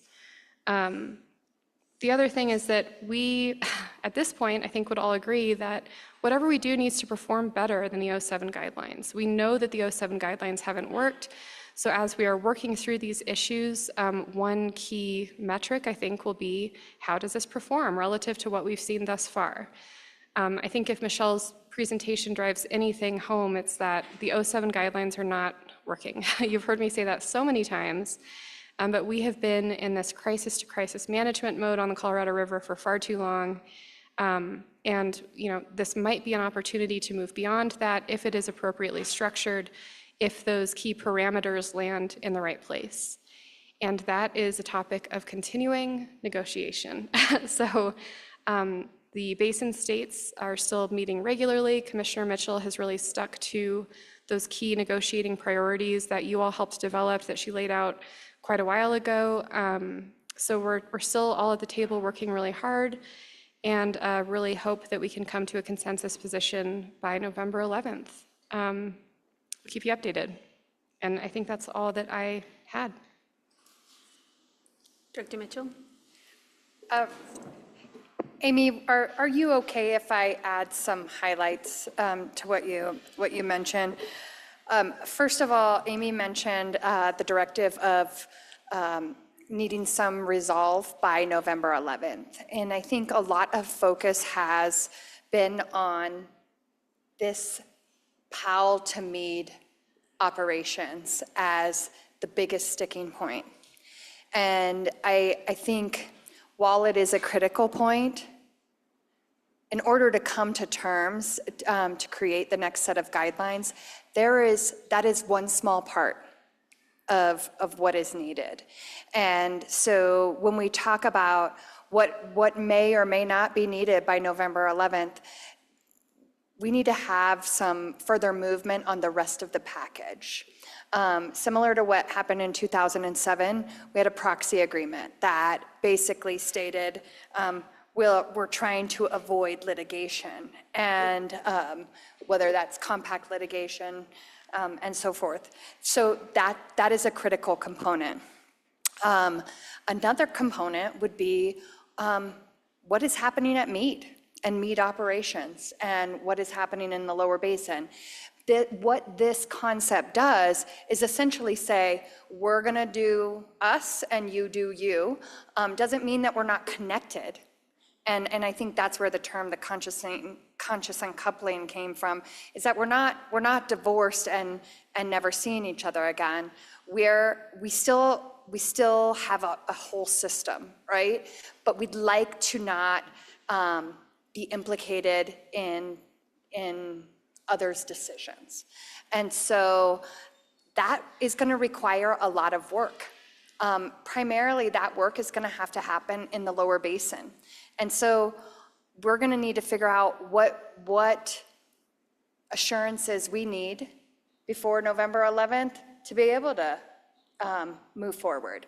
Another piece is if there is funding needed, what is that going to look like? How far could we get? And funding is a lot different than it was. We're going to have to figure out what we do in the upper basin and what that looks like.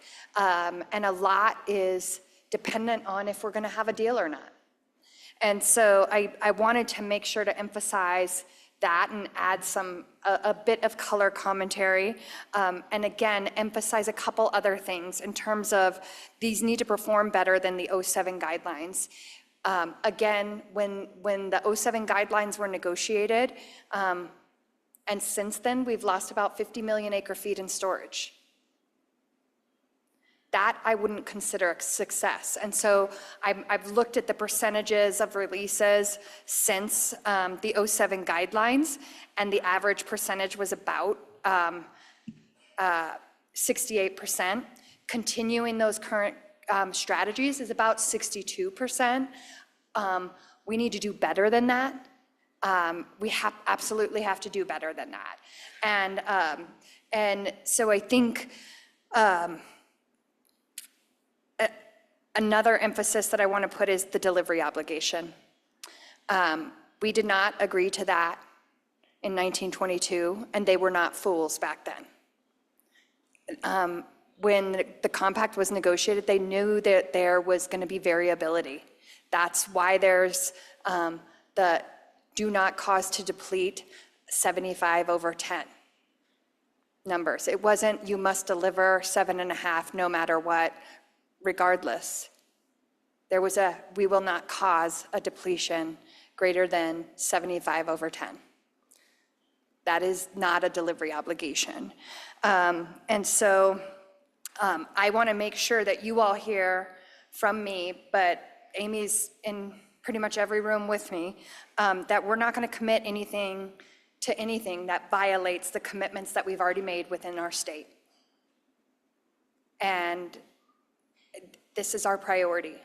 And the system is our priority. And we have to do better by this system. And the benefit of this is a supply-driven system. This is a supply-driven system rather than a demand-driven system. But also emphasizing what Amy said is this is not the whole system. There is an additional millions of acre feet in the tributaries within the lower basin. And so when we're talking about percentages of the natural flows above Lee Ferry, that Glen Canyon release does not include the 160,000 of, on average, accretions between Powell and Lee Ferry.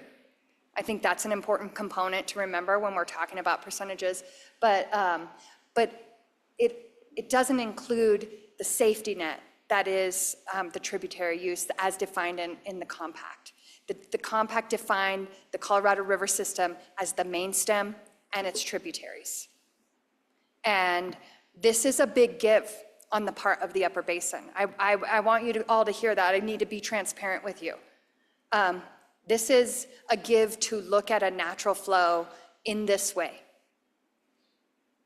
And I think if we do it right, we can do it in a way that still honors the commitments that we made, but not looking at those tributaries is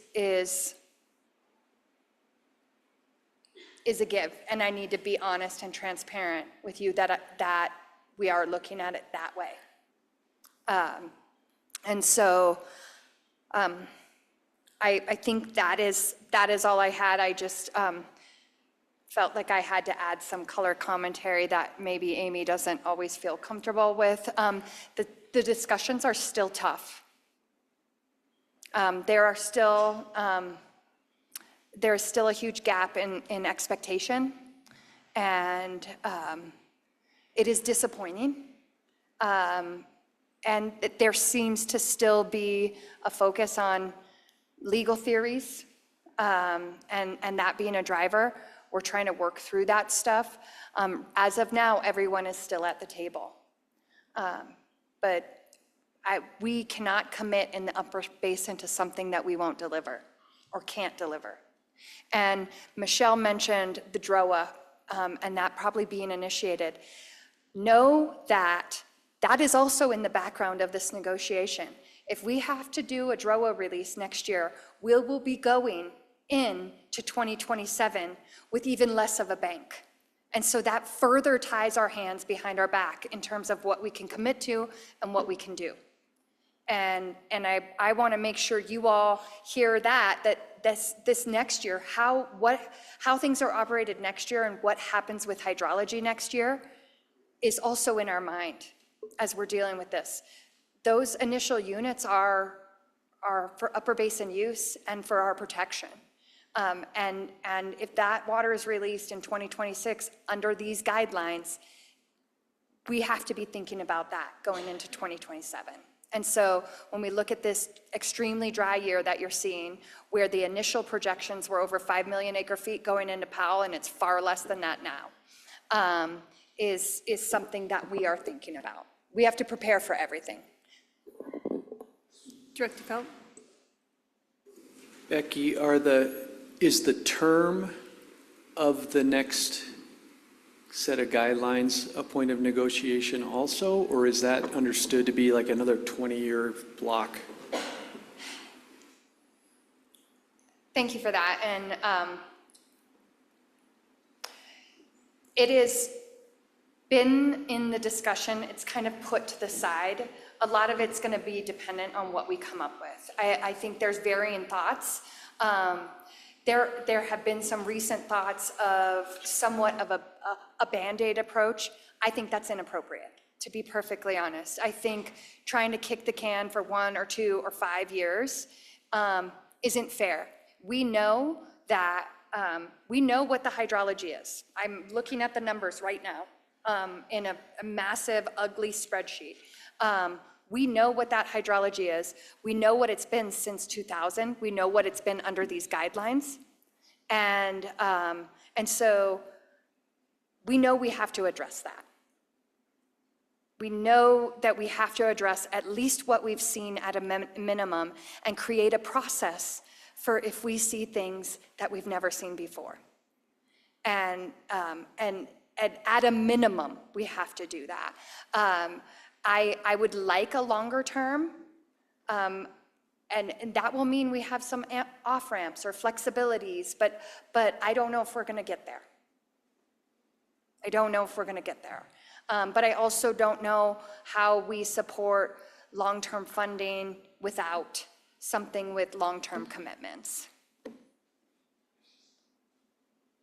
Any other questions?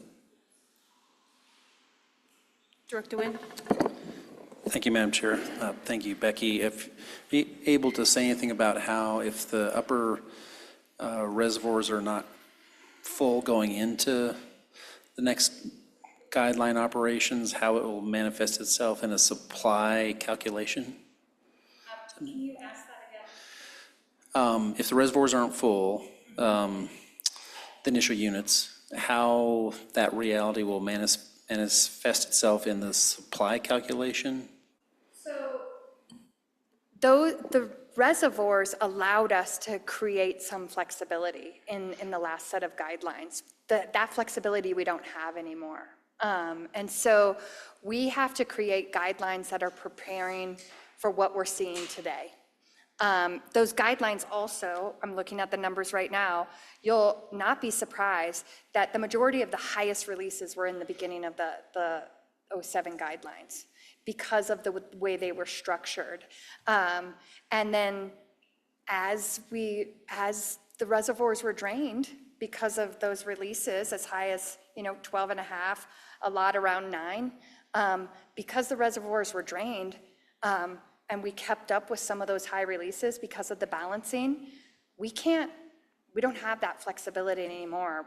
Unless we figure out how to rebuild these reservoirs, it's gonna be hard.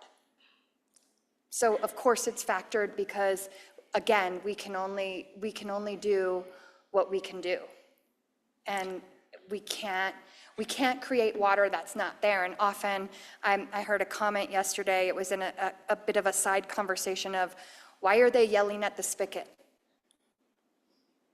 Like, the spigot delivers what it delivers. Mother Nature delivers what it delivers. You can't be mad at the spigot. And I think there's a lot to that. We had flexibility in what that spigot delivered when there was the backup. That's gone. That's gone. And there's a lot reliant on both Powell and Meade. There's a lot of people reliant on that. And Director Nguyen, I also just wanted to add, and I'm looking at Brian and Michelle to fact check me in real time if I say this wrong, but the natural flow as calculated at Lee's Ferry would behave as if those reservoirs are not there. So in terms of how it would actually work operationally, that's not exactly factored in to the release from Powell. It certainly would impact our ability to participate in DROA-like activities into the future, though. Did I get that right, guys? Okay, thanks. Okay, are there any other comments or questions? Director Combs? So, Amy, thank you for your concise report there. I do like the conscious uncoupling. Will that, however, allow us to divide concerns? In that, where the Bureau is that bridging entity for Powell and Meade, what's the negotiation? Are we adding a complexity of negotiation for them to agree to that? Because to me, I guess I'm reaching farther that and this is, I don't really mean it, for all the environmentalists in the room, I don't really mean it. But if the southern, or the lower basin, if they drain Meade, we just shrug our shoulders and say, well, hell, we told you were gonna drop your ice cream cone.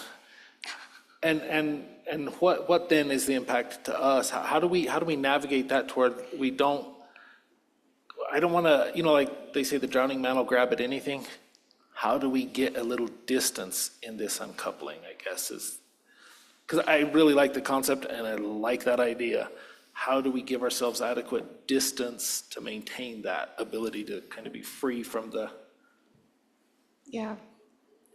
Director Combs, I think that's a really great question. As we have seen in the past, when there's a crisis at Lake Mead or a crisis at Lake Powell, people are quick to look to the upper basin to fix it. And I think we have to be mindful of that. And that's one of the reasons that we need to get to begin the metrics at Powell right. We need to get that Powell release right, that we are appropriately assured that we are not going to be facing a large number of, frequency of Powell hitting critical elevations. But of course, then you have the Mead of the situation. And knowing what the Bureau of Reclamation might do with respect to its infrastructure to protect it, I think that is, that's a topic for further discussion and concern. So I think it's a fair thing to be concerned about and something I think we need to consider tracking. I think in terms of how that would all work, the devil will be in the details, some of them legal, but there are a lot of issues still to be worked out. Anything else? Good. Thank you, Amy. Thank you. Okay, we'll go ahead and move on to item 13, Attorney General's report, legal briefing and executive session. Thank you, Madam Chair. Scott Steinbrecher for the Colorado Attorney General. You have the AG's report in your packet. I'm happy to answer questions about any issues that are in the report. To talk a little bit more about what Director Ullman mentioned this morning, and that is that Nebraska announced that it will be asking the United States Supreme Court to allow it to file a complaint against Colorado under the court's original jurisdiction. So we just recently received the petition and the complaint. We're reviewing those, but we understand generally that their complaints will probably fall into two buckets. The first, that Colorado isn't meeting its summertime flow obligations under the compact, and the second, that Colorado is obstructing Nebraska's efforts to build the Perkins County Canal, the canal we've talked about here before with the board. For a lot of reasons that you can probably guess, I don't want to go into or start trying to respond to those claims or talk about how we might respond to those claims, but I wanted to talk with the board a little bit about the process of an original action case so that you all understand how this might proceed. The fact that Nebraska filed this petition does not guarantee that a case ends up in front of the US Supreme Court. This is a request that the court take up the case. Colorado will have a chance to respond to that request. We get about 2 months to file that response. And then the court may hear oral argument if there is a dispute about whether the court should take up the case. That process alone, deciding whether or not this should be a case, could take a year or 2 years, depending on the court schedule. So this is step one in a very long process. If the court does decide that it should take up the case, it then would appoint a special master. The special master works as sort of a trial judge for the Supreme Court, schedules discovery, hears dispositive motions, disputes about procedure, and sort of lays out the whole case. I think you've all figured out from our updates on the Rio Grande litigation that that process in front of the special master also moves very slowly. I would say that those take anywhere from 5 to 15 years to be resolved in front of the special master. And obviously there will be opportunities throughout that process for briefing. The special master will write reports at various phases and ultimately make a final recommendation to the court as to what they should do with the case. And that's when the states can file exceptions to that report and argue that final substance, that final recommendation in front of the Supreme Court. So that's sort of a broad sketch of the process that we are looking at. I want to assure everyone that we have incredible teams working on this and working on it together. We obviously will be working very closely with DNR and the governor's office, with DWR and CWCB to make sure that we are very coordinated in our response. We have an amazing team that we've built up at the AG's office in Lane and her team and the federal and interstate unit.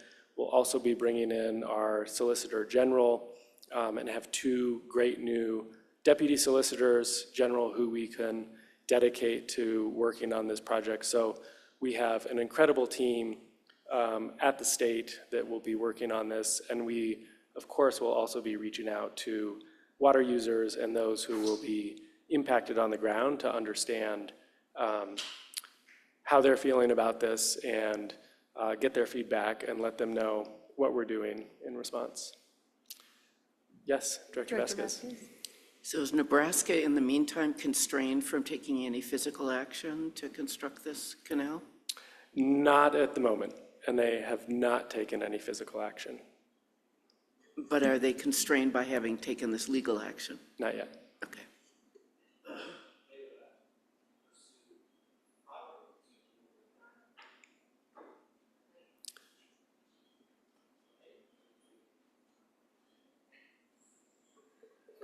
Sorry, I mean, they would have to obtain the property to build the canal, which they do not have. I mean, they've purchased one property and attempted to threaten condemnation on others, but a fairly limited few, so. And that process has not started that we're aware of.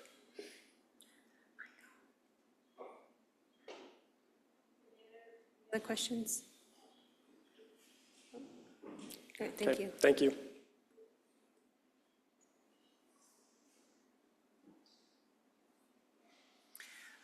Next on the agenda is executive session. We will need a vote to go into executive session. During that session, we will consider agenda item 14A as identified on the agenda. This session is authorized pursuant to the provisions of section 246402(3)A of the Colorado Revised Statutes. We're now ready for a vote. Thank you. Okay, I'll entertain a motion to enter executive session. Oh, Director Gibbs? Do I hear a second? Director Felt? Motion made and second. All those in favor say aye. Those opposed? We will enter into executive session at 2:42 p.m.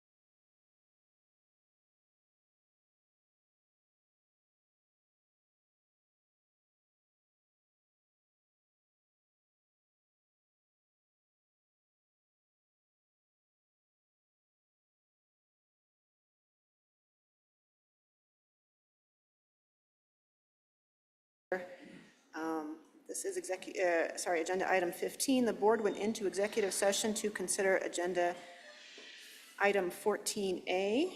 Discussion during executive session was limited to that item and no formal action was taken during the executive session. We are now in the public portion of the meeting and on to agenda item 16. Thank you.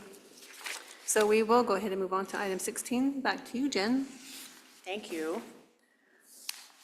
Okay, well, everybody, this is our annual training under House Bill 181198. We have a goal of compliance with the statute. Here's the agenda for this item. I want to keep it short and sweet, but I want to make sure we cover the materials we need to cover since this is a required training. I did not provide the bill for you this year, but hopefully if you want to take a look at it, you can Google it. I do have the meat of it on some upcoming slides, so you'll have it there. So my focus during this training We have one question, Jen, sorry.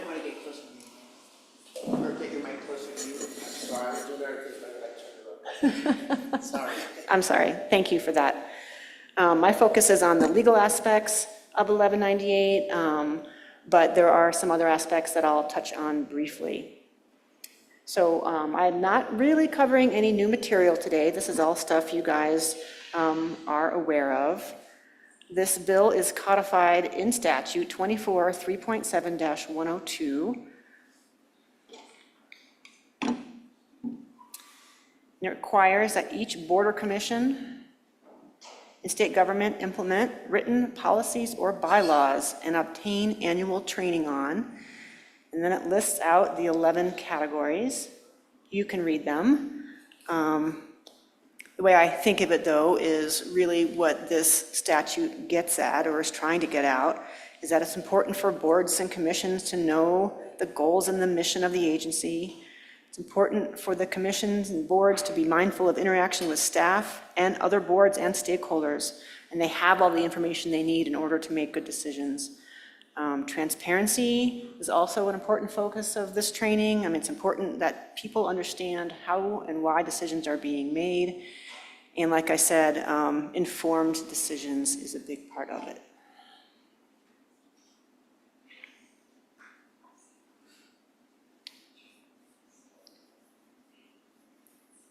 Another aspect of this bill is that making sure the boards understand their roles and their goals, big part of it.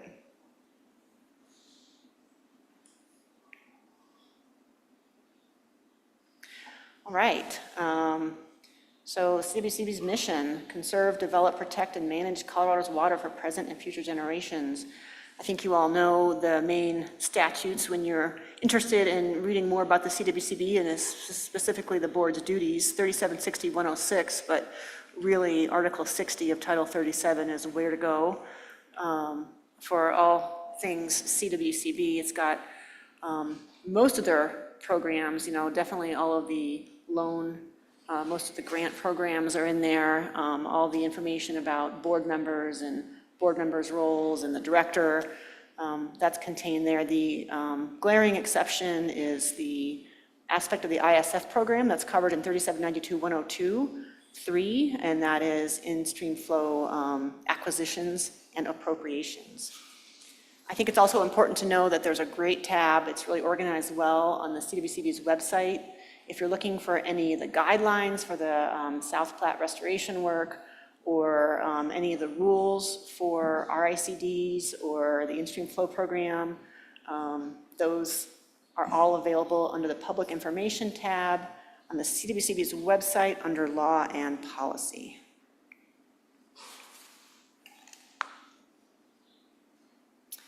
I also want to mention that the CWCB has a strategic framework that sets forth the agency mission, role, framework, and implementation, talks about agency priority and focus. I think you guys all get that during board orientation. It's a good thing to have in your back pocket. I peek at it every now and then when I'm thinking about, okay, what sort of decision are we making, and what's the mission of the board, and trying to get to the right decision. All right, conflicts of interest. So we do have a guidance document, but first and foremost, we've got a statute. Statute, let's see, this is slide 5. Members of the board shall not perform an official act which may have a direct economic benefit on a business or other undertaking in which such member has direct or substantial financial interest. Basically, if it directly affects you financially, you can't act, you can't participate in the decision of the board. This is a really important one. It's statutory, it applies to all boards and commissions. I think everybody is aware of this. But in our guidance document, we've written into it that there is really a greater responsibility of the board members.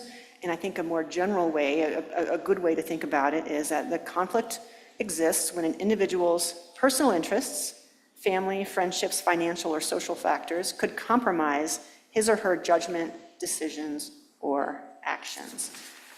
And so we've got this other language written into our draft guidance document that says a conflict of interest also exists where a board member is unable to objectively participate in a matter before the board because of a member's personal interest. If you have this thing weighing on you, if you know it's going to alter your ability to vote as a statewide representative, as the, on the CWCB board, then you seriously have to consider if there's a conflict and if you should recuse yourself. So, if it benefits you in any way, if you're biased in any way, you really should consider if there's a conflict. I'm not saying that there is, I'm saying you should consider it, think hard about it. Sometimes it really helps to have conversations surrounding whether or not there's a conflict. I encourage you to reach out to me. Lauren's also a great resource, and the board chair is also well-versed in these things. So reaching out to any of us, and this is also something you can talk to, I would suggest, fellow board members about. This is not board business. This is about conflicts of interest. And so it is conversations you can have with fellow board members. Like I said, it helps to talk about these things. As I say every year, though, it's a counterbalance. You guys are in these roles because of your experience and your time spent in this water community. So every time something comes up that involves a person you know or an issue you know about, that doesn't mean you need to recuse yourself. It really is something that's very personal to each board member, an analysis that you need to conduct and make a decision on. There is no bright line rule. And really what's driving this is that we don't want the board's decisions to be questioned. If somebody sees that there's a conflict and you're still participating in a decision, and there's also such a thing as a perceived conflict. If somebody perceives there's a conflict, even if you know there's not, that could still taint the board's decision, arguably. And so if you might reasonably be perceived as having a conflict, whether potential or actual, does it look bad? Would it bring distrust on the decision by the board? You should consider recusing yourself because it could call into question the legitimacy of the board's decision. And so in dealing with a conflict, if you believe you have an actual or apparent conflict of interest, you should disclose it to the board chair, the director, or me. Primarily that is because we need to logistically deal with it on the agenda. That declaration, that recusal typically happens right before it comes up on the agenda. You do not have to describe the nature of the conflict, merely state that one exists. The declaration should happen before any discussion, deliberation, vote, or other formal action. And the best practice when there is a recusal is to leave the room. And we've all gotten really good at that these days, and that is the practice because your presence in the room could really affect the discussion, it could really affect the vote by the other board members, and that is why that is the best practice. I do want to spend a minute on abstentions, primarily because it's come up on another board I work with, and distinguishing abstaining from a vote from recusal on a vote. I would put out there that abstentions probably shouldn't happen all that frequently. I think there's, reasonable minds could differ on when people should abstain. I don't think there are very many reasons that warrant an abstention. In looking into this, what struck me, maybe you abstain if you feel like you don't have enough information. Maybe if you feel for professional purposes it's hard to remain neutral on it. or I'm sorry, for professional purposes, you need to remain neutral on it and don't want to give the appearance or take a vote, take sides. It's hard for me to imagine one of those situations. What I ask you to avoid is abstaining because you don't want to vote no, because it's a hard decision, or abstaining because you have a conflict. I think if you have a conflict, that is when you recuse yourself. If, it's abstaining, you stay here and you just don't vote, that, you should be following the proper process for recusal if you have a conflict. But if you are abstaining, like a recusal, you don't need to provide a reason. Just state that you are abstaining and don't read into the record the reason for your abstention. Yes? Sorry, Director Cobb. Jen, at I think it was the last board meeting, we were talking about that one funding request, and, we had the big discussion about the issue of a personal guarantee. Remember that one? Mm-hmm. And, in the end, I felt like I was the only person who was inclined to require that. In fact, I think, basically through the discussion. And I ended up abstaining. But what do you do when you think you're opposed to the direction, but what you really want is more time, and there just isn't more time, apparently. There's no way to sort of formally to throw a flag or call a timeout or whatever. And so that's why I abstained, because I just felt like, well, I'm not comfortable making this decision then.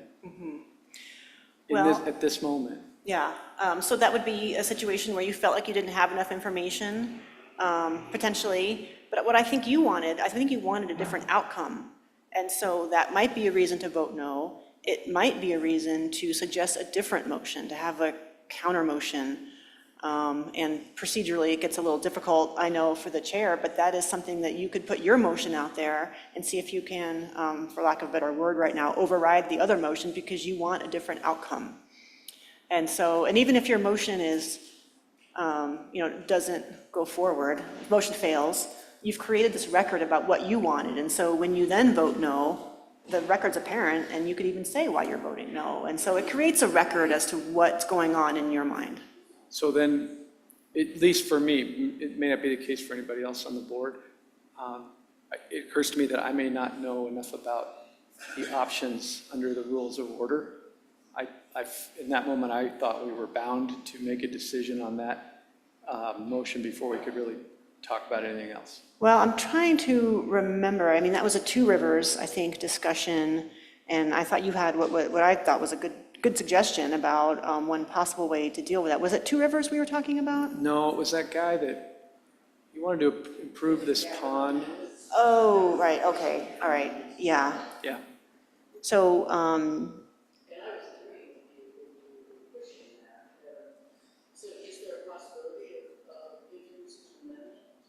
you could amend the motion. I think you could table it if you, we before have asked staff on these loans to go back for more information, and so that was a possibility as well.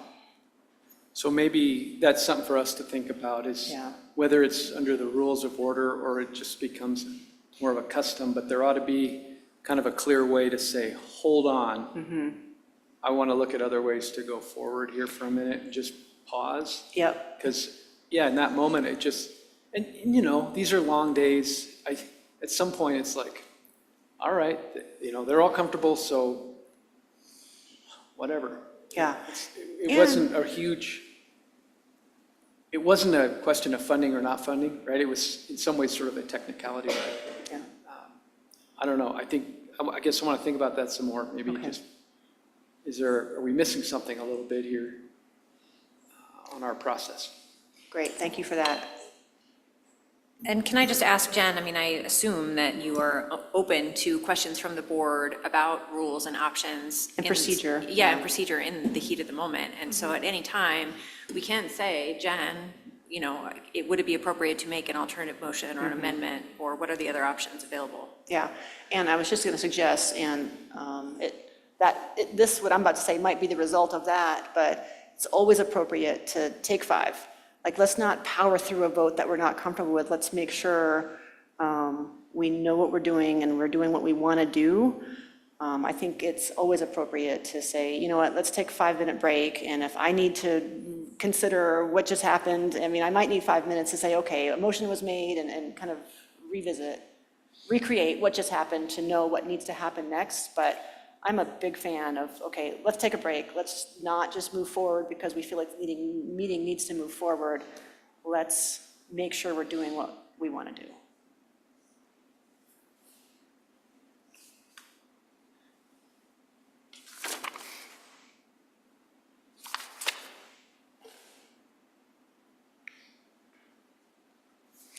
All right, the gift ban, I think you are all very familiar with the gift ban. Technically, it is $50, but, well, I'm sorry, this says $50. Technically, it's been bumped up to $65, but it happened in a footnote, and so I don't have it. It's not actually in the amendment, so I've left it at 50, but I should probably change it to 65. Board members should not be accepting gifts over $65 in value. Because of appearances, you know, this rule technically may not apply to volunteer board members, but because of appearances, we don't want to make it look like our decisions are being bought. We consider this rule to apply. Let's move on to open meetings law. I think we're all aware that the reason behind the OML, open meetings, is transparency and policymaking. Everybody, the public wants to know the basis for the decisions we're making and the policy we're setting. In order to be public, it has to be open to the public. So all meetings of 2 or more board members of any state body at which public business is discussed or at which any formal action may be taken is an open meeting. So in order to be open, public has to know about it. Notice is key. I've got this fun slide that I leave in every year because I like it. It goes through what may or may not be a public meeting. But I think you guys know if you're having dinner with your fellow board members and you're keeping it light, you're not discussing business of the board, then that is not a public meeting. And it's perfectly acceptable for you to gather with other board members. You might consider that there might be a strange appearance if you're doing that, and people might wonder, but technically it is okay. Can you call the board chair or the CWCB director with a question about the agenda? Yes, but it really should be kept to logistics and how things will work and not getting into the nitty-gritty of, you know, why are we going to make this decision, or how, you know, is this going to be how this ends up? So again, making sure that business of the board is discussed in an open forum where people can hear why decisions are being made. I am not a member of the board. You can always call me with questions. You can always call staff with questions. Executive session, of course, is our, I don't want to say exception, but it is a way within the open meetings law to have a conference with an attorney that is not open to the public because we've got the attorney-client privilege. So if the board is receiving advice or discussing legal issues with counsel, then it is a privileged conversation. Just having an attorney in the room is not sufficient. Only certain conversations qualify. They're up here on the slide. It's got to be the subject of pending or imminent court action, got to be talking about specific legal claims or grievances, or for the purpose of receiving legal advice on specific legal questions. This privilege is waived when anyone who is not an attorney or client is in the room or, you know, is a part of that conversation. So that is why during executive session, we're careful to clear the room. We've been more careful in recent years about making sure that anyone who's, any staff member who isn't a part of the section that is receiving the legal advice isn't in the room. And, you know, and various board members have various abilities to delegate their authority through statute. And so we've pretty carefully gone through to see which board members, the ex officio board members, have the ability to delegate and which ones don't. And we sort of regulate proxies based on statutory language of how delegations work.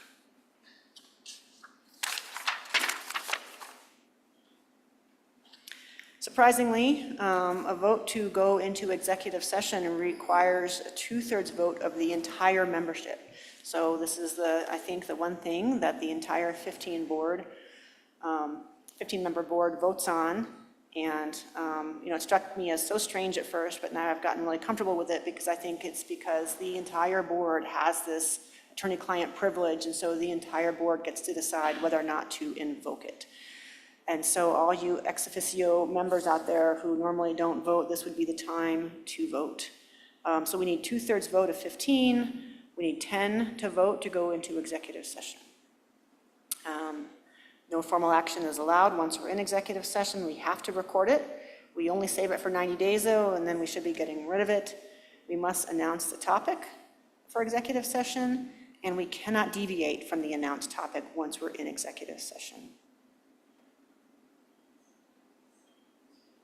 One thing we need to be careful of as well is having these robust discussions in executive session for an item that's also set for public session, because there's specific case law that says the board can't just rubber stamp decisions in public session. And so we try, and we really need to be keeping the discussions in executive session narrow. And so answering a specific legal issue, discussing a specific legal question, that is good, but when you go into public session, then we can't have already discussed the meat of the matter in executive session, because once again, the public needs to understand the basis for the decision. So if there was a question answered in executive session, to the extent we can, we need to revisit that in public session so the public understands the basis, and we create the record for our decision. If we're making decisions that are challenged and it's determined, well, we learned that in executive session, then there's maybe some ability to challenge that decision.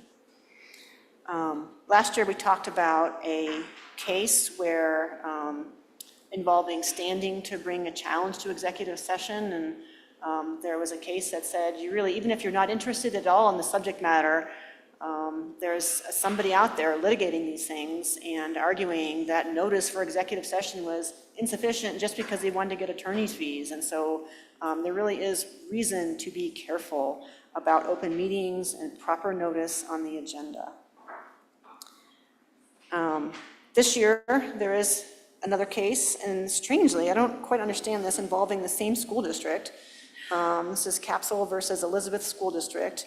And the plaintiff sued, and it's a little bit different because it is a local public body. You guys are a state public body, and local public bodies have this one difference, well, more than that, but this one specific difference is they have a 24-hour notice requirement on their notice for the agenda. And so because they got last minute wind of something, they put something on the agenda, they discuss it in their meeting, but somebody argued, well, it wasn't on the agenda for more than 24 hours. And while that isn't relevant to us, this next part is, and that is the court talked about what the standard is for how the notice informs the public, and that is an ordinary member of the community would need to understand that an item on the notice was reasonably related to the subject matter considered at the meeting. And so if you're using special terms, and a ordinary member of the community wouldn't understand what you're talking about, then that's probably going to be held to be improper notice that you were going to act on that action.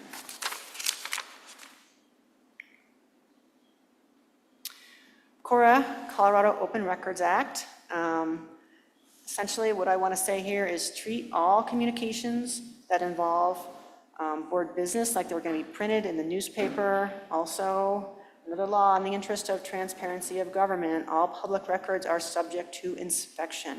A public record is all writings made, maintained, or kept by the state or any agency. This includes emails and texts between board members and between board members and staff related to board business, regardless of whether the messages are converted to hard copy format. And so these, what are they called? Intermittent messaging type forms of communication, Google Chat, we need to be preserving these communications. They are public records, and so I advise you not to use that sort of communication. if you're talking about board business, chats, be careful if you're getting too flippant, if, you're being snarky, because they really are, even texts can be subject to disclosure under CORA.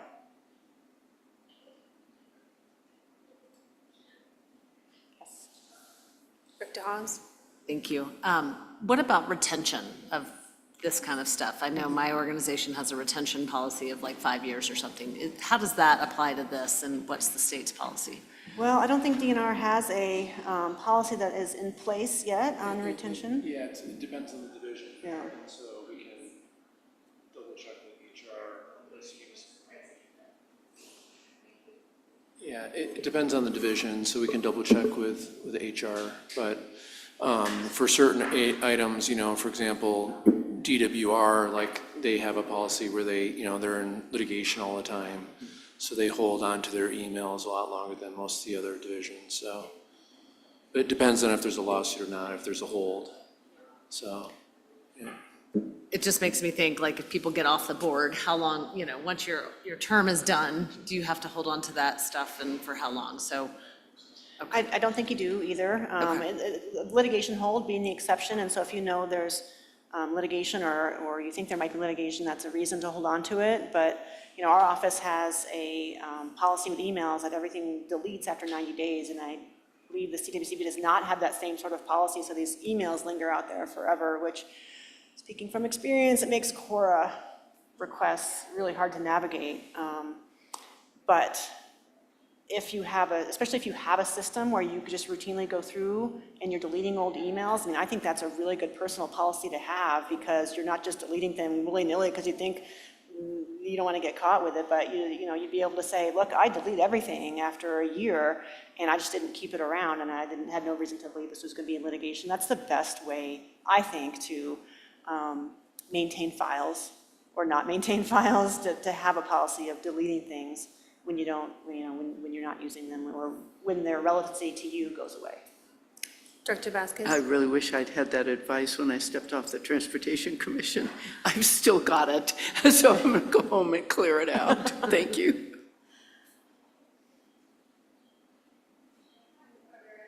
Are there any other questions?